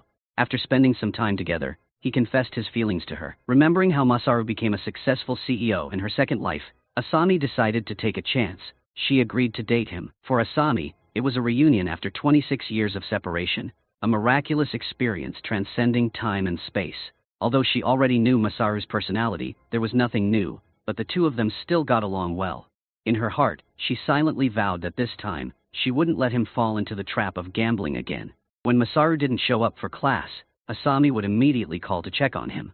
Arriving at their dorm, they found trash scattered all over the floor. Asami scolded him and demanded he clean it up. After some time, Masaru proactively suggested breaking up, perhaps thinking that Asami was too controlling. The result was a confusing breakup for both of them. This reunion made Asami feel lonely again, as if she had lost billions. After graduating from university, Asami worked at a television station. The first time she left her hometown for Tokyo, Asami's first job was to create a newspaper layout with song lyrics or to act as a stand-in under the bright lights. Although the work was tough, Asami thought it was beneficial for accumulating merit. Later, she was assigned as a production assistant for a film crew, helping to guide and take care of actors, ensuring smooth operations on set. With experience from 2 lifetimes, Asami's work capability was quite outstanding. She got along well with the actor Uzuda, and they made a pact that when Asami became a producer, she would cast Uzuda as the lead. After completing the first television drama, there was a period of rest. Taking advantage of this opportunity, Asami went home to visit her parents. Accompanied by Nazuki and Miho, the three reminisced about their youth, a tradition they continued in the future. Whenever Asami felt exhausted from work, she would return to her hometown to chat with her friends, which helped relieve stress and recharge her energy. After over a year of working at the television station, Asami finally participated in a film she liked from her previous life. The producers she collaborated with were all top figures in the industry. During this time, a girl approached her, and Asami immediately recognized Misa, her elementary school friend. Misa said she was now a professional makeup artist. The unexpected encounter brought joy to both of them, and it seemed like they had endless topics to discuss. The first episode of the television drama was completed and aired with high ratings, just as Asami predicted. However, her workload increased afterward. One day, Haruka sent her a message reminding her that it was her father's birthday, and she shouldn't forget to call him. Suddenly, Asami remembered her previous life, when she bought a birthday gift for her father, and met Mr. Mita on the subway. But now, in Tokyo and working until midnight, she couldn't go back home. She really wanted to but couldn't help. Though Asami thought so, she couldn't focus on work knowing Mr. Mita's fate. She went to the schedule board nearby, wondering if she could speed up the filming process to make time to go home. As a result, Asami quickly adjusted the filming schedule, condensing a 6-scene play into 3 scenes and eliminating unnecessary shots. She also informed Misa to speed up the makeup process and arranged the actors for the next scene to be ready on set. She persuaded the director to skip lunch breaks and film all scenes in one go. Even the night scenes were called in early, under Asami's direction. With all these arrangements, the filming progressed much faster, but issues still arose. The call sheet machine malfunctioned, but luckily, disposing of the broken equipment solved the problem. When the actors called in were stuck in traffic, Asami asked for advice from the external shooting team. Fortunately, there was a small road they could take, and the problem was resolved smoothly. Finally, they completed the 3-hour shoot. Tamaya. As Asami took the train home, she remembered a night train ride at 9 o'clock, but there were 3 night trains at 9 o'clock, and she couldn't remember which one specifically. She luckily remembered Mr. Mita taking the train from Kumagaya, so she decisively intercepted him outside the GA gate while waiting for others. Coincidentally, she ran into her elementary school friend Shizuka, who was passing by this place. The two chatted endlessly, discussing Sasuke's family matters. Asami thought it was strange how the topic suddenly became so serious. After bidding farewell to Shizuka, Asami soon saw Mr. Mita. She quickly greeted him, saying it had been a long time and she wanted to talk. However, Mr. Mita said his wife was pregnant and he had to go home, suggesting they talk another day. Watching Mr. Mita walk away, Asami thought to herself, this time it's truly messed up. She resolutely intervened and followed Mr. Mita, saying she also wanted to take the subway. She deliberately separated him from the scene to prevent an accident. Soon after, a collision occurred as expected, but Asami successfully helped Mr. Mita avoid the accident. Taking advantage of the opportunity, she surprised her parents when she got home. She also brought a birthday present for her father. Despite having just returned, she had to leave again, making her family want to see her off. Both Asami's parents were very happy to see their daughter return from afar. She was also glad to have resolved Mr. Mita's issue. After that, she continued to work at the television station for another 5 years. Still facing stressful and busy workdays, Asami and Misa went out for lunch, choosing a decent restaurant. During this time, they could also talk about the interesting rumors from before, along with work matters. In the evening, she had to work late into the night. One night, Nazuki called her, telling her to look out the window. It turned out that Miho and Nazuki had come to Tokyo to visit Asami. They said they were planning to spend the day in Tokyo and return the next day. Asami said she was very happy, but also mentioned that she needed some preparation time. With only one bed, they had to think about the sleeping arrangement. Miho joked that it wouldn't be okay for all 3 to sleep on the floor. Asami wanted to sleep on the bed, but Nazuki said she had changed since coming to Tokyo and was no longer cooperative. Asami clarified that she didn't mind sharing a bed with them, but thought if there was a bed, why not use it? They agreed that where they slept didn't matter. Asami mentioned that Nazuki had bought snacks but hadn't shared them yet. Nazuki reacted surprised, realizing she had forgotten about it. So the 3 of them ate snacks and chatted, sharing everything from their past experiences. Asami felt the pressure and fatigue melt away. The next morning, Asami saw Nazuki taking medicine with tea. She quickly helped her get a glass of water and reminded her not to take medicine with tea. Although Nazuki felt a little strange, she still followed the advice. After seeing her friends off, Asami remembered Nobuhiro's situation from her previous life. Taking advantage of a free weekend, she visited him at home and helped him with his medication, just as she did before. However, Haruka asked how Asami knew not to take 2 types of medicine together, since she wasn't a pharmacist in this life. Asami made up a story, saying she had filmed a medical drama and gained a lot of medical knowledge. Unexpectedly, Haruka asked which drama it was. Asami had to admit that it was a different TV station's drama to make up for the number. Surprisingly, Sachi began to take an interest, saying she wanted to buy the DVD to watch it. Luckily, Asami successfully completed the task of changing Nobuhiro's medication again. While holding a magazine at the pharmacy, she saw that Masaru was still a successful CEO in this life. Asami thought to herself that if she hadn't broken up with him in college, this outcome might not have happened. The only difference was that in the previous life, Masaru's company had a revenue of 1 billion. But in this life, it was 900 million. Asami felt a little guilty, thinking that their 2-month relationship had caused a loss of 100 million. 2 years later, the efforts Asami accumulated at the television station finally paid off, and her proposal was smoothly approved. She could apply to be a producer, and so an idea related to her reincarnation gradually formed in Asami's mind. She planned to turn her experiences into a television drama, though no one would know it was her own story. However, other producers and executives at the television station found Asami's story too bland, lacking multiple climaxes. They questioned who would want to watch a show where reincarnation was just about saving people.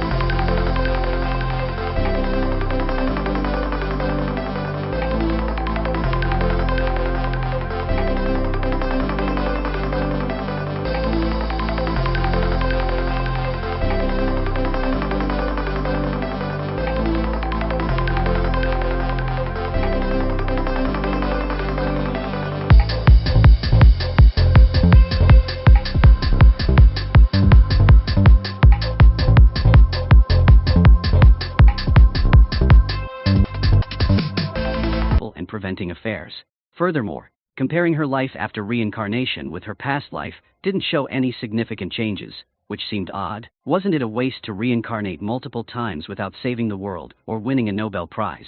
Facing pressure from the station, Asami had no choice but to compromise. After work, she remembered an important issue, Rina and Toro's affair. But there was a critical flaw in this scenario. Asami no longer worked in the pharmacy, so she couldn't know Toro was married, making her claims less credible. Currently, Rina and Toro hadn't met yet, so preventing their meeting would stop their affair. She started calling classmates, asking if anyone had Rina or Sasuke's phone number, but no one knew. 1 month before filming her life story began, Asami sought an opportunity to return home to resolve the issue with Rina. She went straight to the karaoke bar where Sasuke worked. But he wasn't on shift that night.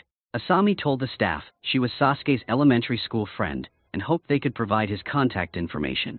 Yamamoto, the staff member, thought she was a troublemaker and refused to give her Sasuke's number. Asami then looked through her elementary school graduation photos and spotted Shizuka, thinking there might be hope. She called Shizuka, asking if she had Rina's contact information. Fortunately, Shizuka did. Asami called Rina, reminiscing about old times and eventually inviting her out for dinner on April 1st. The day Rina was supposed to meet Toro. However, Rina declined. Frustrated, Asami decided to go to the restaurant where Rina and Toro were supposed to meet and waited at a spot where she could see people passing by. While waiting, she ate a meal, then ordered ice cream and drinks to pass the time. She ate a lot, but Rina still hadn't shown up. Just as Asami was about to give up, Rina finally appeared. They greeted each other happily, and Rina mentioned her previous appointment was cancelled so they could dine together. Asami, fearing Toro's arrival, suggested changing restaurants, but Rina insisted on staying, praising the food and hospitality. Asami, already full, struggled but decided to eat more to keep Rina there. While they were eating, Toro entered the restaurant. Asami quickly diverted Rina's attention with work stories. Toro sat nearby, which was dangerous. Asami kept Rina engaged with interesting work anecdotes. As they were finishing their meal, Rina hesitated over a side dish, and Asami, feeling overstuffed, was on the verge of cursing. In the end, Toro noticed Rina and greeted her. Asami, close to succeeding, was furious. Luckily, they only exchanged polite greetings since Asami was present, preventing any deeper conversation. When Rina went to pay and leave, Asami thought the situation was under control, only to turn around and see Rina and Toro exchanging contact information. Despite her strict vigilance, it was futile. The next morning, Asami went to the pharmacy where she had worked in her past life. Toro was waiting in his car as before. Asami approached him directly, confronting him about his marriage. Asami warned Toro to stay away from Rina, because he was married. Toro was about to argue, but Asami continued talking about his wedding ring as a proof. This left Toro speechless with anger and embarrassment, and he seemed ready to kick Asami out. Asami forced Toro never see Rina again. Under her pressure, he finally agreed. Before leaving, Asami said what she'd wanted to say in a previous life. If you ever come to the shop early, it's best you open the door yourself. Asami and Misa were discussing work when she was shocked to learn that Misa was married. Their group was known for ignoring love and marriage, focusing solely on their careers.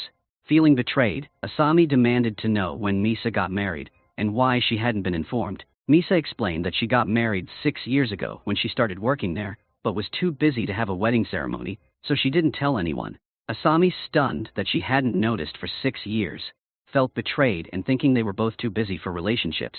Fortunately, she found some solace in their friends Nazuki and Miho. At that moment, Sasuke, whom she hadn't seen in 9 years, called unexpectedly. They arranged to meet at a cafe. Since their coming-of-age ceremony, they hadn't seen each other. Sasuke, now in Tokyo for some business, told Asami about his divorce. When she asked how he was doing, he revealed he was dating someone new and might be getting married again, even showing her a photo. Asami recognized the girl from a karaoke bar visit when she had gone looking for Sasuke. No wonder Yamamoto hadn't provided his phone number. Sasuke then gave Asami his new album, suggesting she listen if she didn't mind. Asami thought to herself that in all her past lives, she never had the chance to hear his music. Finally, this time she could. When she asked about his musical dreams, Sasuke shared that he had left his recording company and was now composing as an independent artist. He also wanted to try acting and offered to take on any small roles in her TV dramas. Before leaving, Sasuke reminded her to reach out if she ever needed anything. Asami mused that she might disappoint Sasuke this time, since the cast for her drama was already decided. That evening, Nazuki and Miho arrived in Tokyo. Asami teased them about visiting too often. Nazuki retorted that if she complained again, they'd visit every night. Asami mentioned meeting Sasuke, and asked if they knew about his divorce from Shizuka. She added that making a living through music seemed tough for him, and now Sasuke was interested in acting. Mizuki and Miho were surprised. They never knew he could act. Sasuke had been popular in their class, so reaching out for help must have been difficult for him, likely due to life's pressures. Reflecting on their old friend's predicament, the three felt sorry for Sasuke. Miho suggested buying his album, and Asami revealed that Sasuke had given her a copy. They decided to listen to it together, but were shocked by how bad it was. Changing the subject, Asami shared that Misa had been married for 6 years to a senior colleague. When she asked why they weren't surprised, Nasuke, having learned from Sasuke's situation, wasn't fazed by Misa's news, especially after hearing Sasuke's song. Filming for Asami's drama went smoothly, despite the script being heavily altered from her own experiences, focusing on revenge and rebirth. The lead role was played by longtime friend and star Usoda. However, due to a delayed flight, another main actor couldn't make it for the next day's shoot, prompting Asami to contact the scheduler, see if it's possible to reschedule the shoot for the day after tomorrow. But then it was found out that Usoda will leave tomorrow afternoon. If the two main actors can't shoot together tomorrow, the subsequent scenes might be delayed too, which could affect the schedule for the first episode's broadcast. Asami reluctantly decided to temporarily use a stunt double. After looking through the backup list, no actor with a similar height was found. Suddenly, she remembered Sasuke's profile in her bag, and his height matched perfectly. Maybe Sasuke could give it a try. Later, Asami invited Sasuke over. Sasuke was surprised to see that Misa, the makeup artist, was also a former classmate. He gave her a record as a gift. Then Sasuke went to the set for filming and exceeded expectations, completing the stunt double's task excellently. Before leaving, Asami said she would arrange a more dramatic role for him next time. When she called a taxi for Sasuke, she turned around and saw him chatting with Usoda, even giving her a record. Finally, it was time for the first episode to air. Mizuki and Miho also arrived in Tokyo in the evening, wanting to watch the first episode of Life Improvement with Asami. At that moment, she was on her way back. Unexpectedly, a truck lost control. Asami rushed to the reception desk, lamenting that she was only 29 years old. Didn't he say there was no danger until she was 30? The staff said it was just a matter of probability and that she could die before that time. He then said he would start arranging for her reincarnation. Asami asked if they had a TV there. She had worked very hard on the script, which had just been approved, and started filming a few months ago. They shot until midnight every day, even bringing in old classmates to shoot. The trailer was cut very meticulously. Today was the critical moment when the first episode aired, but she had died. Couldn't she watch it before being hit? Asami said he was quick to refuse a dead person's last wish. The staff apologized and asked how long it would take to watch the show. Asami said 1 hour was enough. Just watching the first episode would be satisfactory. Then she asked if she could watch it now, but the staff said no, then asked which channel's main character she was. Asami saw hope and asked if she could watch just 10 minutes. The answer, no, still keeps going. The staff asked how many episodes there were in total. Asami said why ask so much, if he wouldn't let her watch. The staff said she had just complained about the quick refusal, so he needed to ask a few more questions.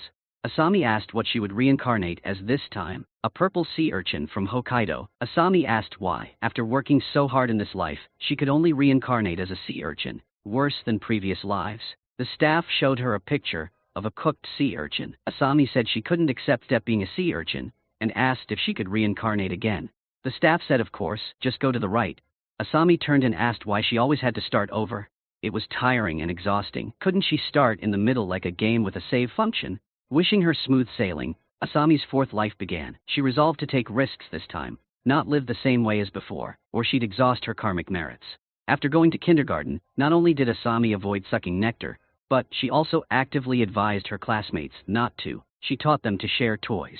Regarding the matter between the teacher and Reina's father, this time she decided to handle it differently. Asami went straight to the teacher and explained the situation, asking her not to have an affair. The teacher asked where she learned such things.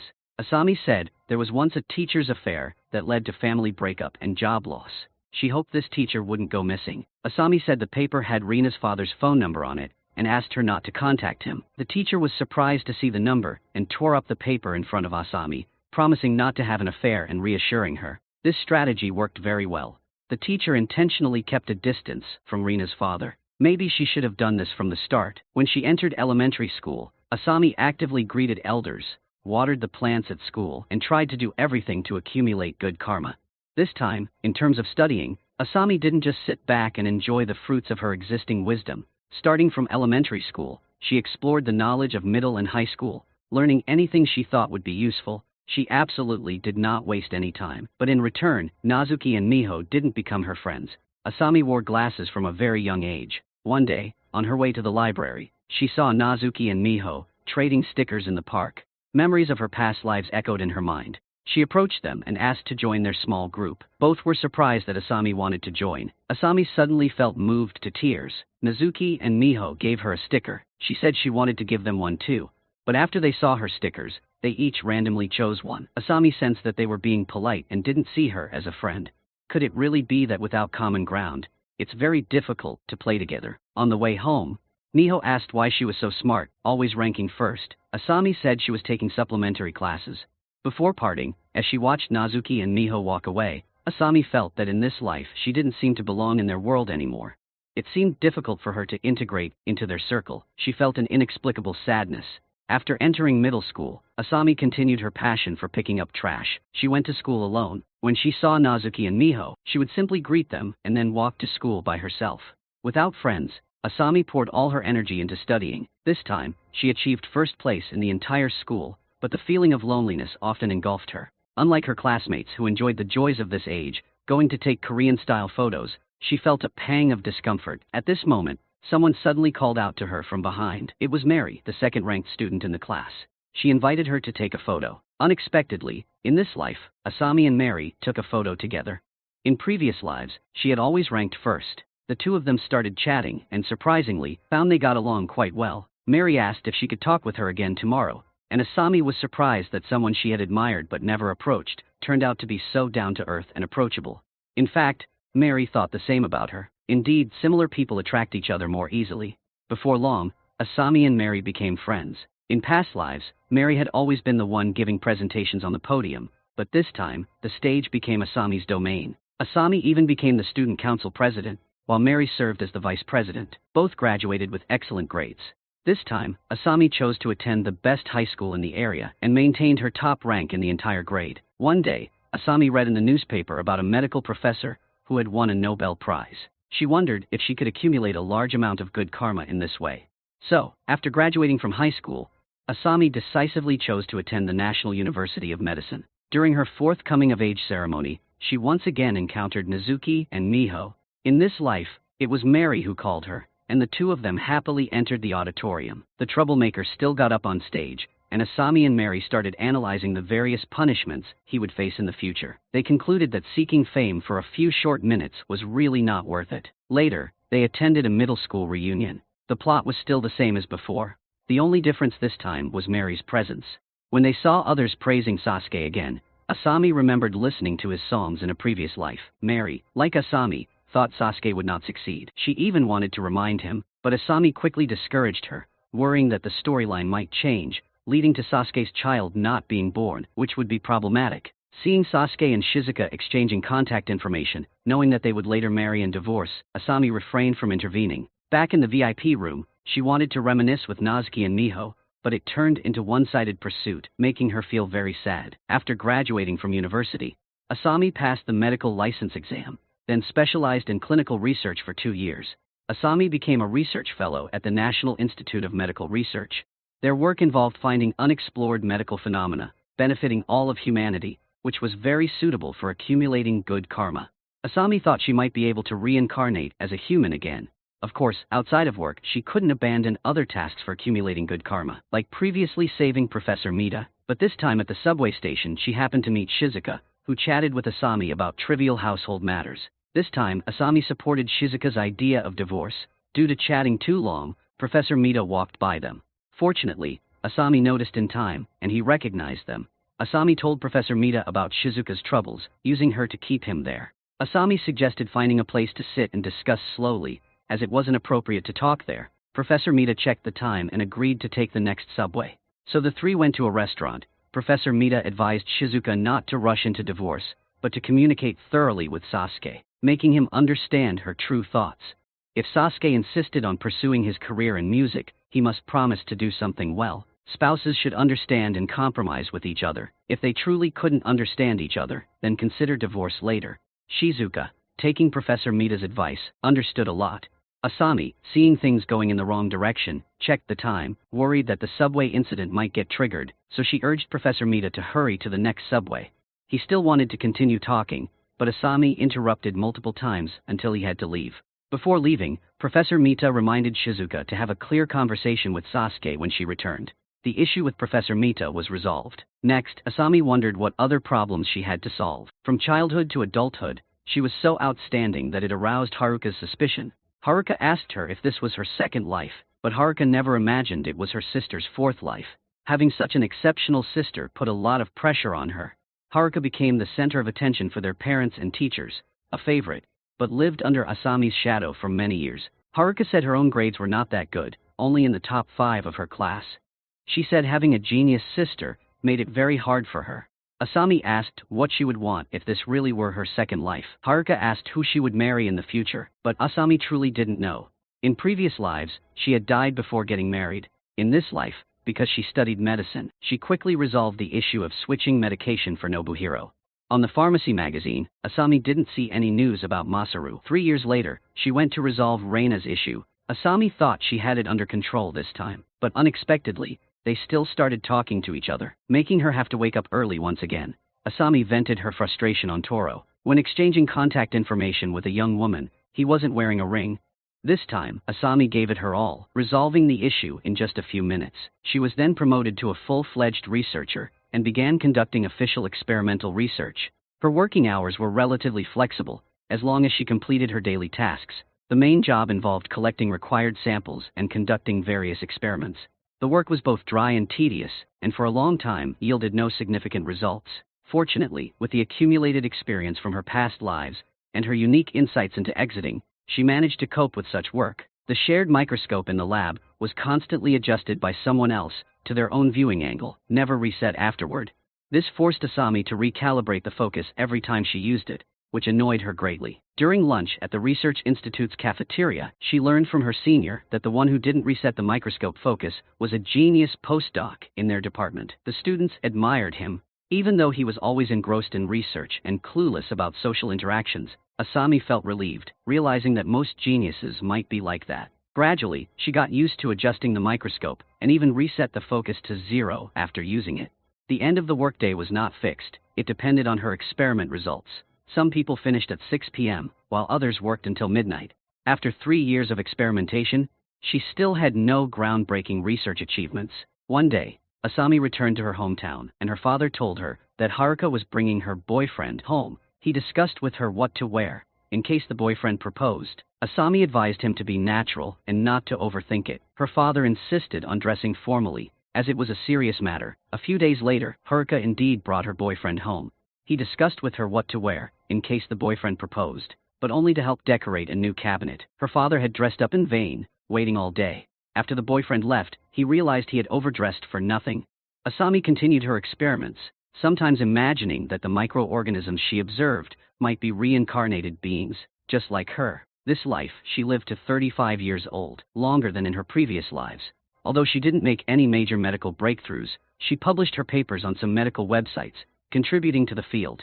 Finally, Haruka got married, to the same boyfriend she had brought home before. Watching her sister walk down the aisle, Asami recalled their childhood together, feeling warm and joyful. Seeing her sister's happiness, she felt happy too. In her hometown, Asami arranged to meet Mary for a meal. They hadn't seen each other in a long time, and had much to catch up on. Mary was now a flight attendant, undergoing strict annual health checks. Asami remarked she couldn't manage such a regimen. Just then, Nezuki and Miho passed by and spotted them.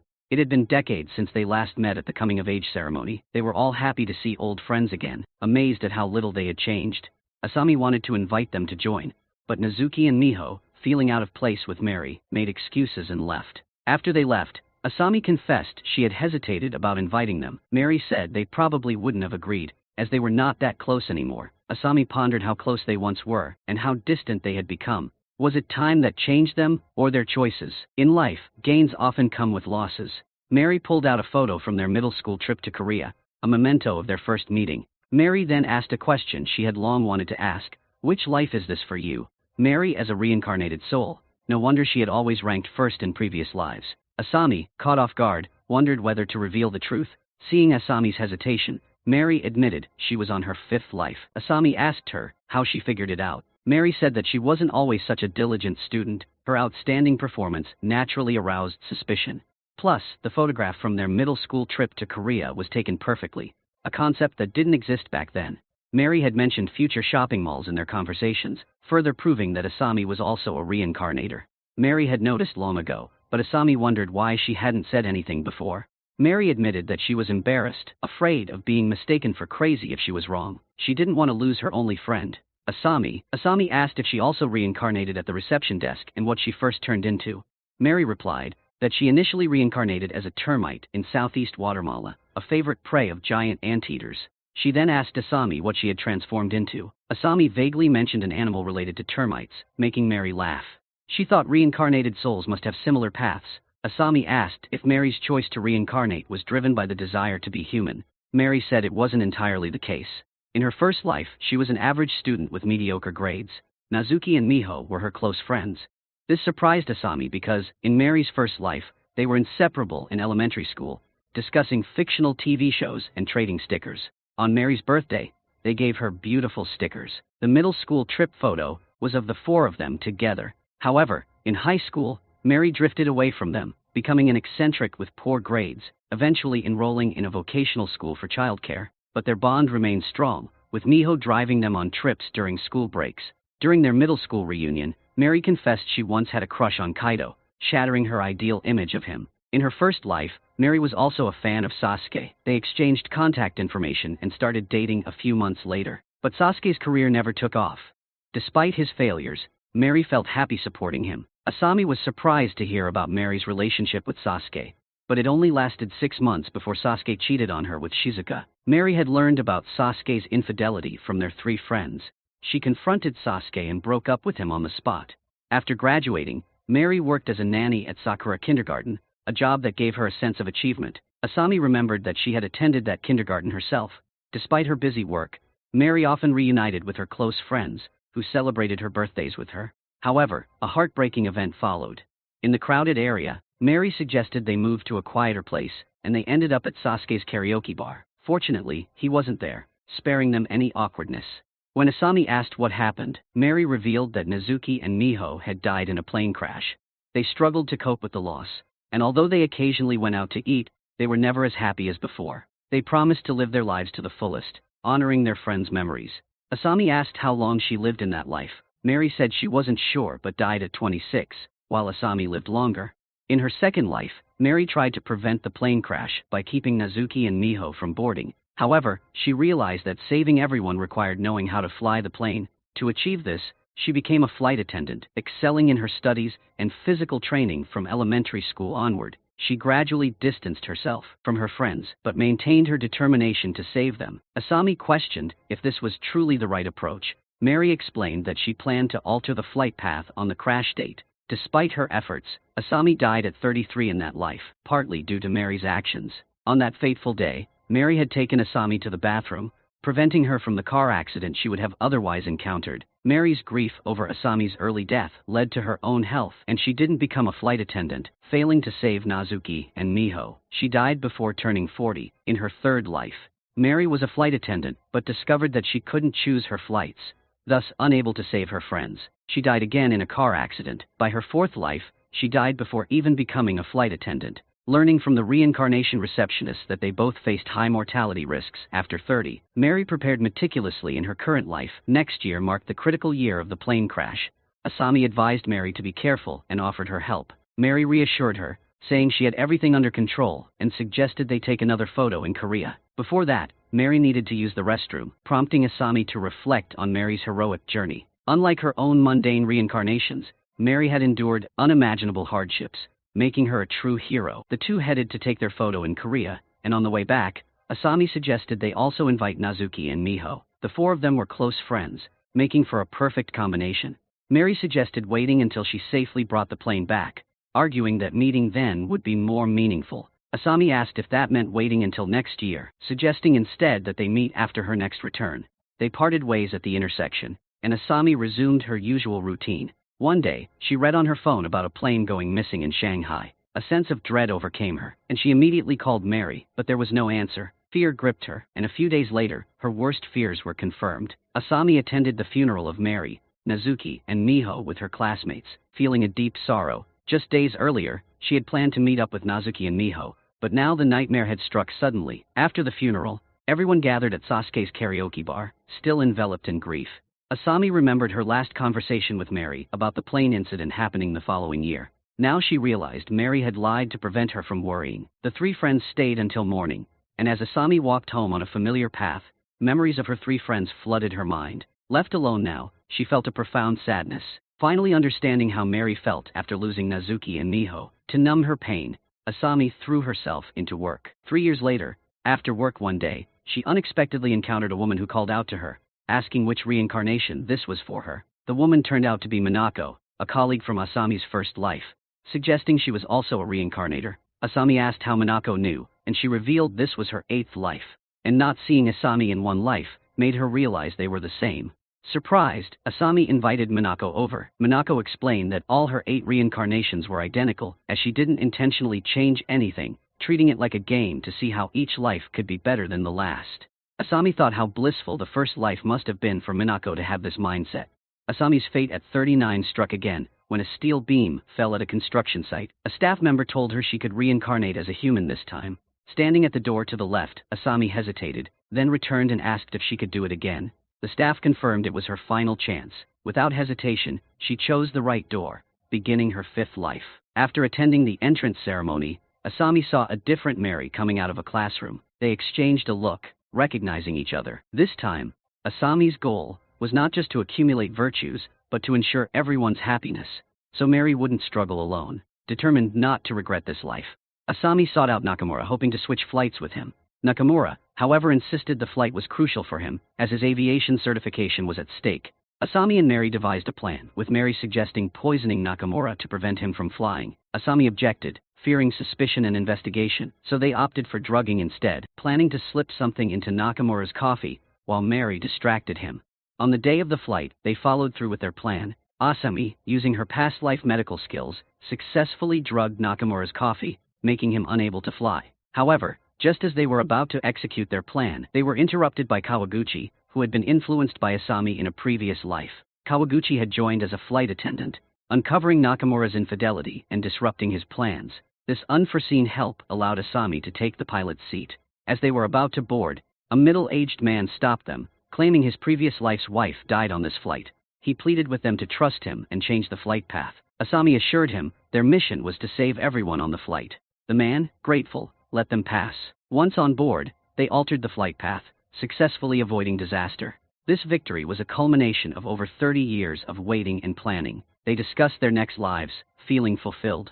In the end, the plane landed safely in Taipei, greeted by Nazuki and Miho, who had learned about their mission. The 4 friends reunited, sharing photos and memories, marking their happiest day in over 30 years. Mary and Asami left their astronaut careers behind, returning to simpler lives. Asami became a public servant, valuing her patience and connections with the community, while Mary returned to her nursery, fulfilling her early dreams. Their lives seemed to reset to their original paths, but now with deeper understanding and happiness. 58 years later, the 4 friends reminisced about their fulfilled lives, all having lived long and happy lives. The story ended on a note of profound friendship and contentment.